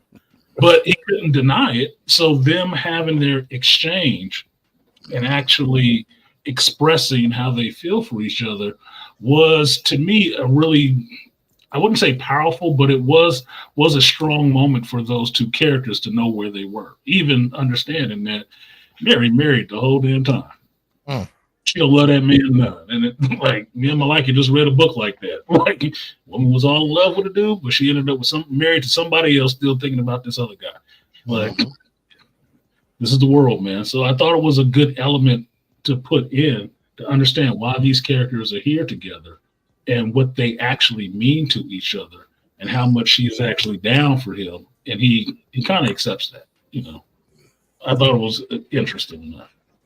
She also understood the danger of these white folks showing up to the juke joint.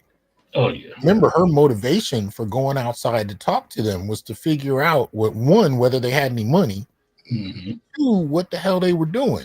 You know what I mean? Because at that time period, that everybody could have been burned up in that place, depending on the kind of white folk you're dealing with. Yeah, exactly. That was her intention for going outside.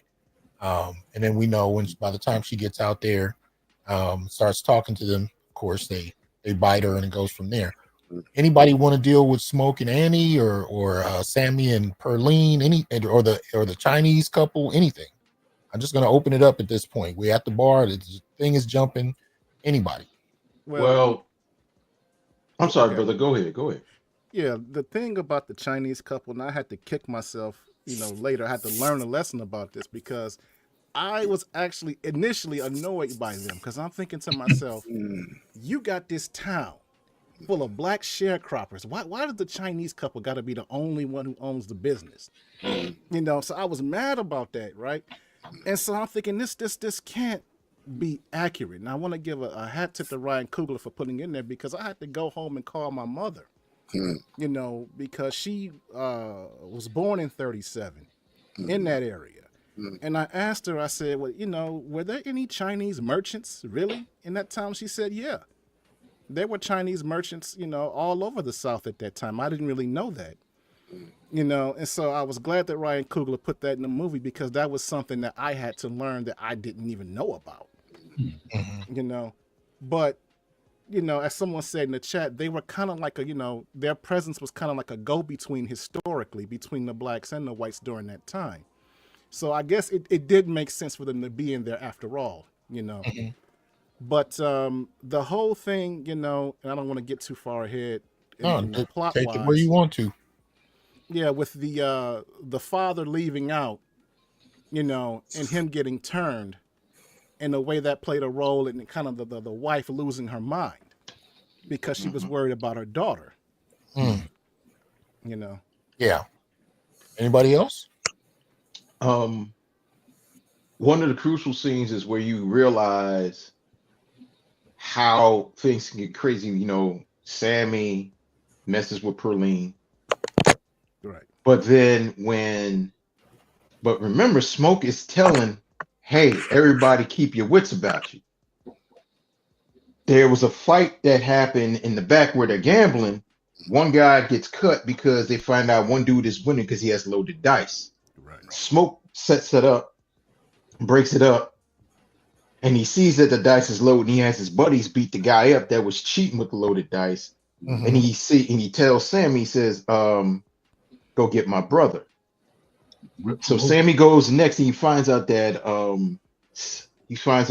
Stack and Mary are getting it on in one of the back rooms. And he's like, oh snap, he just cuts them in. But then he says, well, where's he at? He's in another room, he's getting busy. He says, I don't care.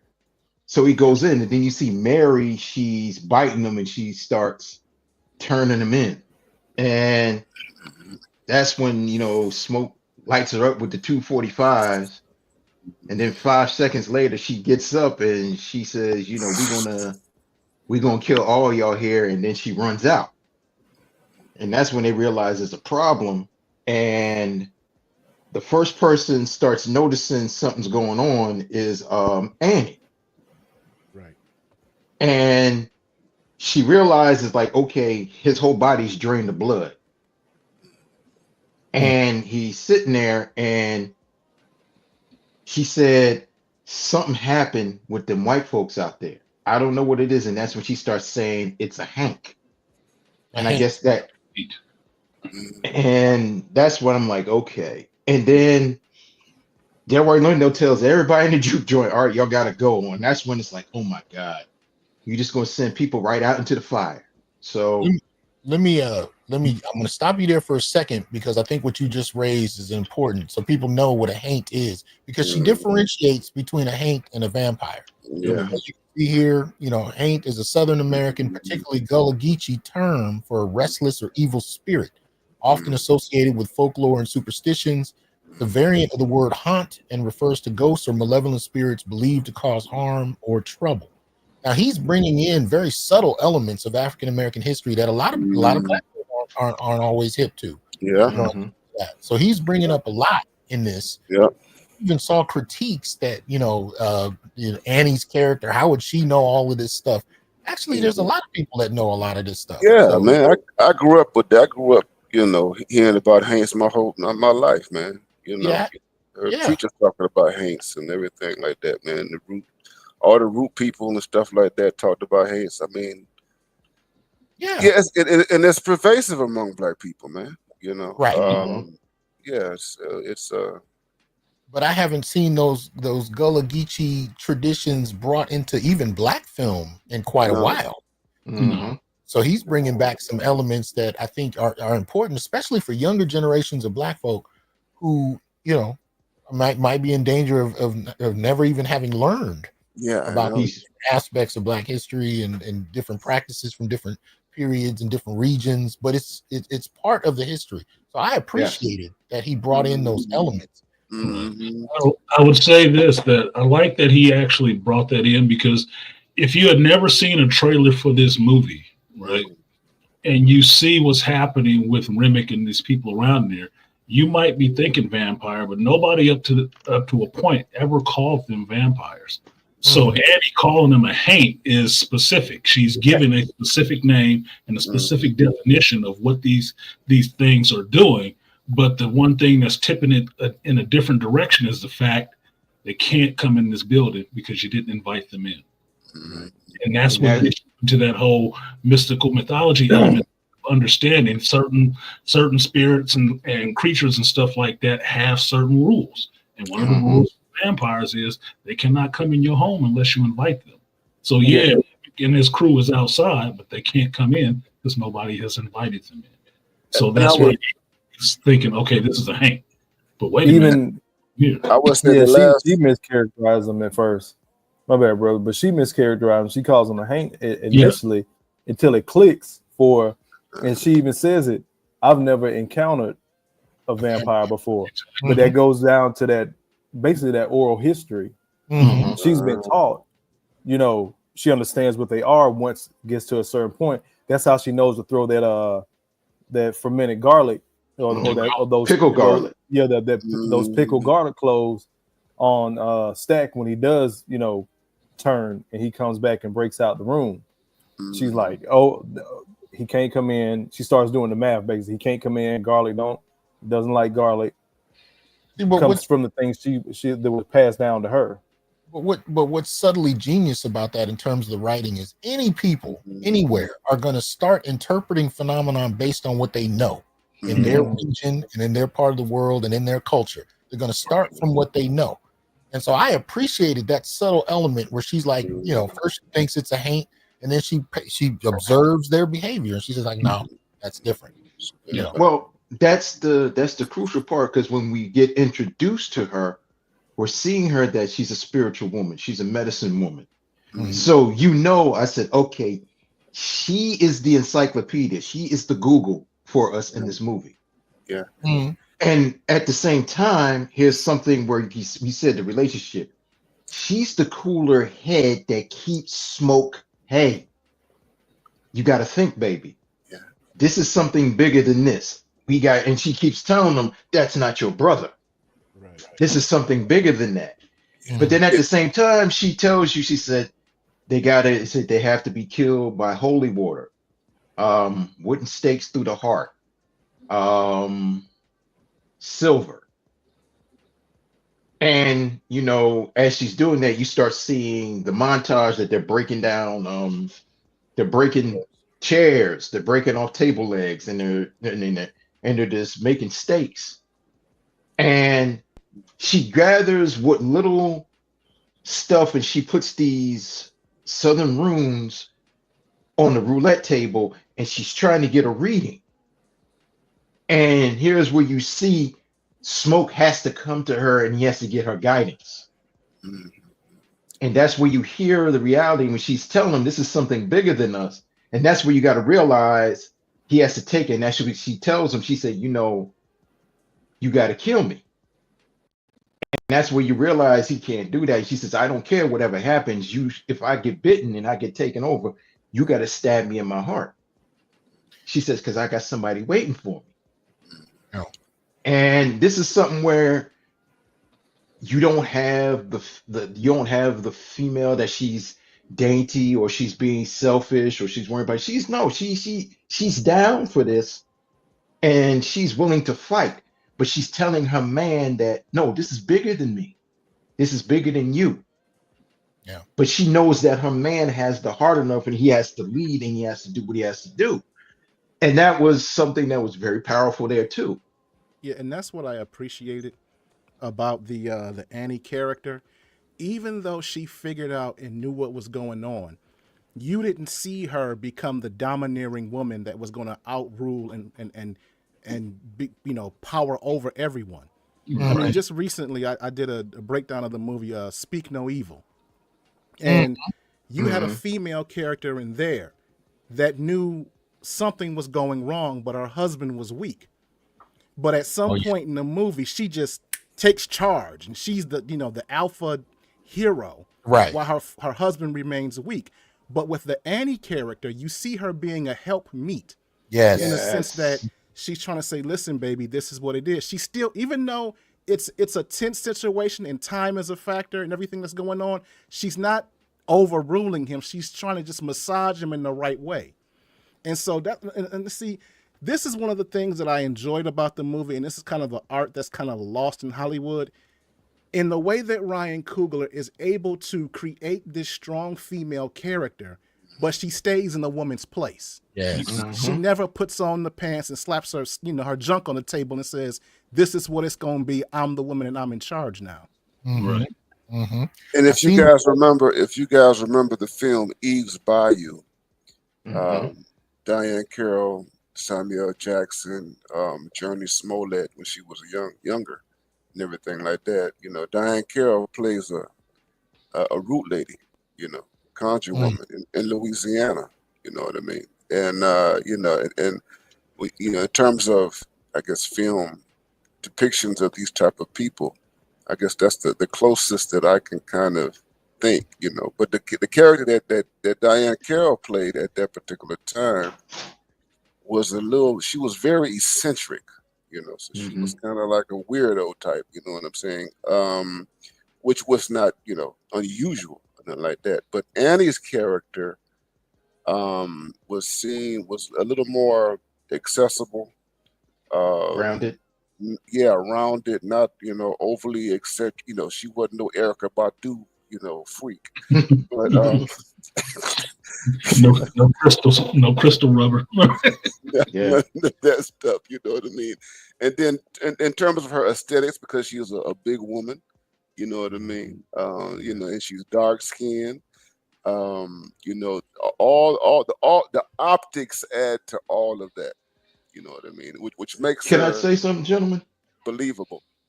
Can I say something to what you just said, though, Layman? Well, go ahead, because I want to add something too. I got attracted to Annie because of her down to earthness and how the way that you Yes. said she was a helpmeet.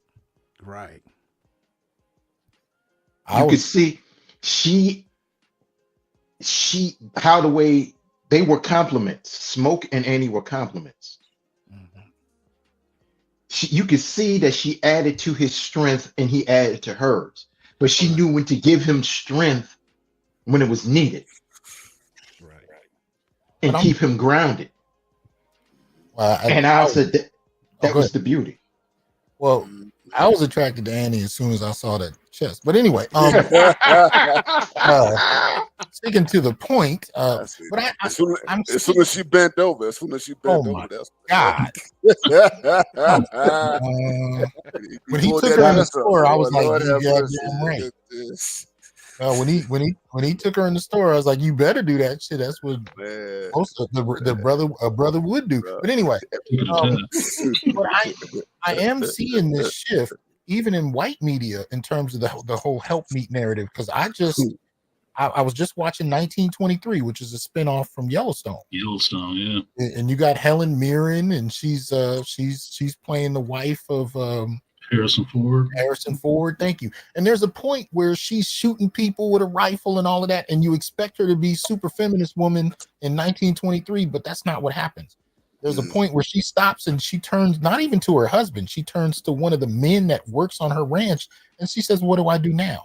And so I'm starting to see now that's Taylor Sheridan's work, and I mentioned him earlier. So you have this renaissance of male media, and I think that they're really trying to depict the helpmeet, the return of the helpmeet, which feminism sought to completely eliminate.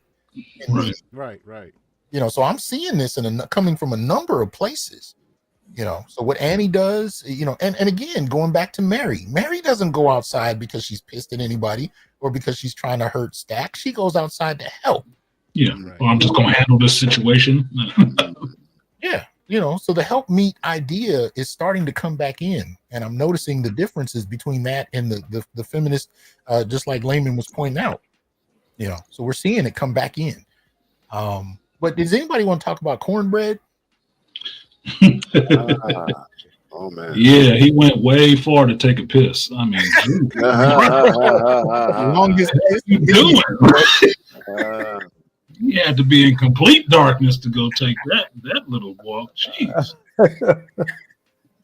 Right. Yeah. Right. I thought he look at that point. I thought he should have got bit because like you way far away, bro. You just in the dark. Well, Delroy Lindo Simpson, nigga, you could take a piss right here in the corner. Yeah. Been gone for 2 days. Right. But this is where we start to see everybody outside being bitten and being taken over by Remick. And so this is when it really starts to get heated. Stack has been bitten. And I gotta say, with the both sex scenes with Annie and Mary, and I told Artisan this, as far as I'm concerned, the next baby that either one of them actresses have, if they look like Michael B. Jordan, I ain't gonna be surprised. Mary was working, boy. I was like, nah. I was impressed. Y'all practice that shit. Nah. So I sent you that interview that they was doing. They sitting up there, buddy. I'm like, yeah, they close. Yeah. She getting married to a white dude or something, but I'm like, she engaged to a football player, but I don't know, they close. Check that baby. That's all I know. Check the baby. Check the baby. Shit. Check his ears. Yeah. Check my eyes. I mean, Haley is the one that the brother from the Spider-Verse movie series kind of messed up things trying to flirt with her. Yeah. She played Spider-Gwen or whatever in the Spider-Verse series, and he was trying to get at her and may have messed up the whole situation in terms of that. But I don't think Michael B. Jordan got that problem. But anyway. No, it seems like that she actually has a good rapport with Michael B. Jordan, that they actually do like each other as compatriots or co-actors or whatever. I will point this out. A lot of the times in this movie, when we're saying that people are getting bit, you don't see a lot of people get bit.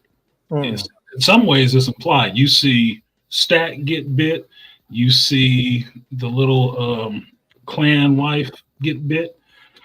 And then later on, you see a lot of other people get bit. But initially, you don't see these people get bit. So it's still that playing on that tension, like what is happening to them? Did something happen? Right? And, it's not revealed until a little bit later that, okay, yeah, they were bit, and this happens quick. This happens like getting a zombie bite quick. Like, crap, dude, these people is right back on the mission within 5 or 10 minutes. They're moving around. Like, that is scary. That's an epidemic right there. Yeah, we don't even see when Mary got bit. We just see Remick float up behind her. Then it cuts back into the joint. Yep. And even with the clan wife, she's just screaming. She got bit, and then when she comes back in the house initially, and she's looking for her husband, he's laying on the floor bleeding, and Remick is like, "Oh, he'll be all right." Yeah, he'll be all right. Yeah. But that plays on that tension of. That's why I say if you didn't know that this movie had vampires in it, you'd be wondering what the heck is actually going on with these people. When they first started releasing those teaser trailers, it was like, are they vampires? You never really knew initially what the monsters were in this film for several months. I mean, of course, if you watch any type of vampire, you kind of get it. Especially, I think there was the cut scene where Remick pops on screen when he's running to the house and he's burning. It's like, oh, they must be vampires, but it was never like truly given to us until recently, almost before the film dropped. Yeah, and I appreciate that because I only saw 2 trailers, and the second trailer I wasn't trying to see. I just happened to be near television and it came on, so it showed a little bit more. But they did a good job, at least with the trailers, of getting you enticed to see a movie that you didn't know a lot about what was going to happen or where it was going. And so sitting in the movie and watching it and taking that aspect out of it, for me, it's like, okay, if I didn't know that it was vampires in there, what am I seeing? It was going in a way like, man, this is creepy. I don't know what the hell is actually happening. And that was something great for Ryan Coogler's directing, and also writing, because he kept that atmospheric tension going on that you don't know what's going to happen next. Mm-hmm. And that you know that, okay, they are vampires, but you don't always have to see the blood-sucking scene.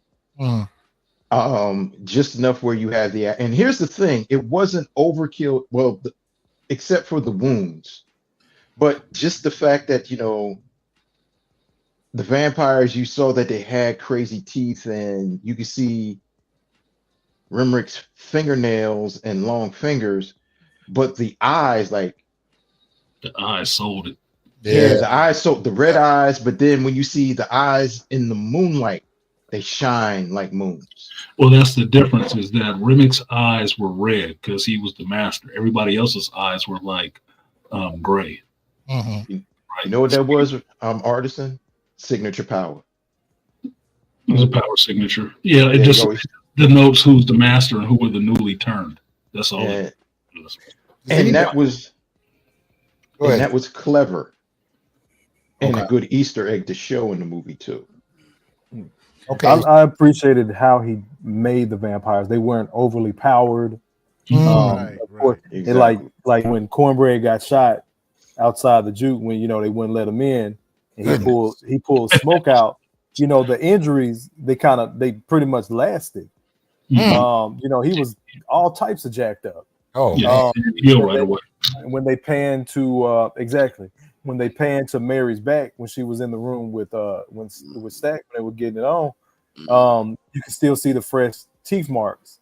So it wasn't like you turned and all of a sudden you got all of these magical vampire powers. You were just part of the group now. So I appreciated the way he portrayed those type of vampires. Because, you know, you see vampire movies, of course, they get shot, you know, it doesn't injure them or whatnot, but they immediately heal, and it's like nothing can stop them. Yeah, they're totally unstoppable right from day one. No, I get into vampire lore and stuff like that, so I've seen a crap load of vampire movies, so I like Ryan Coogler's depiction of vampires. That's what I appreciated too. And it's been a while since I've seen. I get into the vampire lore. It's been a while since I've seen it where they can't come in unless you invite them. Exactly, because the whole vampire lore that they can't come in unless you invite them. Yeah, it's been plenty of other movies where they just bust up in the house, and like, you know, Underworld, they those vampires do what the hell they want to do. And I like the film Let the Right One In. They also made it into a TV show. Yeah, but I like that type of depiction of the vampire as well. But I like getting back to the lore and the garlic, the steak, because you've seen some films where it's like the vampires laugh at a stake through the heart, or they laugh at, you know, the things that are supposed to be traditional, and they you've seen too many movies, and they go on a killing spree. So it felt real. Just as an aside to people, if you're watching this review and you've still not seen the film, just make sure, and I'm saying this in response to something I saw in the comments, make sure you don't leave the theater until the very end of the credits. I have an app. It's a free app. It's called After Credits, and I look up every movie I'm watching. I look it up to see if there's anything in the credits, anything after the credits. This has all of that. So just as an aside, if you haven't seen it yet, do not leave the theater. And I saw, I'd say 3/4 of the theater left. Yep. You missed it. Scene in the credits, they left. Do not leave a modern movie nowadays. Do not leave until the lights come on. Hey, then you can leave, because that's when the movie's over. If the lights are still off and you don't see the cleaners in there trying to clean up and stuff, the movie's not over. They've already seen it. They know it's not over. That's why they're waiting. So download, check out the After Credits app and look up the movie you watch, and it'll tell you right there if there's something to see. But I hate when people don't get the full experience. So I just wanted to. But that's a bookend. That's the cherry on top. The ending. Absolutely. That scene in the bar, to me, that really was the ending of the movie. It was. It ties everything together, and it answers questions as to what happened between Smoke and Stack. So that's crucial. And and a matter of fact, we might need to get to that scene now. So all of this is jumping off. People are getting picked off one at a time. Slim, Delroy Lindo's character, makes a huge sacrifice to save everybody. I don't know if anybody wants to deal with the Chinese lady because she kind of sets everything off. Anybody want to talk about that? Yeah. I'll just say, not to overrule everybody, but I'll just say I missed part of that at first because I was writing a note on something else while they were going through that whole scene with the Chinese woman finally having enough of that crap. And they got her husband. Her husband is outside with them, and they're talking about they're gonna get the daughter.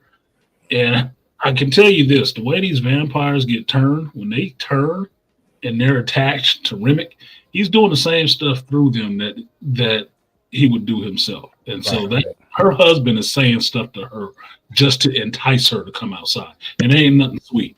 It's nothing sweet.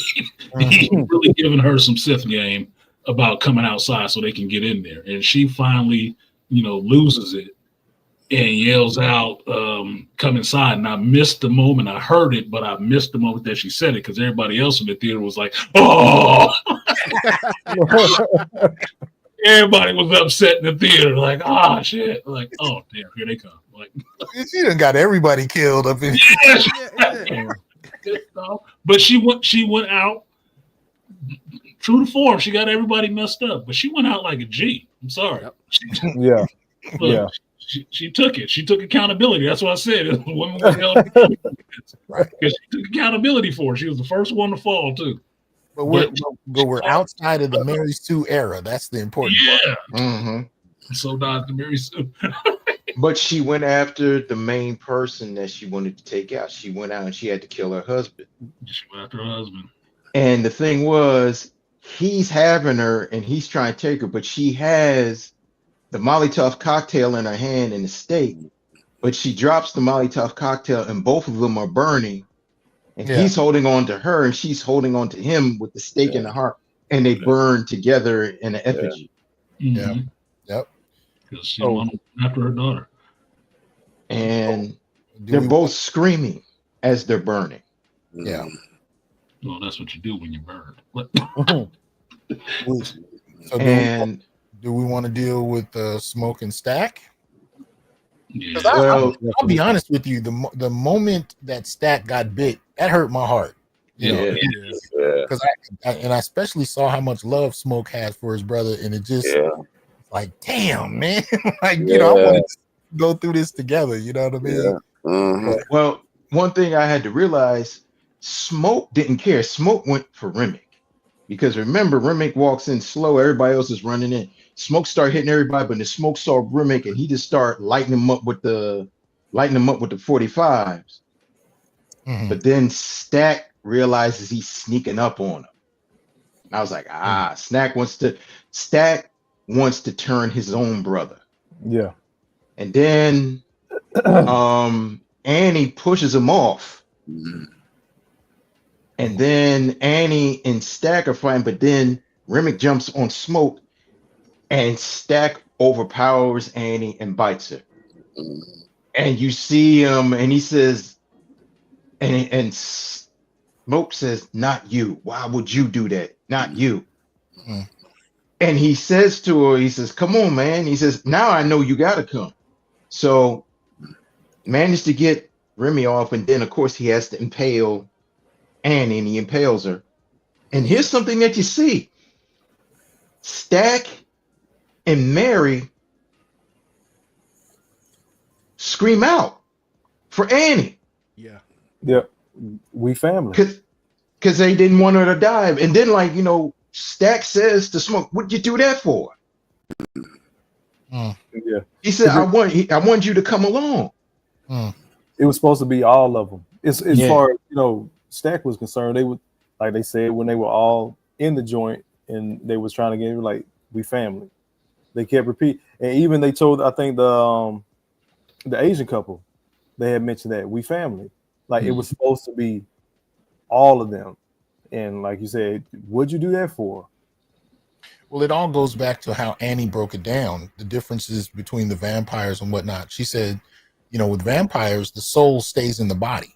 And it was interesting that she described it that way because she was talking about the killing of the vampires is for her was about freeing the soul.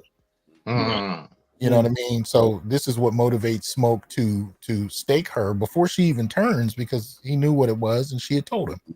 Yep. She had told him that moment would come, because when she was throwing her runes and stuff like that, she saw it, and that's why she told him, "There come a time you're gonna have to do this.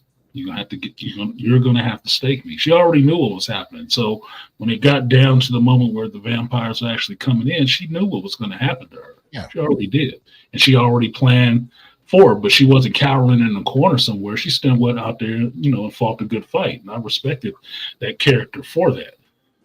The whole thing with her with Stack and Mary screaming about her dying, yeah, they felt something for Annie, but that was also Remick, because he wanted Annie too because of her power. But it also created a dynamic where you have, between the two couples, both of them live out, one could argue, an eternity in different ways. Yes. It creates an entirely different dynamic that I didn't expect to see in the film, because the film doesn't necessarily end on a negative note, especially for either brother. They're kind of positive notes for both, but in very different ways, non-traditional ways at that. Right. But yeah. So anybody else want to deal with that? Stack, Smoke, the fight? The thing that stood out for me, I mean, ultimately, we flash forward to, adult Sammy, old man Sammy, when Stack and Mary show back up. And he was like, "Well, how'd you get out?" And he was like, "I guess I'm the one guy that he couldn't kill," speaking about Smoke. But going backwards during the fight, Smoke had him, and he couldn't we found out he couldn't put the stake through his heart. But it was a couple of points in the fight where Stack had Smoke and he started to bite him and he didn't. And I couldn't figure out if he couldn't because of the mojo bag, or he couldn't bring himself to do it. It was the mojo bag that he had given him, that new bag, when he first showed up to see her. Yeah. And she had took the bag that she had put on him before he left to go to war and all the rest of that. And she mixed up some new concoction and gave him that new bag. So when he goes to bite him, you see the screen on the outside of the fringes, it starts blurring with that image that's the protection ward that's on it. He can't bite him. Yeah. But you also saw, at least maybe this is me projecting, but this is his quote unquote little brother, right? Yeah. He's protecting him his whole life, and putting a stake through him would have been the hardest thing in the world. To go in one night from protecting this man his entire life to killing him, even as a trained soldier, because they reveal a couple of things about them throughout the course of the movie. We know that he stole from the mob, turned the various mobs against each other and escaped, with money and liquor. We know they had a plan to set up their own business. We know that they both served in, what was it? Was it World War I? What was it? World War One. Heavy World War One. Yeah. Yeah. And so so you kind of get hints at how experienced these two are, and that's a long history to turn in one night and be able to kill your brother. That's hard. Yeah. And also the background of them dealing with an abusive father in antebellum South and leaving the South to go up north, and also to fight in the theater of war too. Yeah. And it still comes down to them doing it together. They've been lock and step, obviously since birth. As different as they are, but it's still that brotherly connection. And again, that's why Stack bites Annie, and Smoke is like, "No, not you. Why would you do that?" And then Smoke kills Annie, and he's like, "Why would you do that?" Because it was supposed to be Stack and Mary, Smoke and Annie, and they know the women they love. So he got his. That's Mary's already turned him. He got his wife, and then Smoke loses his at his own hand because she, told him to. He said her spirit free, her soul. Yeah.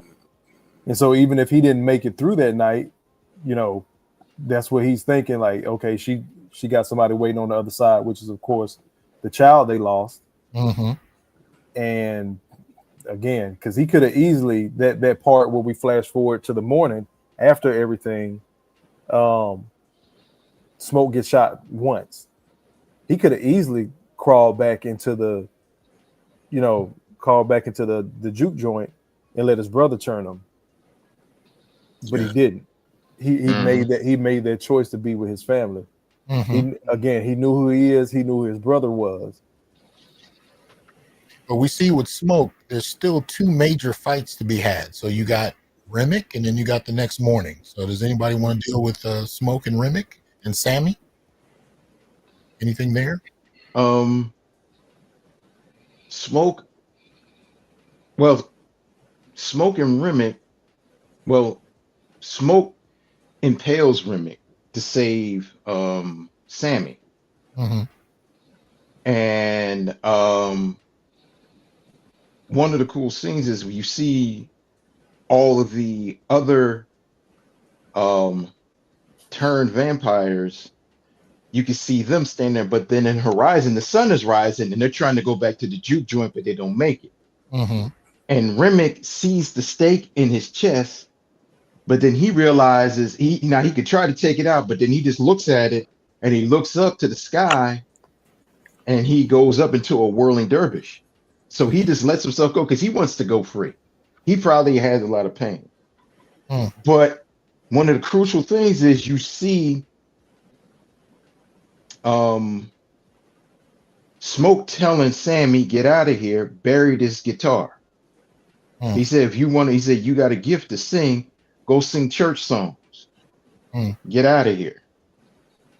Then this is the second best scene out of the movie that I love. You start seeing him pulling out this big case. You see you see that case, he's got a Bear sniper machine gun, then he's got a Thompson submachine gun with 2 round barrels and 1 straight barrel, and he's got 2 grenades. Now, let me just quickly say though, because of how many movies I watched, there was part of me was thinking it was over. I was not ready for this whole segment. When he took the case out, I was like, man, that should have happened last night. Like, I didn't. You couldn't get to the car last night. Well, when he went to get that case, I said, oh, I know what's happening now. I said, yeah, Ryan, you slid this one in right here, kind of cool for us black people. So actually, the guy that sold him the milk is part of the clan, and he comes back in and he wants to kill him. He's the Grand Wizard of the clan. He's the Grand Wizard. That's right, because Remick tells him. So I just want to say, if you notice, with the scene where when they have the vampire, the war with the vampires, and then you have that Smoke war with the white men. They are the people are outnumbered both times. So you have the people in the in the juke joint. They're outnumbered by the vampires. And we see the outcome of that. And then fast forward to the other scene. It's Smoke. That's Smoke. I get the 2 characters mixed up. And the Klansman, and he is also outnumbered. Okay, but he has the guns and all that kind of stuff. And I guess for me, that's very, very telling about the entire context in terms of what these people in this southern environment have had to contend with, because black people we've always been a minority. The issue in the South and either other places, but particularly in the South, is the matter of being outnumbered by these forces. Okay, and in both contexts, in both contexts, and there's always the question, well, okay, you're outnumbered. Do you go to war? Or do you acquiesce or surrender? And in both instances, the decision is to go to war, despite the fact that you are outnumbered.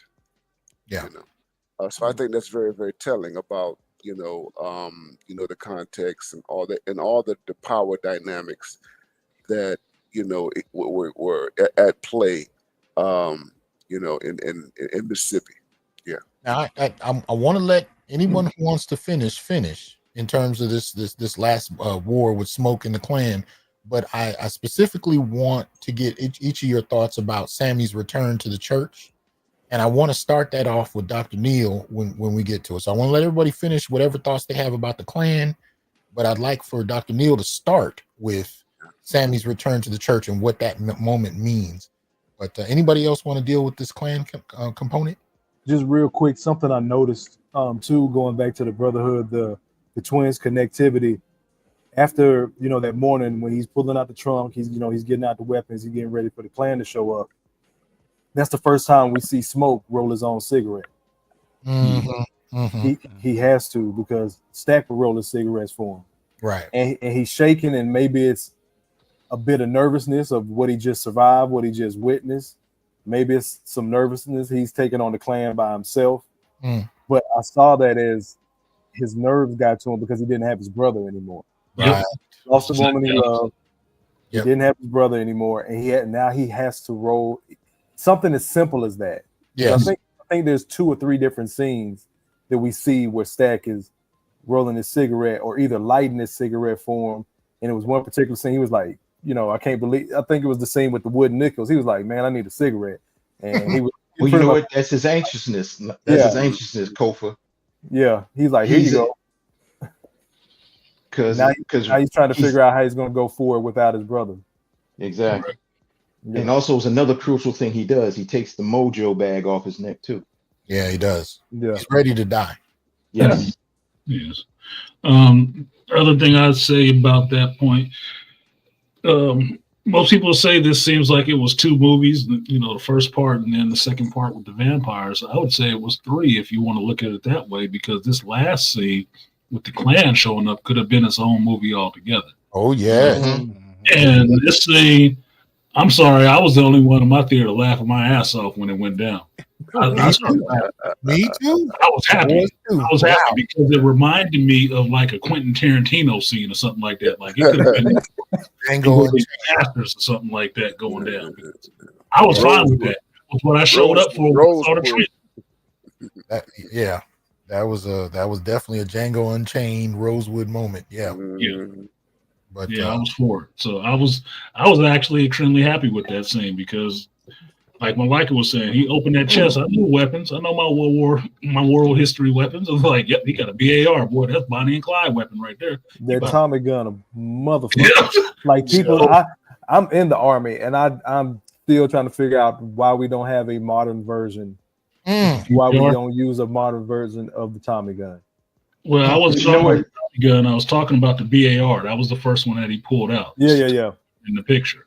The BAR is the one that Clyde Barrow cut off the buttstock of and gave it to his wife Bonnie to use, because she could shoot that straight. It's a powerful weapon. So it was more than just the Tommy gun that was there, because he had his service issue 45, he had the Tommy gun, and he had the BAR. And he started with the BAR, picking them off from the bushes. They all showed up in front of the mill, and he started picking them off from the bushes. I'm like, get them. And that's when I started laughing. Now, nobody else there was laughing. They was horrified. I'm like, get them. There you go. I was laughing. Start taking count. That's 1, that's 2, 3. Okay, now we can get to the Tommy gun. Duck season. So he had Army and a Chicago street sweeper. So he had the best of both worlds. So he had a sniper rifle and he had a submachine gun. Yeah, a service issue and a Chicago issue. Exactly. The gangster specials. And he was down. He was like, no. When he ran up, and he was bold, he ran up to that passenger side, and they were shooting at me. He just moved out of the way and looked at that bullet that passed him and just threw that grenade in there. And I was like, dang. Well, that made me think of what you said earlier about seeing these 2 characters when they were at war. That made me think, man, what was he like in war? Exactly. He is a beast. Like, yeah. I might want to see that story. Can we get a prequel? Stack and Smoke and WW1? I might want to see that. And on the streets of Chicago? Right? I might need that story.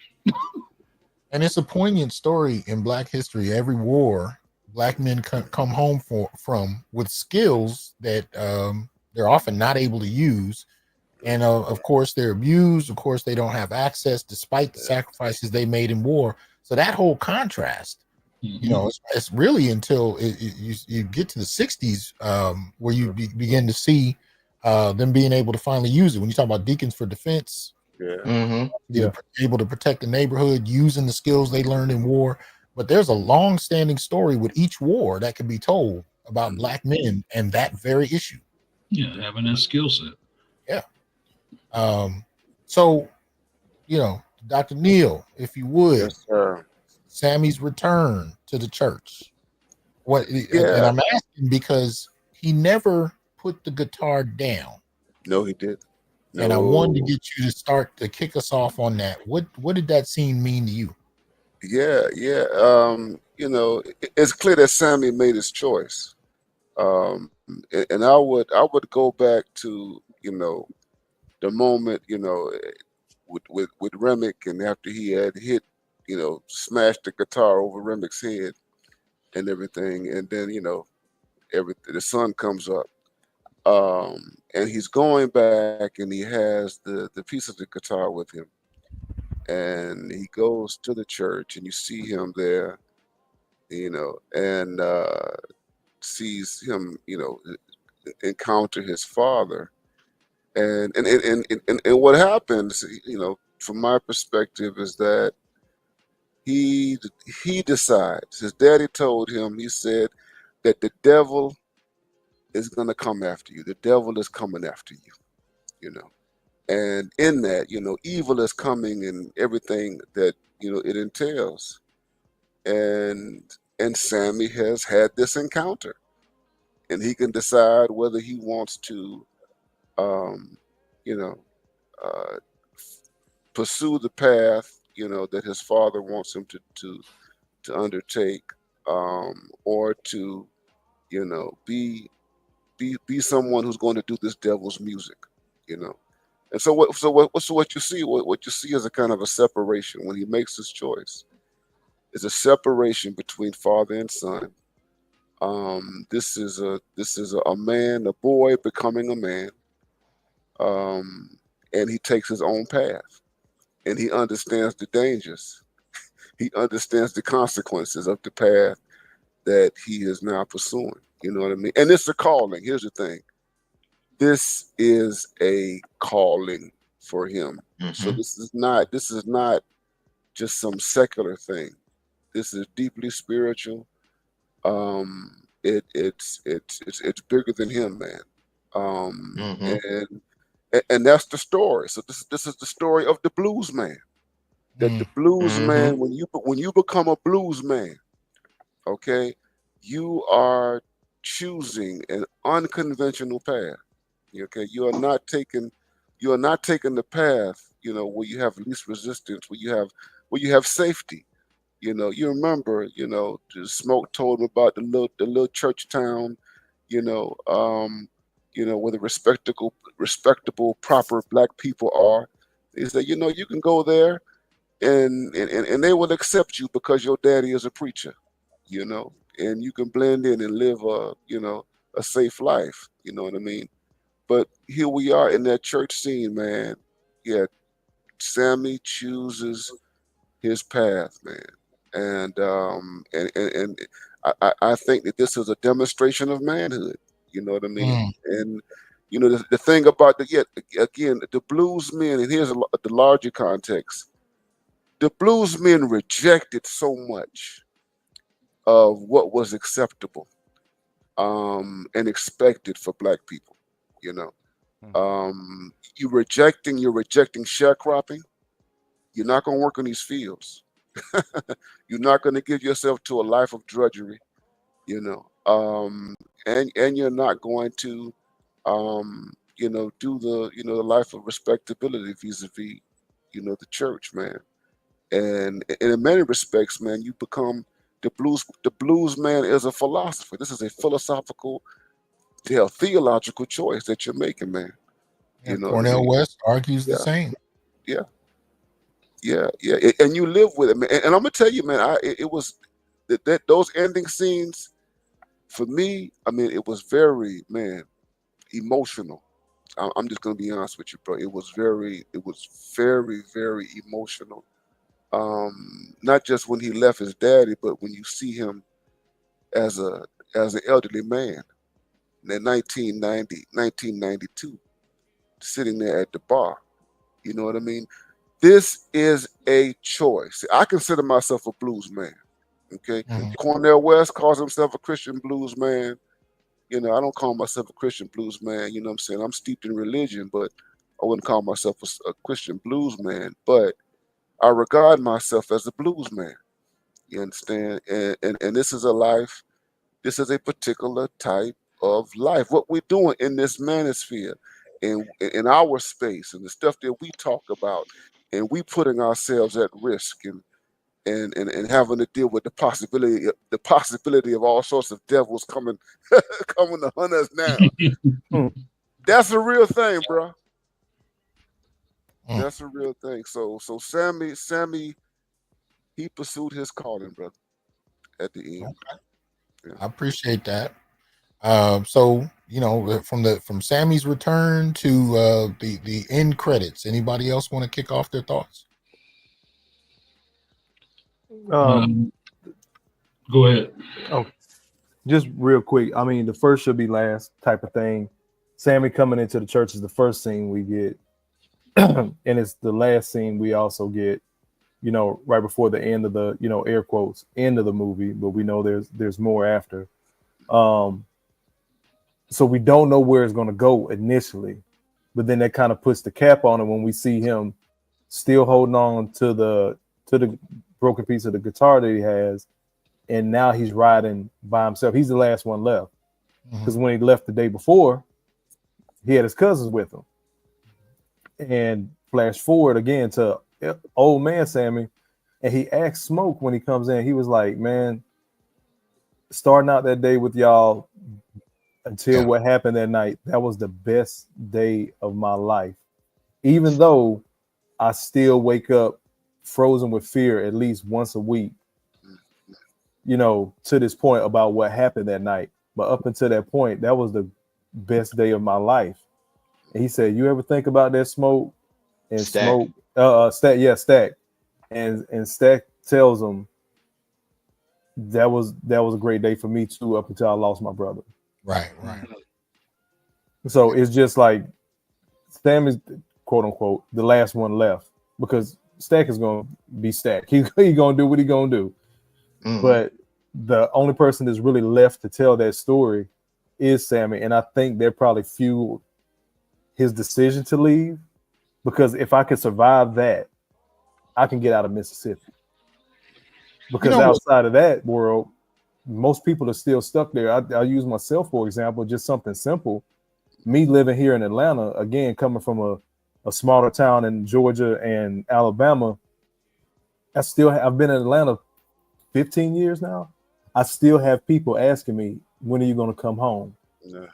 And I don't think people understand the dynamics of that when you're coming out of these small places. You're not supposed to leave. You're not supposed to get out. And Sammy was able to break that through the calling that he had, through the gift that he had. Right. Well, I can tell you, the 90s was my coming into manhood, and I never felt as silly as I did until Stack walked in dressed like that, and I was but I saw Stack fresh. Brothers was clean. 3 times no, he didn't like that. Brothers was clean the whole movie. I mean, between Stack and Smoke, I was like, I would wear those suits now. I mean, right. But you know what that was? I was like, oh man. But that was showing Stack's personality. No, I get it. I'm just saying, you know how when you grow up in an era, you're just so used to it, you don't think about it. Yeah. I never saw the 90s fashion scene outside from an outside position until he walked in. And I remember my first thought was, you look silly. And then that's the first thing I thought. The first thing hit my mind, I said, like, living better now. I was like, living better now, Coogee sweater now. I was like, okay. But then but then you see the 4-finger ring that says stack on it, right? Yeah. Man. Then he puts the Cazelle shades on. Yeah. But then if you see, he doesn't just have gold caps, he has full gold teeth now. Oh, I know. I'm just. And Mary has the 8-ball jacket on and the acid wash tight jeans, but she has her hair pulled up like a black girl. But now it's the 90s. She's really embracing her mixed side. Because now in the 90s, it's normal. With the door knocker earrings. With the door knocker earrings. Look, I would wear She was the around the way girl that LL talked about. Anything Stack and Smoke wore in the movie, I would wear now. Both hats, both suits, I would wear them now. I'd wear that. Yeah, that hat was both of their hats were clean to me. I liked it. Yeah. But notice, man, Coogler does something with the 90s, man. He did it in Black Panther, man, because he starts Black Panther, man, is in the early 90s. And the first thing you hear is Too Short in the trunk. Yeah. Okay. Yeah. So Coogler got something going on here, man. And they were 90s in the Bay Area is specific. There's Right. something specific about 90s in the Bay Area, especially 92. That's my graduation year. So mine too. Right. So that was a good time in the Bay. So when he flashed forward in the movie and it went to 92 and Stack walked in looking like that, yeah, I fell out howling too. Like, oh my God. But I understood exactly when he did that. I exactly understood what time frame it was in. Completely got the move. Because now you think about it, you have Mary and him there. It's normalized.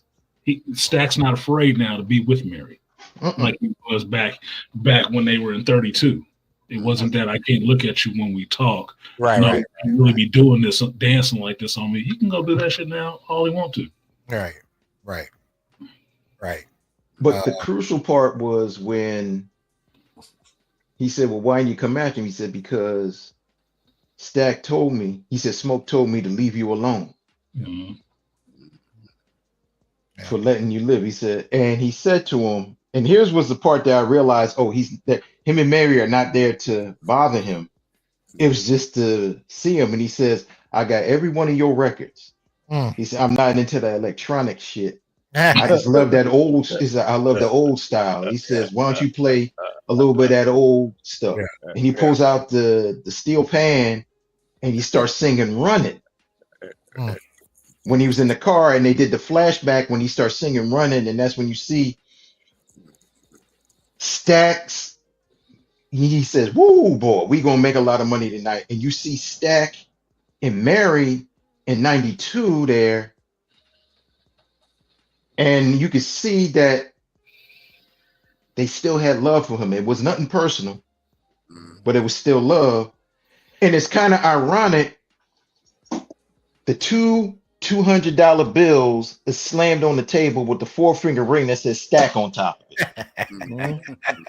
And I laughed and I said, I don't know if Ryan Coogler did that for real, but he's got two $200 bills, but the ring says Stack on it. And I said, is that some type of niggerhood symbolism or not? And I was just like, oh my God, but it fits that character. Well, and he also gave them a choice. He gave Sammy a choice. Yeah. Which I thought was profound because, again, and this is why I said in terms of the ending, it's supposed to be a negative. You're a vampire. But the way it ends, Stack is not unhappy. He seems like he's good. He and Mary are smiling. They're happy. You know what I mean? And then he gives Sammy a choice. Now, a vampire is not known for giving people choice. Yeah. Gives them a choice. And then Sammy says, I've seen enough of this world. And that was it. Yeah. And he asks him again, I guess this, one of his vampire powers or whatever. He's like, you don't got that much longer left, do you? He smelled it. Yeah, he smelled it.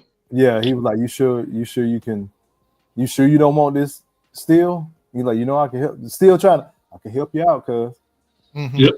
Trying to give him that nudge, and like he said, man, I done seen enough of this world. And going back to the one part I forgot to mention like we all know that Stack is living, is when he mentioned, there was a great night, but that was the night I lost my brother, and it was the last time I seen the sunrise. Mhm. But he still has some nobility about him, like he did throughout, because he said, well, why didn't you, basically, how'd you get out? And he says, I guess I was the one person he couldn't kill, but he also made me promise to let you go, you alone, so you can go live your life. And because remember, Smoke was the one that told him put the guitar down earlier in the night. He told him, if I catch you at one of these joints, not our joint, if I catch you playing the blues, essentially, I'm gonna kill you myself, because I know what it's gonna lead to. It's love people that we're around. So it's that hard love. It's love. Yeah. Layman, man, come in here and drop us something on the end. What you think, man? I thought it was pretty cool. All movie long, I saw the contention between leaving the church or staying with the church. His father wanting him to give up the blues and just be a sharecropper. But him deciding, no, I'm not going to be passive. I'm not going to just be what you want me to be. I'm going to go and take my future into my own hands. And I thought the ending was pretty good, with Sammy living a happy life and being content with the way things ended.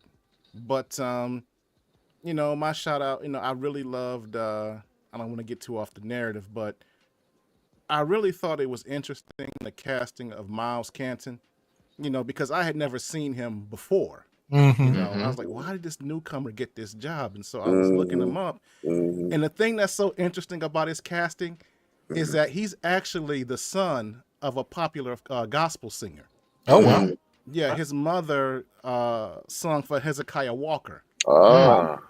And he used to, I think when she started her solo career, he used to travel with her and sing with her. And he was called a prodigy ever since he was a little kid.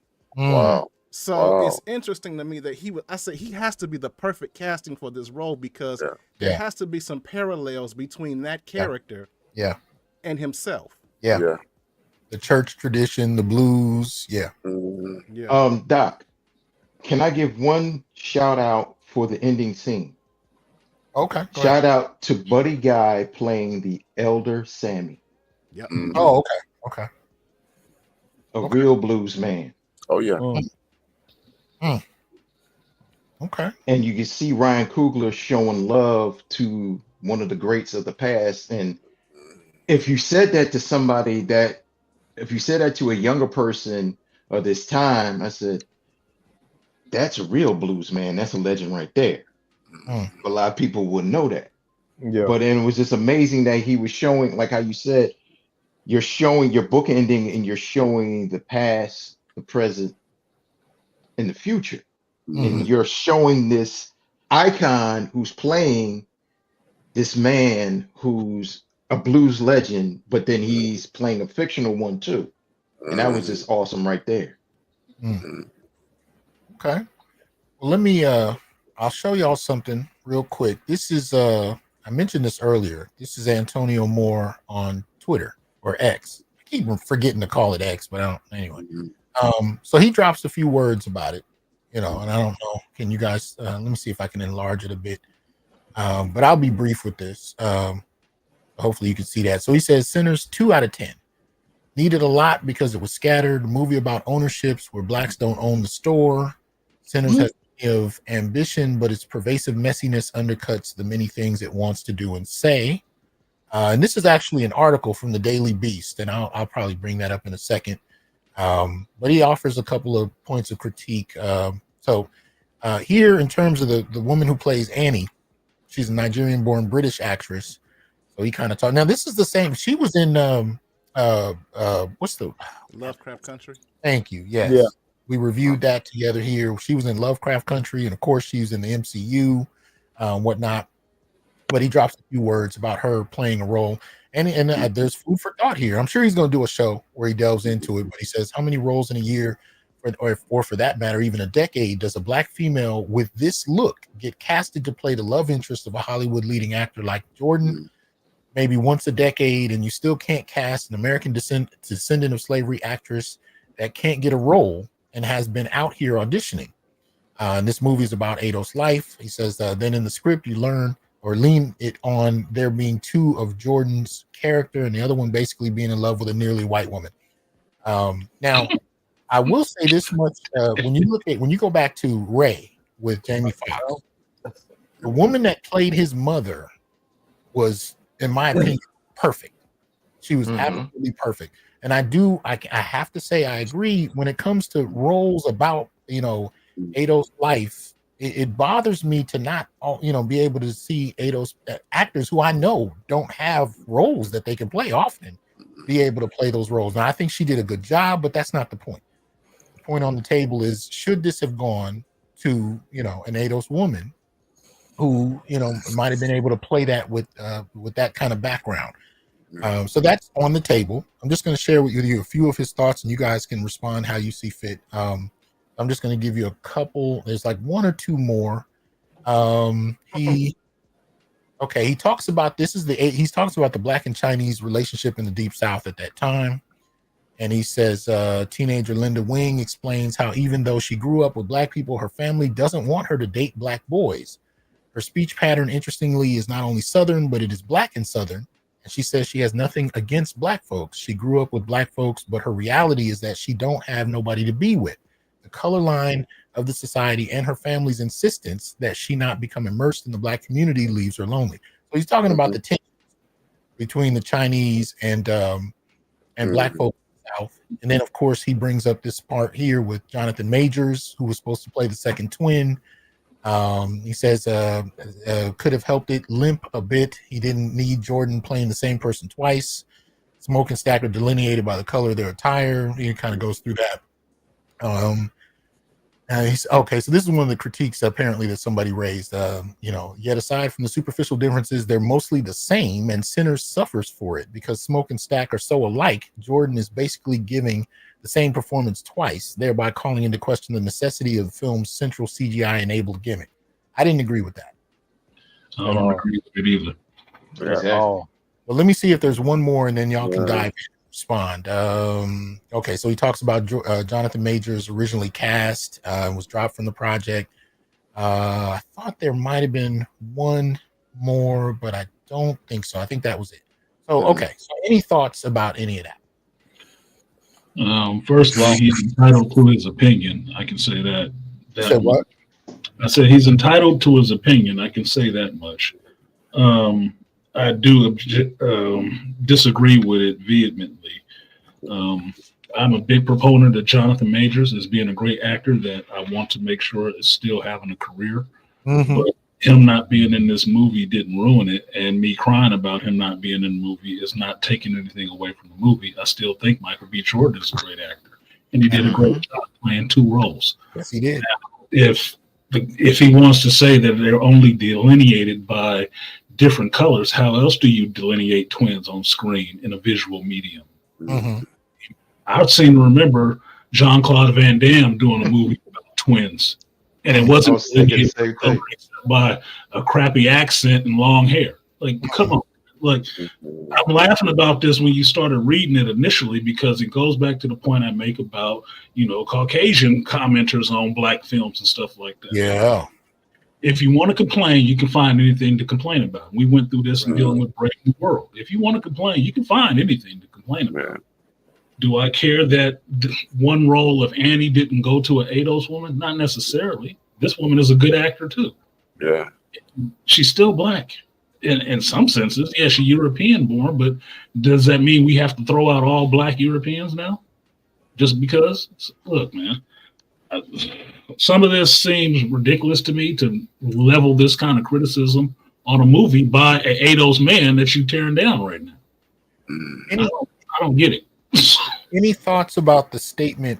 The first statement he makes about Black people not owning the store. I questioned if he had seen the movie. So did I. He bought the juke joint. Yeah. They went into a town. It's a sharecropping town. Everybody there knows each other, right? They obviously own some stores. Yeah. They're not just all sitting outside on the stoop drinking liquor. It's a whole community that they work in. Everybody's there, right? That's why they had the wood nickels and stuff like that, what they were paying each other with. So I didn't think just because I saw two Asians own two stores in that town that no black folks owned anything else there either. I didn't think that at all. So I don't know where that was actually depicted, that nobody else in that town besides those two Asians owned anything. I don't see where that was at all. Right. So I think that's just an assumption people are projected on there because they saw two Asians in the movie that they weren't expecting to see there. Yeah, Exactly. and then we got to look back at those old laws in the South where it would be specifically written about black people owning or not owning, and the Asian people represent that gray area of what do we do with them? Okay, if they can make some money, we'll look the other way. We don't care, type of thing. So I disagree with that as well. I don't know. I just disagree with that. Again, like I forgot who said it earlier. Artisan, it might have been you when you asked your mother about, hey, was Asian people around back then? And she was like, oh yeah. That was Layman, yeah. Layman. So again, we have these real examples we can go to because some of our people. My dad was born in 46. He got a sister that's older than him. So again, them coming up during that era, close to that era, we have historical references, living, breathing historical references that we can go to. So again, I think it's just what we saw on screen, and it was like, oh my God, what? Oh, here we go. We had to put some other people in there, but this was the South. Again, I'm telling y'all, as much as we think is black and white, like this was and is the South, where it was Native Americans, blacks, whites, Asian folks, Mexicans, all in these little melting pots, close enough, but far enough away that we didn't have to deal with each other. And then those people of, a different hue, we would deal with each other closer than we would deal with white folks. Because white folks weren't dealing with any of us if they didn't have to. It wasn't like they were treating the Asian people any special. This is why they were in a plantation town. And I think Coogler even showed the tensions with the Chinese daughter. She wasn't hanging out with nobody, Coogler didn't show that history. They were a small part of a larger story, but even what he showed, the parents knew a lot of people, and owning a business in the South, it would make sense for them to know a lot of people. But the daughter was kind of separated from everything. She didn't talk to anybody. She didn't hang. So, I think Coogler kind of brought in a little bit of that element, even without going into depth. But anybody else, any other response? I disagree with that critic. I think that was a clown take by him. The thing is that, growing up as a Christian, I used to listen to a lot of Christian talk radio and TV shows, and you would have these critics that would go and see these movies, and one of the things they couldn't do is they couldn't separate the art of the film from, I guess you could say, the content or the message of the film. And so they would look at a movie that was good, okay, like The Godfather or something, and they would say, oh, it was terrible because it used profanity or it had violence in it. Okay. And so when I look at this guy, this guy, obviously he's very steeped in his ideology and his beliefs. And so it keeps him from enjoying the film because you got a non-FBA actress playing an FBA character, so you're going to trash the whole film. Or you're going to have an issue with the Chinese here. Okay, you can have those issues, but that doesn't mean that the film was not, masterfully done from an artistic perspective. And so if I look at him and he's just saying stuff, I don't think his criticism are even legitimate. He just has a personal gripe against the film that causes him to give that review, which is, in my opinion, he's lying to himself. Hey, anybody? Yeah, I wanted to tack on when he was talking about the actress that plays Annie. And I said, you wouldn't know she was non-FBA if you looked up.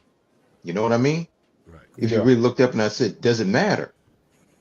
She gave a great portrayal of who she was. I said, first of all, like when I said to you guys earlier, I said, I was attracted to her not because of her phenotype. I was attracted to her because of who she was as a woman, and how she played this strong black woman who was a complement to Smoke. And like how you said, she was his helpmeet. Mm-hmm. First of all, she fit, if you want to talk about phenotype, she fit a phenotype of a Southern black woman back Yep. in 1932. Mhm. First of all, you talking about, okay, she's a big woman, she's big breasted, she's got double D's, she had natural hair. You see the character of Smoke, he's an attractive black man, but when you see these two together, you're like, oh, you see the attraction of what these two, why these two are attracted to each other. I mean, my thing is, but then he said, well, you got to pick that because she's not foundational black, and then you're gonna say, I guess we couldn't pick a woman that was lighter. We couldn't pick a real high yellow actress to play Mary. Well, no, they got a white actress to play that because you're making a distinction. Because back then in the South, you had mixed women that could pass for white women. But somehow now you have to be this extra critique. It's just, I think you're just nitpicking at the time when you do. And what pissed me off, he said it was dragging along. I said, no, that movie wasn't dragging along. That had a great pace. Mm-hmm. The pace was fine. Yeah, They we gave talked you about. enough. They gave you enough pace to pick up, and when it got to the point, it showed you enough, and then it slowed it down at the end, and it gave you a great ending. Well, it gave you two great endings. I think it's just you're just wanting to pick something because there's something within you that you don't like about it. And I can understand you have a right, like Artisan said, you have a right to your opinion, but is your opinion based in valid facts? Well, I think you raised something interesting, and let's look at Haley Steinfeld for a quick second. So this is Mary from the film, and if you go to her early life and look at the second paragraph, it tells you what her orientation is.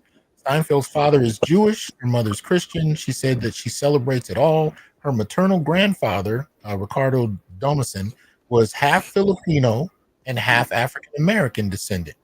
Steinfeld was raised in Agora Hills, later Thousand Oaks, California, and it just tells where she goes to school. So it seems to me like the character is actually reflective of the character, except for the Filipino part.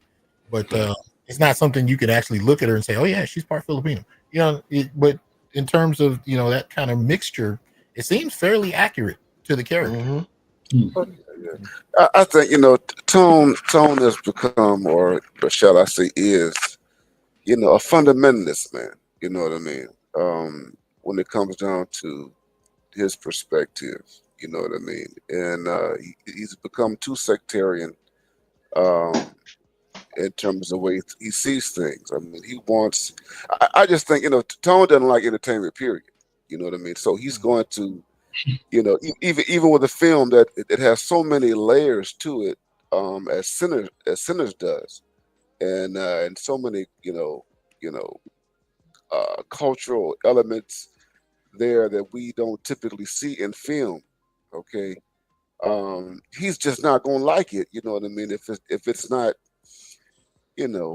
propagating what he thinks to be some type of his version of black empowerment and everything, and so yeah, man, I just think that this is a very reductionist view, bro. I can take you to West, I can take you to Gambia, I can take you to Senegal right now, okay, and you see women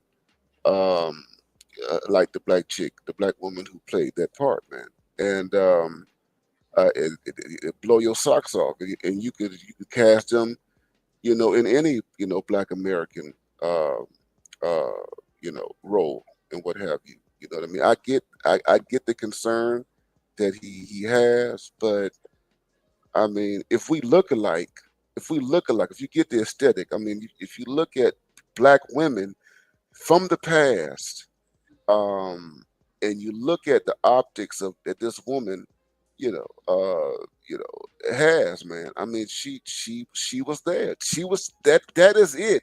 The thick, dark skinned black woman was a thing, man. You can't get around it. You know what I mean? And she did a good job. with that character and everything. First, That's what I feel about it. And can you find it? Can you find it? So here's the thing.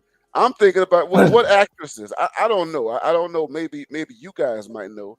But can you think of any Black American actresses, dark skin, with that type of size, that texture of hair, who could have pulled that off? I don't know. Well, one, I think Coogler would be the kind of cat that would have hired a woman like that. I don't see Coogler passing on that, but that's the first. Second, I'm not convinced you ain't calling from the Gambia right now because Neal. Anytime you talk to Dr. Neal, man, you got to be like, what country are you in? Because he That's why I was surprised he was here. I wanted to ask what country he saw the movie in.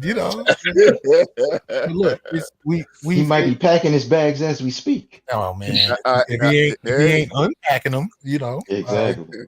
But we at the 4-hour mark. I want to thank every one of you for coming through. I know this was a long one, but I just felt that the film required this kind of approach because there were so many layers. And when I see critiques and I hear other people talk about it, they're so, one-dimensional in what they talk about. I wanted to bring the brothers I respect to bring some diversity to this, some analysis and nuance. So I appreciate each of you. And I want you guys to be able to kind of close out with your whatever closing thoughts you want to share. However, but I just want to thank you first and foremost. And I also want those of you with channels to tell people where to find you and what to expect next as you close out. So we can just go in order on what's on the screen if you want, or you guys can just kind of pick out what you want to say. Which one of you wants to go? I'll go, man. I'll go. Listen, guys. I really appreciate this fellowship, this brotherhood that we've had tonight, man. Talking about this magisterial work, man. I look forward to what's next, with Ryan Coogler and Michael B. Jordan and everything.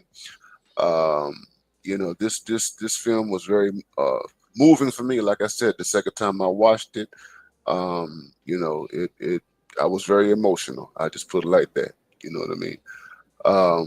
You guys can find me. I'm BMI 3000 Reloaded, and you all just look for, me when I appear and what have you. I might talk about pieces of this film, sometime in the future or what have you. So just be aware of that, man. But I appreciate the fellowship, and I will see you guys real soon. All right, brother. Appreciate it, man. Thanks for coming through. All right. Thank you, Doc, man. Appreciate you, brother. Yes, right. sir. Peace, good brother. All right. Peace. Take care, guys. Peace. I'll go next if we're going to go clockwise, I guess. It's all good. All right. Peace, everybody. This is Kofa, Kofa. You see it on the screen of Growth Talk with Kofa on YouTube. You can find me there. Appreciate any new subscribers. Growth stands for Gentlemen Reaching Our Wealth Through Healing. Doc, as always, we hit each other up, check in every now and then. I appreciate the invite. As soon as you hit me up, it's like, hey, have you seen it? Yes. You want to come on and talk about it? I'm in.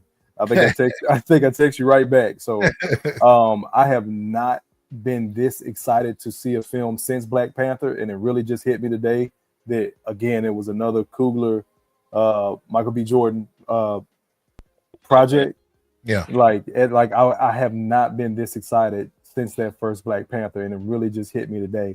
And I was going to go back and see it earlier today again because I saw Black Panther like 3 times the first weekend it came out, and so I was pretty much on track to do that today, but had some other stuff I had to take care of. But I will be going to see it again. Again, as a Southerner, that was the first thing I was looking for. Was authenticity, not just in the accents, but again, the cinematography, the way it looks, the way it felt down here. Like when they were standing outside in those suits, I felt hot because I know how muggy. Yeah, I know how muggy and sticky it gets. The humidity down here. Mm-hmm. But if anybody listening, if you have not seen this film, you have to go see it. I know we just went over the critiques of it. I pretty much disagree with all of them. this is just a great film, and I'm seeing things where it's like this is Coogler's masterpiece, but as you brothers alluded to, he's on an upswing. So this is his best work yet. I'm looking forward to seeing him outdo himself. He's touched on, you know, had the MCU, you've had the dramatic work with Fruitvale Station. Now we have a horror film. It was much as a vampire movie as it was a love story, as it was a camaraderie. It's like a "Oh brother, where art thou" kind of vibe to it in certain parts. Just go check out the film, man. Do yourself that favor. Nobody missed. Everybody played their role. I don't give a damn where they're from. Everybody gave me that authenticity of a Southerner that I was looking for. And again, the cinematography, I'm huge on it, on the way a film looks and how it rolls out. And I said it on Facebook, man, these brothers can't miss. They can't miss. I appreciate it again, Doc. I appreciate all the brothers. You want to tell us about your next show before you sign out? I'm not sure what I'm going to do. I was actually going to do a review of the movie. I don't even do movie reviews, so that tells you how good it was. The next show, I'm not sure what I'm going to do this week because I got to go get my son and, you know, dad time. So just look out for the channel, man. I'll have something up this week. I'm trying to do more of a theme for the week and just keep with that and keep rolling it out. That way I can do a live, do some VOD shorts and all that other, you know, YouTube jazz. Well, don't change your mind on doing a review because not everybody can sit through a 4-hour one. So, you know, yeah, it's 1 o'clock in the morning here, but it's you, it's the brothers. And again, I haven't been this excited about a film in a while. I actually went with I guess you call it a date, but my homegirl, we went together and she appreciated how big and black and strong in a positive, non-feminine way that Annie's character was. So getting a female perspective of the film as well, like brought it home to me. Like I wasn't tripping. Like this was a great film. So I'm probably going to do a review sometime this week again because I loved it. All right. Appreciate you coming through, man. I appreciate the invite. Y'all brothers be easy. Be safe, homie. Out. All right. Anybody want to go next? Yeah, I'll go next. I was just going to say, like Kofa said, you owe it to yourself to go see this movie. Since I left the movie theater, was texting with Dr. T, I've been texting people, telling them to go see the movie. My mother asked me about it, text me this morning, have you seen this yet? I saw it last night, Mama. Why ain't you gone yet? Like, you know, I really want people to see these movies by these, especially a young black director. You know, give them that support. And I keep hearing back, you know, I'll go see it next week. Right. I have to keep reminding people, you know, black movies live and die by that opening weekend. You know that, right? Yep. Like you wait a week because you just want to sit back for some reason, and that movie will be pulled out the theater because you didn't go out to see it. Yep. It's important to support this stuff, not just talk about supporting it, actually support it. Yep. If you're interested in the movie, if you thought the trailer was interesting, you should be going to see it, because I know I can hear not a week from now, you know, what's next week? The Accountant 2? How many people going to rush out to see The Accountant? And if I can hear from somebody that they saw The Accountant before they saw this, and they black, I'm going to be looking at them crazy. No kidding. I will be looking at them crazy. This was a really good movie experience for me, not just in the acting, the directing, the original story, the freaking music. I love the hell out of this movie from seeing it. And the trailer did not disappoint me, didn't ruin it. And that trailer getting me to go into the theater, I was not disappointed. I got more than I was looking for. And I saw stuff I had never expected to see and never have seen before in a movie about vampires or the Klan or something happening in the Jim Crow South. It was very good. It quickly rolls on my list of movies that I really enjoyed. And I just pair it together with Magazine Dreams as being, okay, two of the best movies I've seen this year. That's probably going to get overlooked for a hot minute. You know, it's down and it just, well, you know, it didn't make that much money. I don't care how much money it made. I love the hell out of the movie. I'm going to see it again. Didn't do it today so I could be on time for this, but no, tomorrow I'm going to see it. I'm taking somebody else who hasn't seen it to make sure it gets viewed by as many eyes as I can put on it as possible. I do a show every Sunday and sporadic times during the week, but tomorrow is the hero's journey, and I will talk about this and Daredevil and all that other white shit that y'all want to talk about. But it will primarily be about Sinners. I still have to do a review because I only gave a reaction. I didn't review it because I'm not one to want to spoil stuff for you. I want your interest to be piqued, to go out and watch it and make up your own mind and have your own talking points to talk about the movie. But tomorrow at 8 a.m. Pacific time, we're going to get into it. Hopefully we can get Malaika there so I can... I'll be there, homie. I'll be there. Okay. We'll see. You got to work, so make sure. No, I don't. I'm off, man. Oh, I'm off. good. It's a holiday, man. So, Dr. T got me tonight. You got me tomorrow. So, so now you got a double issue of the Black Justice League. The elites will meet. So, Dr. T, Layman, y'all welcome to come through if you want to. Appreciate the invite. And Haley Seinfeld is part Black, so it's okay if you thought she was hot. All right, man. Thanks a lot, man. Peace, y'all. All right, peace. All right. I'll go next. First, Dr. T, thanks for having me up and talk about this film. Man, always a pleasure. And to touch on what Artisan was saying, go see this movie. As he was talking, I was looking at the numbers, and so far it said 26 million. Got to get those numbers up. We talk about how good of a director that Ryan Coogler is. Well, if you want him to keep on making movies, you got to spend some money on them.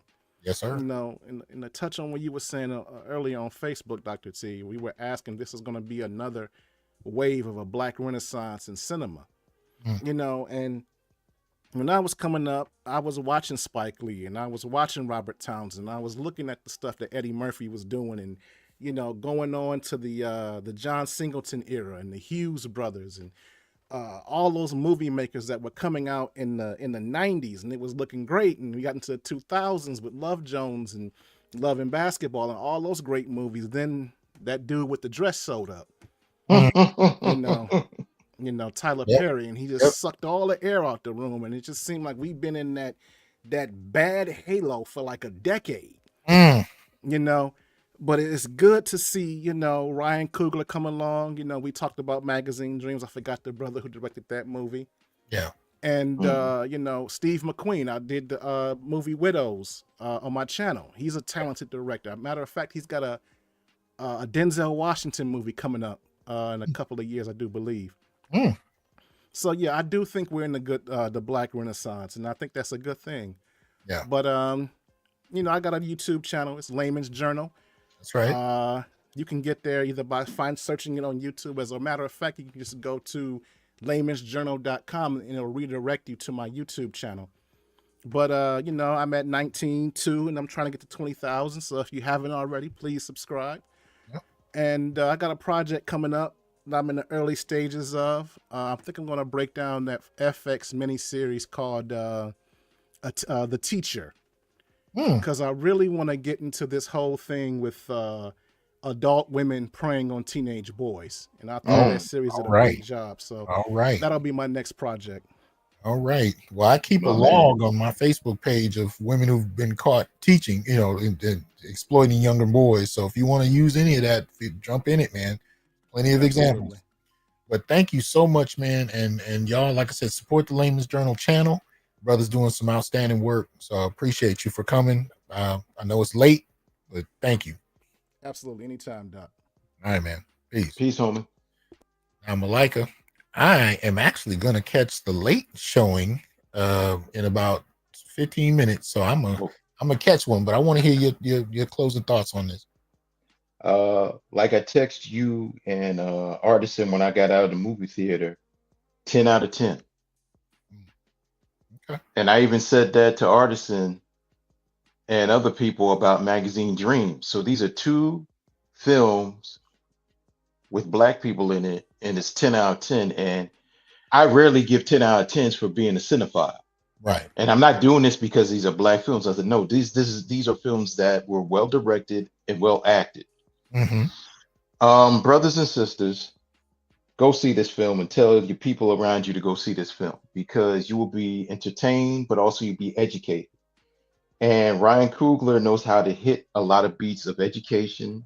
He hits spiritualism. He hits history and music, history and dealing with the South. And history needs to be displayed because you're having young people, even though that they have information at their fingertips, if it's shown in a light of saying, wow, this happened back then or this happened back then, and they ask us questions about that. And when you see Buddy Guy at the end, we should tell young people, say, you know, that is a jazz legend right there in the end. Who, the old man? I said, yes, his name is Buddy Guy. Okay. I said, you can type in and you listen to his music, and he is a jazz legend. But I mean, I'm a blues legend. But this movie shows power. Power that, you know, like how we are saying this renaissance of real great cultural movies coming back.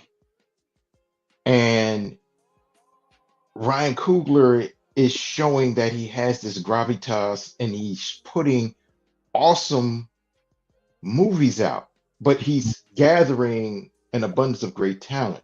And I have to thank you for pushing me to go see this movie.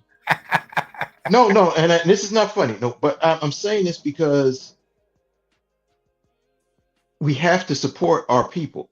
And also, we also have to support our people by coming up on this panel and talking about it. And like how we were talking on the phone yesterday, we're not coming up here just giving this. We're not being pretentious about it.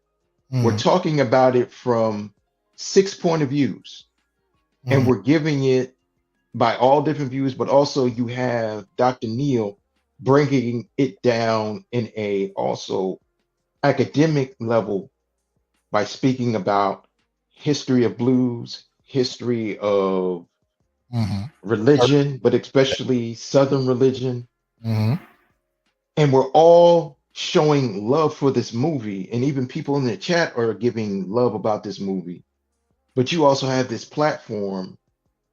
And the beautiful thing that I loved in this movie, you've seen strong Black masculine roles. Yeah, absolutely. From every man that was there, that was Black and male. Unapologetically, yeah. And even Stack in 1992, he still has a strong Black masculine role, but he's still showing love for his cousin. Yep. And his brother. Exactly. Yeah. But I don't want you to not get there because you say you got to get there in 15 minutes. I love you, Dr. T. Likewise. I love all these brothers on there. I love the power that you gathered us together. Black Masculinist assemble. When you give out the sign and you put the when you put your symbol up in the air, we're gonna come and we're gonna run like Thundercats, and I appreciate you. Well, until next time. I appreciate you coming. I'm not sure what the next one is, but you know, I think you mentioned it. We might end up doing Superman, but if something, you know, culturally relevant pops in, definitely, you know, let me know if you see something I'm not paying attention to, and we'll get it cracking from there. But well, we got till July for Superman, so that's like 3 months away. Okay. So if we got something in between now and July, I'll keep my eyes and ears peeled, and you know, we can collab on that. Will do. All right, good brother. Peace to you. Peace. All right, y'all. Thank you for sticking it through with us as we went through this. We wanted to take our time. Y'all know how we do. Certain movies kind of require that. Others not so much. So I appreciate everybody that came through tonight. Like I said, they didn't have to, you know, but I was really glad they did. Hope you guys had a good time. I'm interested to hear your thoughts about the film in the comment section. Again, if you haven't seen the movie, this is a spoiler review, and the comments will likely be spoiler review, you know, spoilers as well. So stay away from it until you're ready. But for those who have seen it, contribute to the dialogue. Tell us what you thought. Tell us what we overlooked. Tell us what you liked about tonight. But I appreciate y'all being here. And y'all, I mean, at the end of the day, have a good evening. Enjoy yourselves, and I will holler at y'all later. Peace. I am here to tell you, brothers, we are not criminals by birth, perennial rapists, incapable intellects, man-children, sperm donors, child support wellsprings, success objects, walking phalluses, ATM machines, lottery tickets, unintelligent henchmen, valueless assassins, pro bono mercenaries, unpaid bodyguards, interchangeable stepfathers, child discipline proxies, unpaid repairmen, workhorses, emotional tampons, or any other socially accepted dehumanizing stereotype. We are thinkers, inventors, innovators, leaders, fathers, and men. Embrace your humanity, know your worth, and extend your time, attention, and resources only to those who genuinely respect you. And remember, your worth is not defined by meeting other people's narcissistic, selfish, and unrealistic needs. You define your worth. Peace.